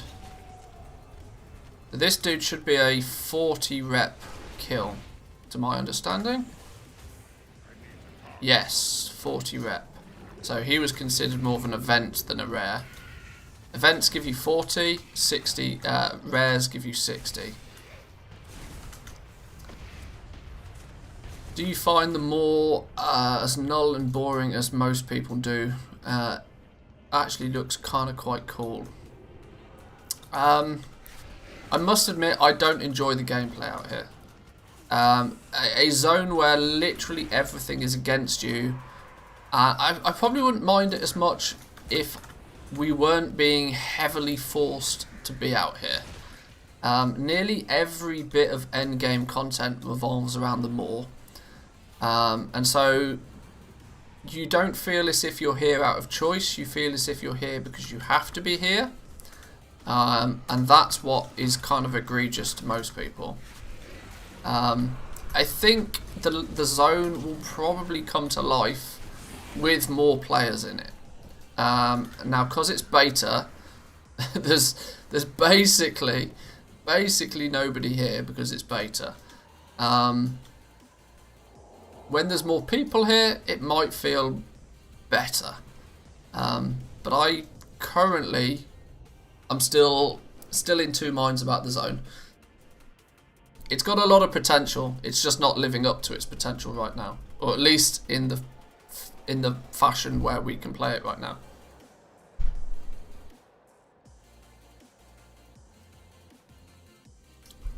Reminder, if you're planning to heavily farm herbs or ore at Shadowlands, grab some Darkmoon Firewater this week, as prices will likely go up in the future. Yeah, it's Darkmoon week, isn't it? Yeah, that's pretty sensible. Yes, good tip, I appreciate that.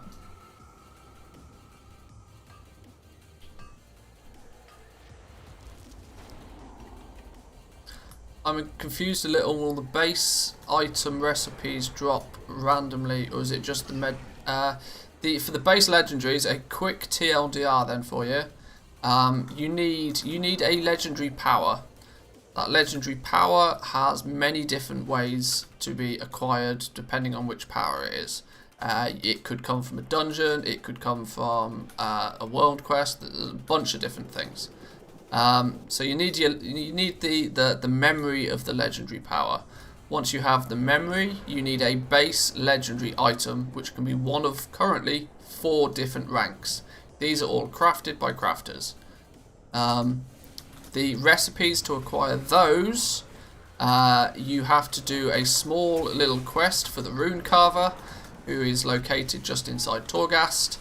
Once you complete that quest, he will give you another quest to go back to the profession trainer in Orobos, your main profession trainer. That main profession trainer then will allow you to craft the base legendary items. Once you've got a base legendary item and you've got a memory, you then need some soul ash, which you get from Torghast, and you need 2 missives, which come from inscription. Put all of those items together, and then the rune carver will allow you to craft a legendary.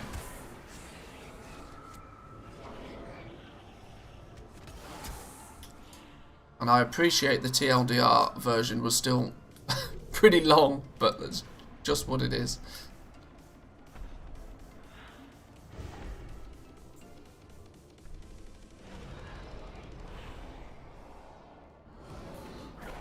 There's a rare dude up here. Can we kill this? No, it's one. It's another one that requires 3 players. Boo.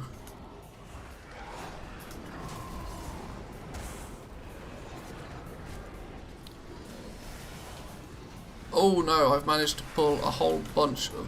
What the hell? I got absolutely... Oh dear. Okay, sure.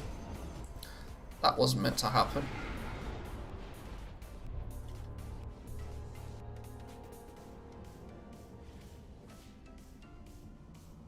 Have you made this quest line for bait? When I say quest line, it's not like a long thing. I mean, it's literally a pick up a quest and take it somewhere. It's not a big thing.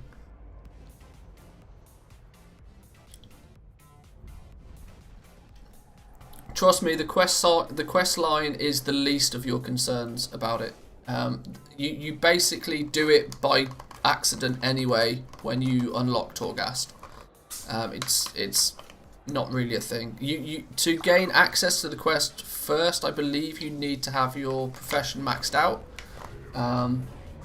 before the quest will appear. But I can't 100% confirm that.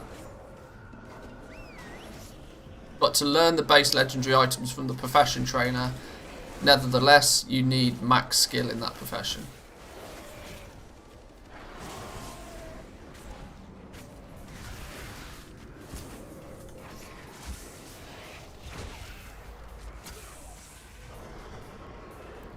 Right, we need a plan of action for what we're doing out here now. Trying to get to whatever this was didn't really do me any favours because I just got killed and I don't know where it is.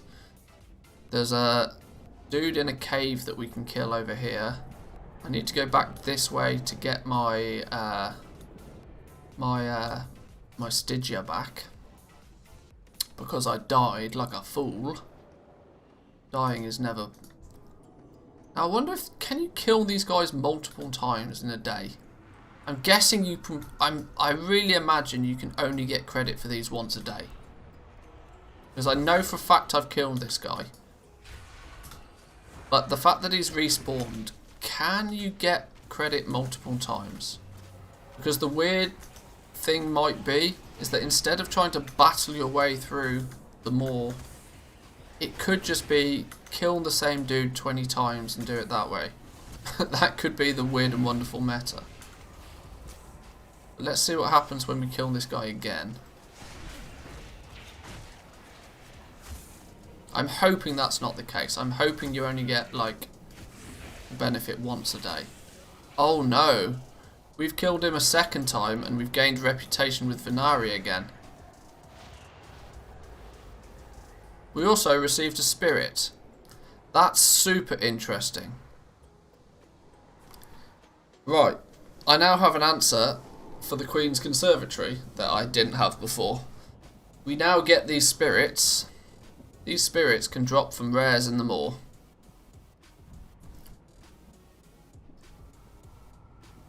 Camp the respawn timer. It's not super accurate, but yeah.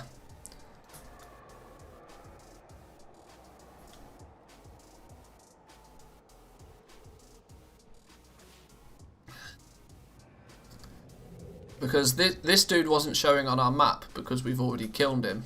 But when we killed him again, we still gained more reputation with Venari. So, wow, his respawn timer wasn't very long at all. I mean, arguably that was like a minute.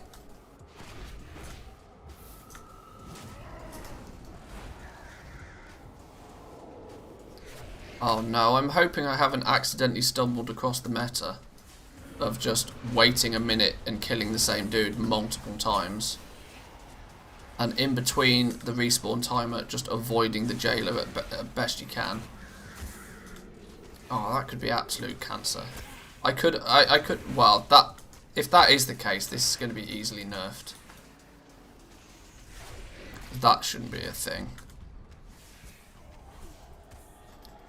Oh, we gained rep with it again, look. Oh no. Restart the timer. It's literally going to be a minute. Did our jailer thing go up? I didn't even check to see. What is this dude called? You're right, it might be.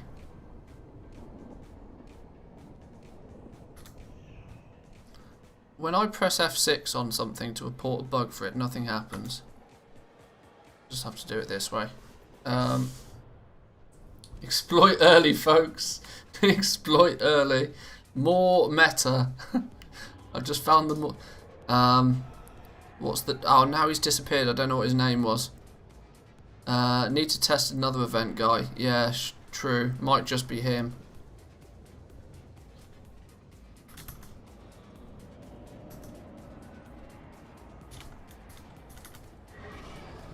Oh, hang on. Stupid. Oh, whatever. I'll just stay chained. It's fine. What's his name? Raz Kazar. Every minute for Venari rep.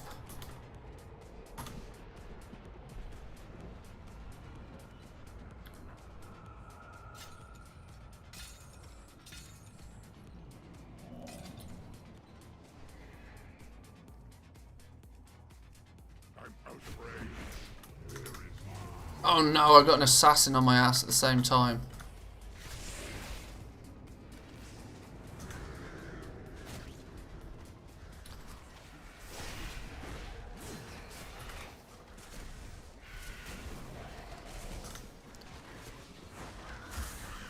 Are those the chains Boulevard couldn't get out of? Yeah, because I... yeah, possibly. I hadn't thought about that. That's quite funny.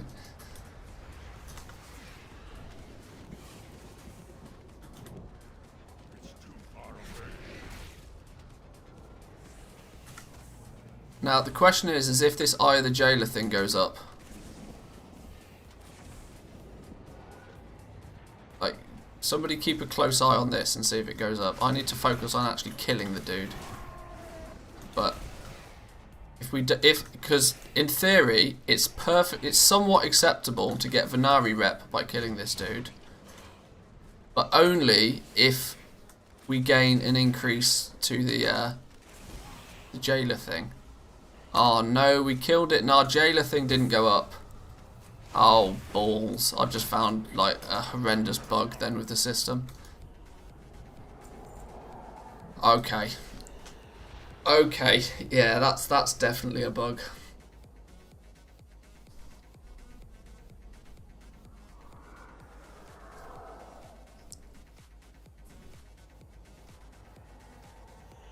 Because this theoretically means you can stand here, you could stand here and you could just repeatedly kill this guy, and the more like you could just repeatedly kill it until you're exalted with Venari.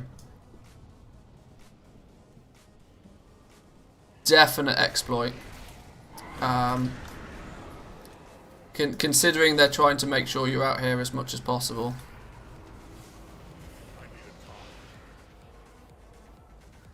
You want me to open the map? Sure. There you go, 3, 2, 1. So look, he's back up again. Now imagine how quick you could kill this guy as a group as well.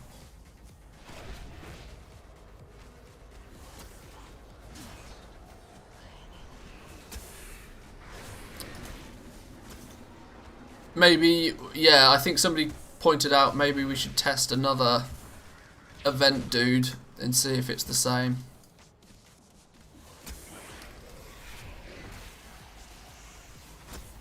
Yeah, every time 40 rep.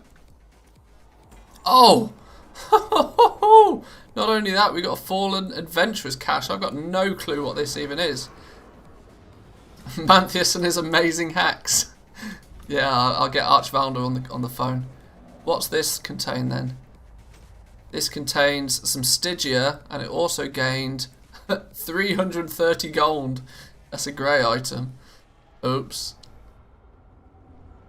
What was the respawn timer? Virtually a minute on the dot.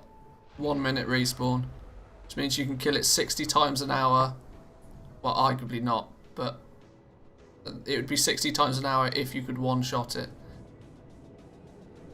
But yeah, that's oh dear. You know what's really dumb? I almost want to exploit the living fuck out of it, just so I can buy everything from Venari on the beta. I need to get closer.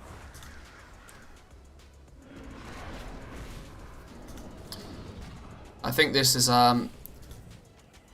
it's such a game-breaking bug.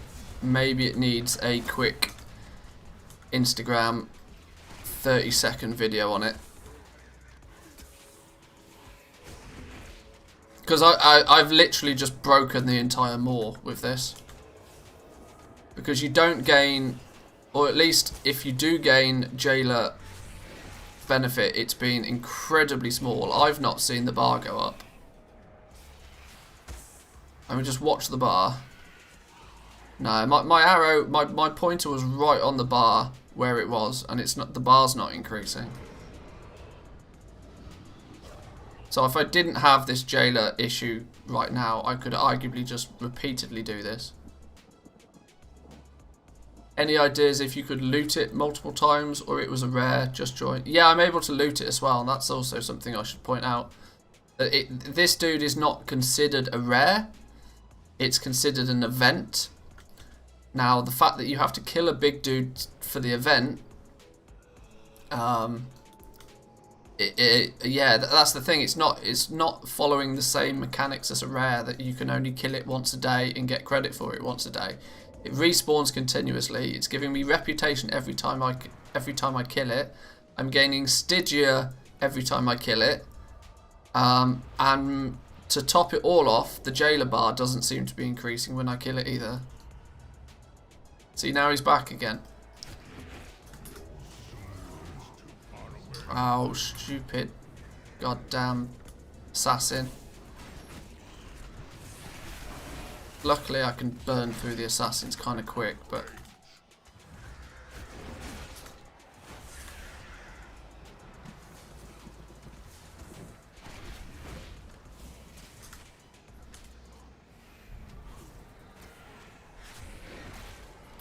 So the second I kill it, I'll start the timer again.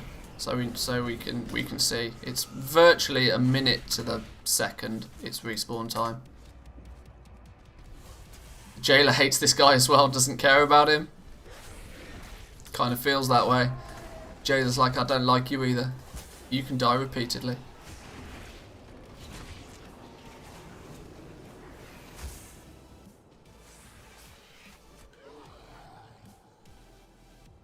Loot him up. More Stygia. And I can stand here and I'm basically immune to anything as well.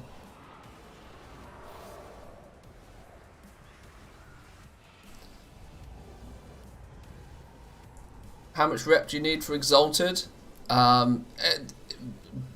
Boatloads, like 21,000 or something.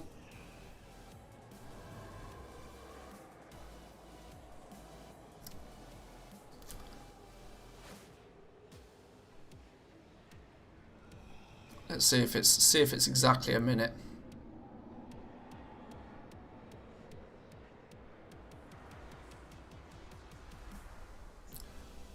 Ten seconds.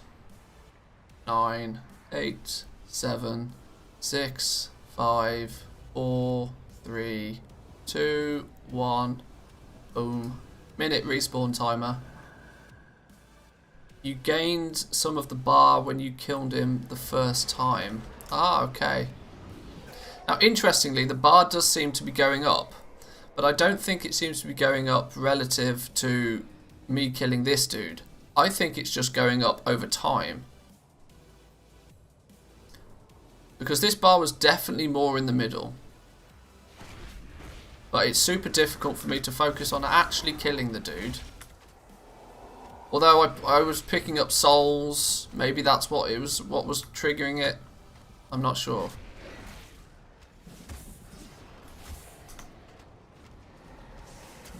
Guess it goes up over time as a soft cap, maybe. The problem is that it doesn't give you any numerical value. There might be something hidden, like behind the UI in the game files. It might be a number that it is increasing.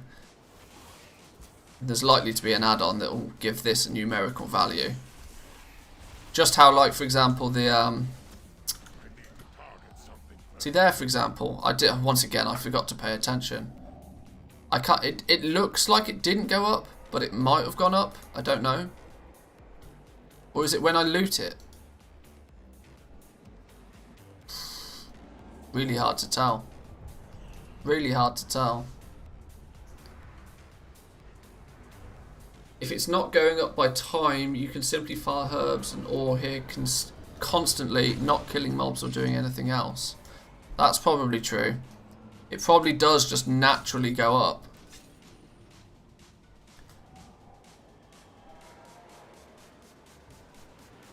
Now, not that I want to just stand here for 20 minutes and not do anything. But I, at the same time, kind of want to stand here and not do anything for 20 minutes just to see if it does go up. Because yes, although maybe there's the argument that picking up a herb will add a value to this just as much as doing something else. The problem it might be the fact that every time I get hunted and kill an assassin, which I have to do, it goes up. So by the time you get to rank 3 of this, maybe, obviously you have to kill the assassins or the assassins kill you.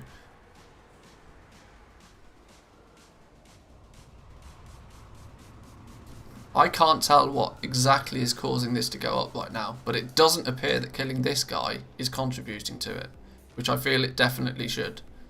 Let's wait for this hunt to get out of the way. Because I'm being hunted right now, and the assassin will turn up the second I pull this guy, surely. Does Ice Trap work on assassins? It probably.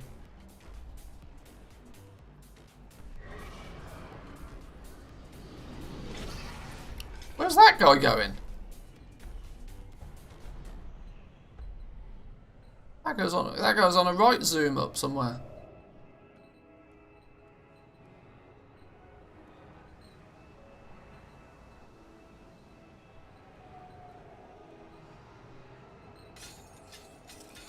The jailer only sends one, can't you constantly CC it? I mean, in theory. I apparently am being hunted, but this assassin is not very good because he's taking his sweet ass time. You watch, I'll pull this dude and I guarantee the assassin will turn up within seconds. There you go, you see? I told you. The assassin waits for an opportunity to actually assassinate you by the looks of things as well. He waited until I was in combat and then it came and attacked me.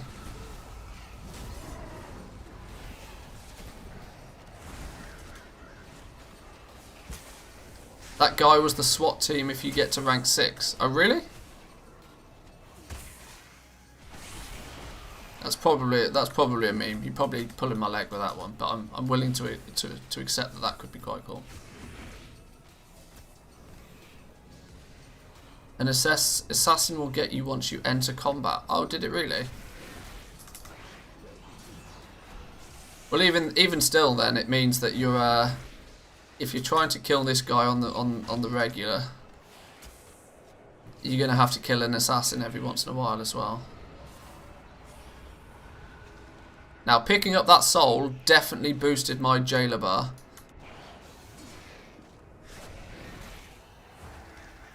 Killing this dude was not increasing my jailer bar. And I got another fallen adventurous cache. 100 Stygia and a weapon that's worth 2 gold.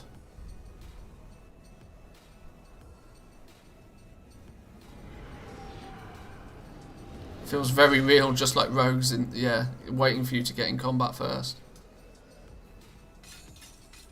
What's the tooltip say?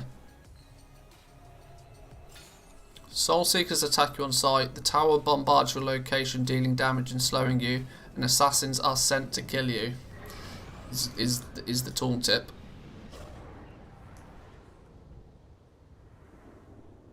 But it's undoubtedly something is pushing my eye of the jailer. So at this point, I'm probably in a sort of a feedback loop where I'm constantly gaining eye of jailer stuff regardless because I have to kill those assassins. But if I was to come here without any eye of the jailer, without even rank 1, I could arguably stand here and repeatedly kill this guy and get Stygia for free, get reputation for free. In fact, doing this, I've just realised that doing this has completely ballsed up my testing for today. Because now I've killed this guy about 5-10 times when probably I shouldn't have been able to. So I've completely ballsed over my entire testing by killing this guy repeatedly, which is annoying. Which means I'm probably going to have to do all of this again off stream on another character just to try and get the information I tried to get the first time. God damn. Plus in a group I imagine you can survive at max rank for a fair while. Well, that's true, yeah. The theory comes that like in a group of 5 you should be able to survive at this max rank for some time.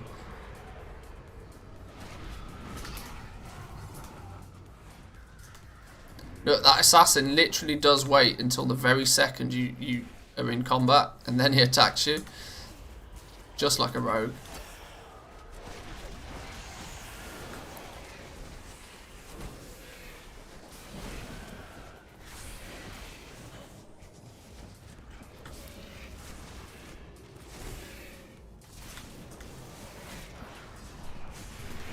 Now let's kill this ad first, otherwise it's going to kill my pet, isn't it?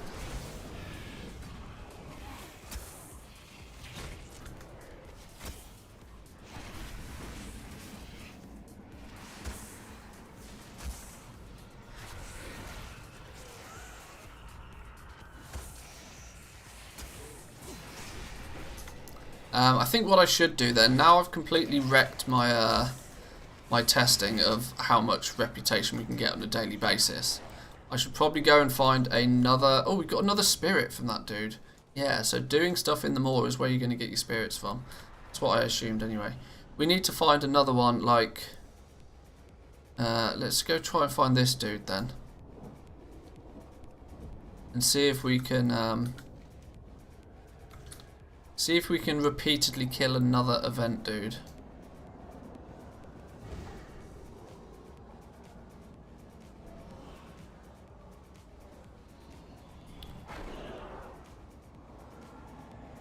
Where is this dude? That's the question. Hang on, I'm gonna actually have to kill these things. Una memento.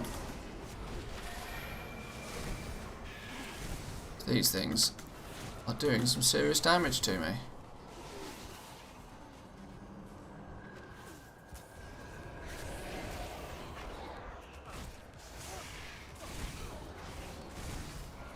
What would you say about getting tailoring with the monk and leatherworking with a priest in Shadowlands? Would that cause problems, like wouldn't be able to use certain crafted items? There's virtually no restrictions on, like, because nothing's bind on pickup anymore. So it's really not much of an issue.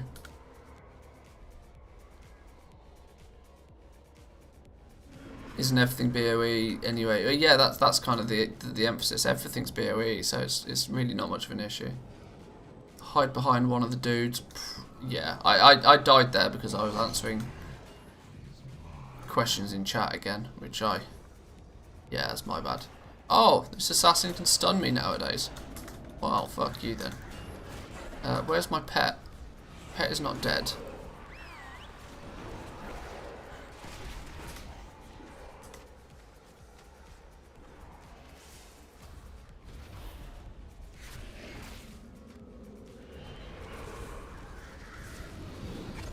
Please don't kill me again, for the love of God damn. This is the main thing about the Maw. It's like the second you kind of take your eye off the ball, like it just goes real downhill real quick. Now I've got these pissing assassins.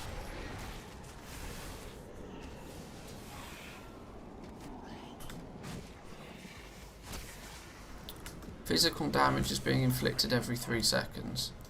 Sure. Whatever.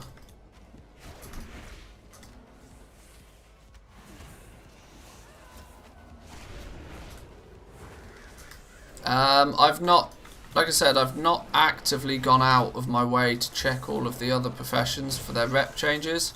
Unfortunately, because Blizzard don't give us very accurate patch notes, there's a lot of the stuff we have to find just almost by trial of error, so it's somewhat difficult for me to test everything.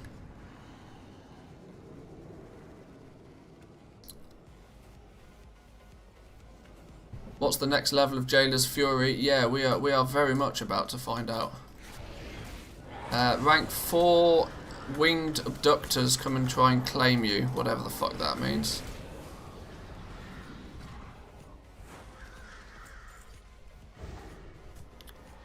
What I'm trying to do is get back to my body here. Yoink. There's my...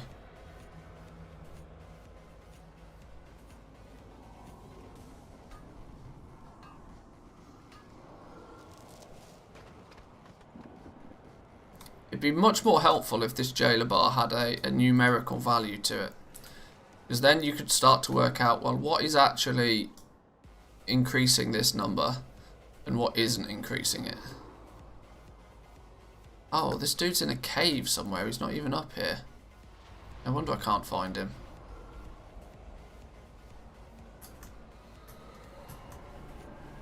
Where's this cave then?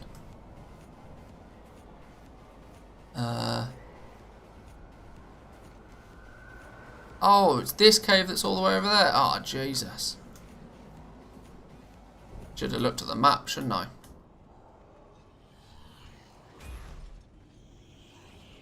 We've got to go down here.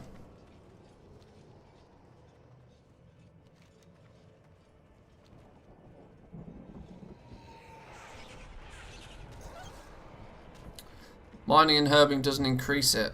Well, that's how it appears. But the problem is if it does ever so slightly increase it, it might be difficult to track, you know.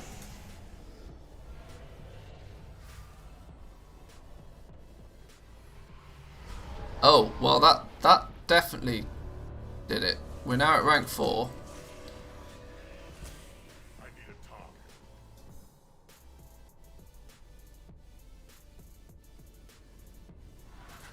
Jesus, more rats for days. All the more rats. Right, this... Oh. No, this dude's a rare. Oh, okay.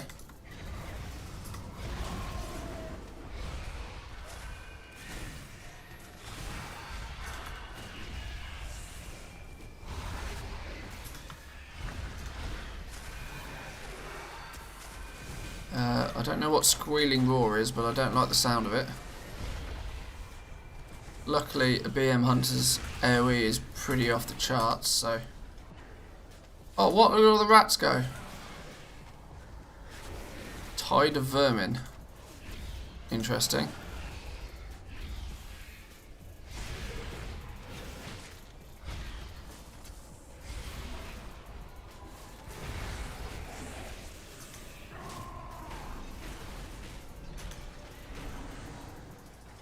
Dead.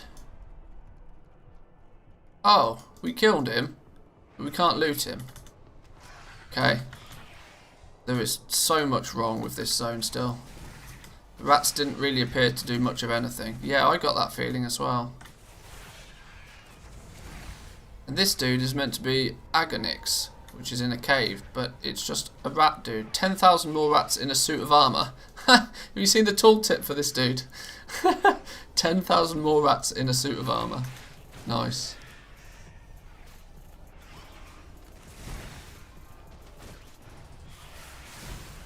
Can you imagine if these more rats dropped loot?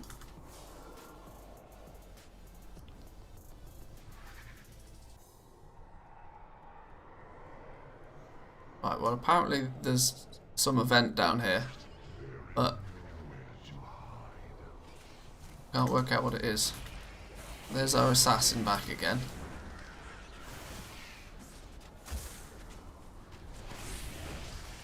Oh, now he's respawned. This dude didn't give us any... If you look, this... Oh no, I genuinely did...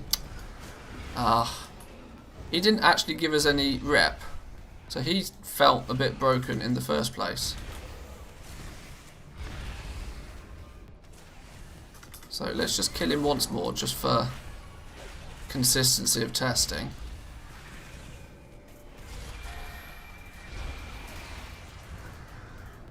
His actual name is Rat Gusher. Yeah! Rat Gusher. 10,000 more rats in a suit of armour. I'll give Blizzard some credit for the creativity on this one.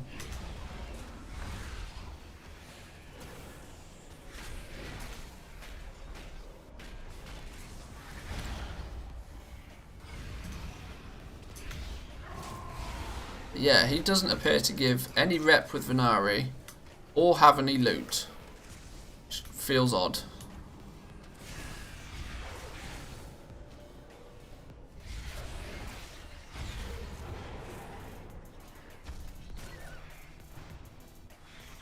See, can't loot him. Nothing came from it. Weird one. Seems to almost be like seems to be like it should probably be like part of a world quest or something. That maybe it gives you rep or whatever once the world quest is active, maybe, I don't know. Any good Shadowlands goal making? I mean, holy, where do you start? I mean, that's literally as broad of a question as you get.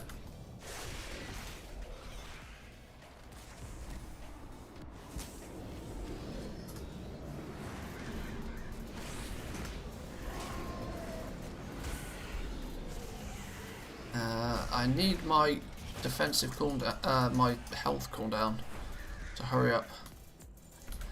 Right, so let's. Well, we can't seem to find this Agonix dude. I don't. Whoa, that dude! I don't want to. Hang on. Cipher of relocation. Let's back it up. We're way too out in the deep right now. Need to get back to some element of safety for a moment. What? Hello?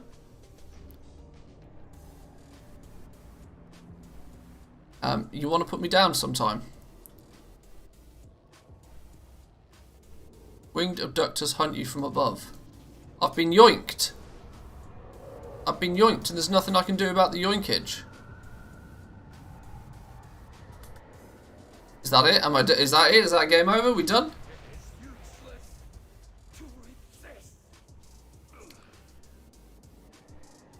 Oh, it just drops me.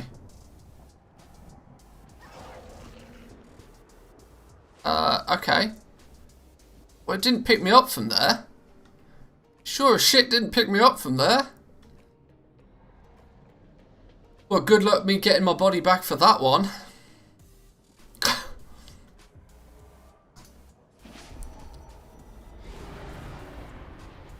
Lovely. Lost 80 Stygia for that.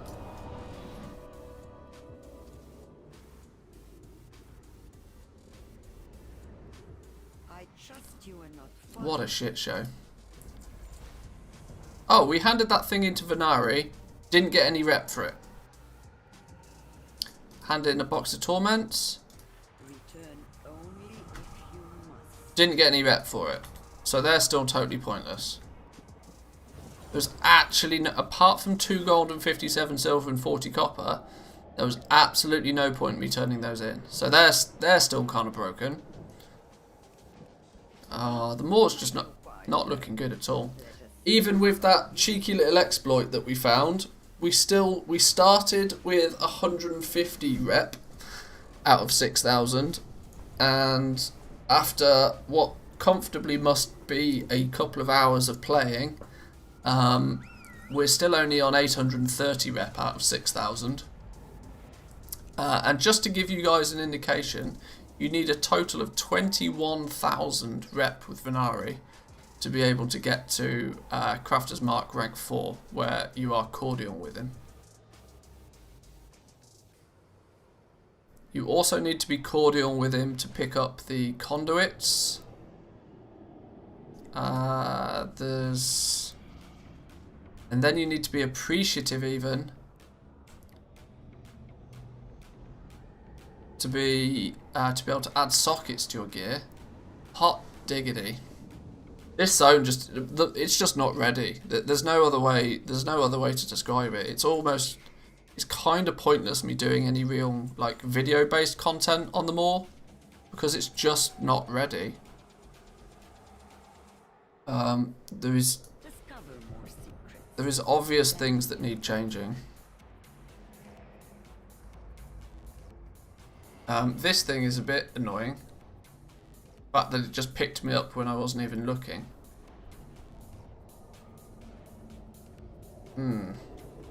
Odd one. Well, there was only one completely game-breaking exploit bug we found today. Oh dear, only one. Considering, I'd just like to point out that this game is meant to be live already. And this is meant to be the end game zone. You would have hoped surely by now they'd have got the end game zone at least playable. It doesn't even feel playable right now. Yeah, why when I used my Cipher of Relocation was I able to be picked up by that thing? Because I should have had this buff, which is the Cloak of Venari, which shields you from the Eye of the Jailer. But maybe when you use the Cipher of Relocation, only ported me to here, where I don't have immunity from the Jailer, so I would have to not only use the Cipher, then run into the cave even further. Sure. What's the problem with the zone? The main problem right now is the fact that the quests are, unless you use an add-on, there is absolutely no way of telling where any of the quests or anything are. These little icons on my map are all courtesy of other add-ons. Without the add-ons, there is nothing. if, for example, let's switch off Gathermate for a moment. Let's switch off Handy Notes. You look at the map, this is what you see. How are you supposed to have any idea of what you're meant to do when this is literally what you see? There's no like daily quests out here. There's no quests out here. There's no like bonus objective icons anywhere. This is literally it. So the default UI still has a lot of work to be done. There were some quest items that I picked up that when you turn them into Venari don't give you anything. Like not even reputation, tiny little bit of gold, literally nothing. We've already found a somewhat game-breaking exploit where you can... I've got the buff! You guys saw that, right? I had the buff, and this muff still come and got me. I reckon that buff disappears when you're on the map, you know. That's infuriating. Try to get your body. Well, yeah. Right, you drop me. I'm going to have to try and do a sneaky disengage onto this rock then.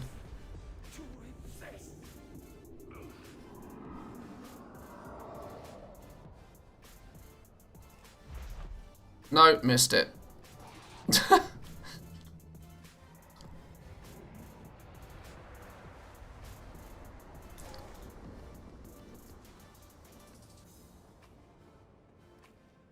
But I had this buff then, and I went into map. I reckon that buff disappears when you're in map view, because I was clearly in the zone then.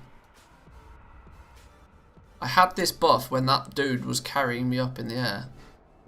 Turn map off big view.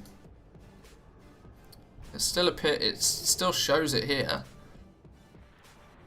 Can you see it in the combat log? No, there's nothing in the combat log that indicates it. What happened? My actions. Winged abductor hit you for a bunch of damage. What happened to me? Fall damage, no.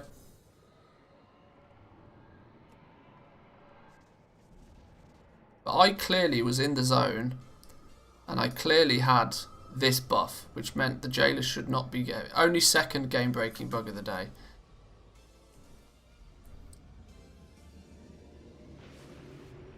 Because I only noticed it because my screen went red. As if to say you've gained aggro on something.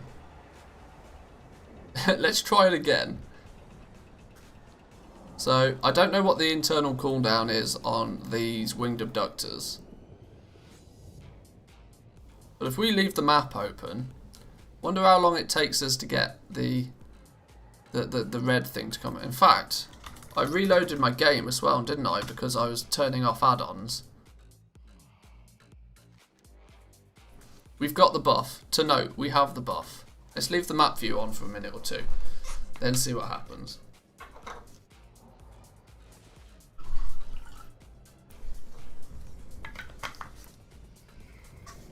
But yeah, this is kind of the annoyance with the Maw. The fact that it feels super unfinished. We've very easily found one highly exploitable, potentially zone-breaking bug.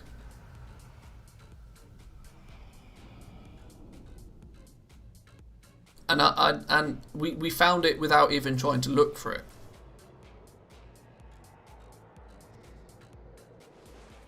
It's a weird one. It's a big weird one.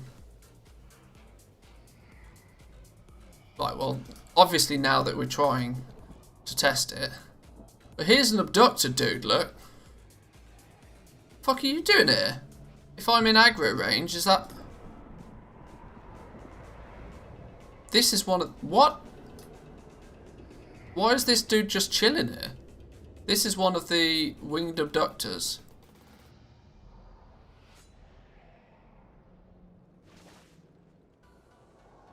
Can't aggro it. He's just chilling.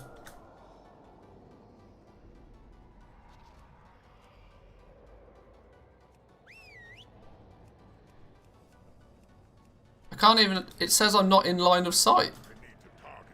And now it's gone. It's so broken. It's just so laughably broken. Ready for the release. He joined the coffee club and had enough of the jailer. Yep. Exactly. Exactly. Shout out coffee club.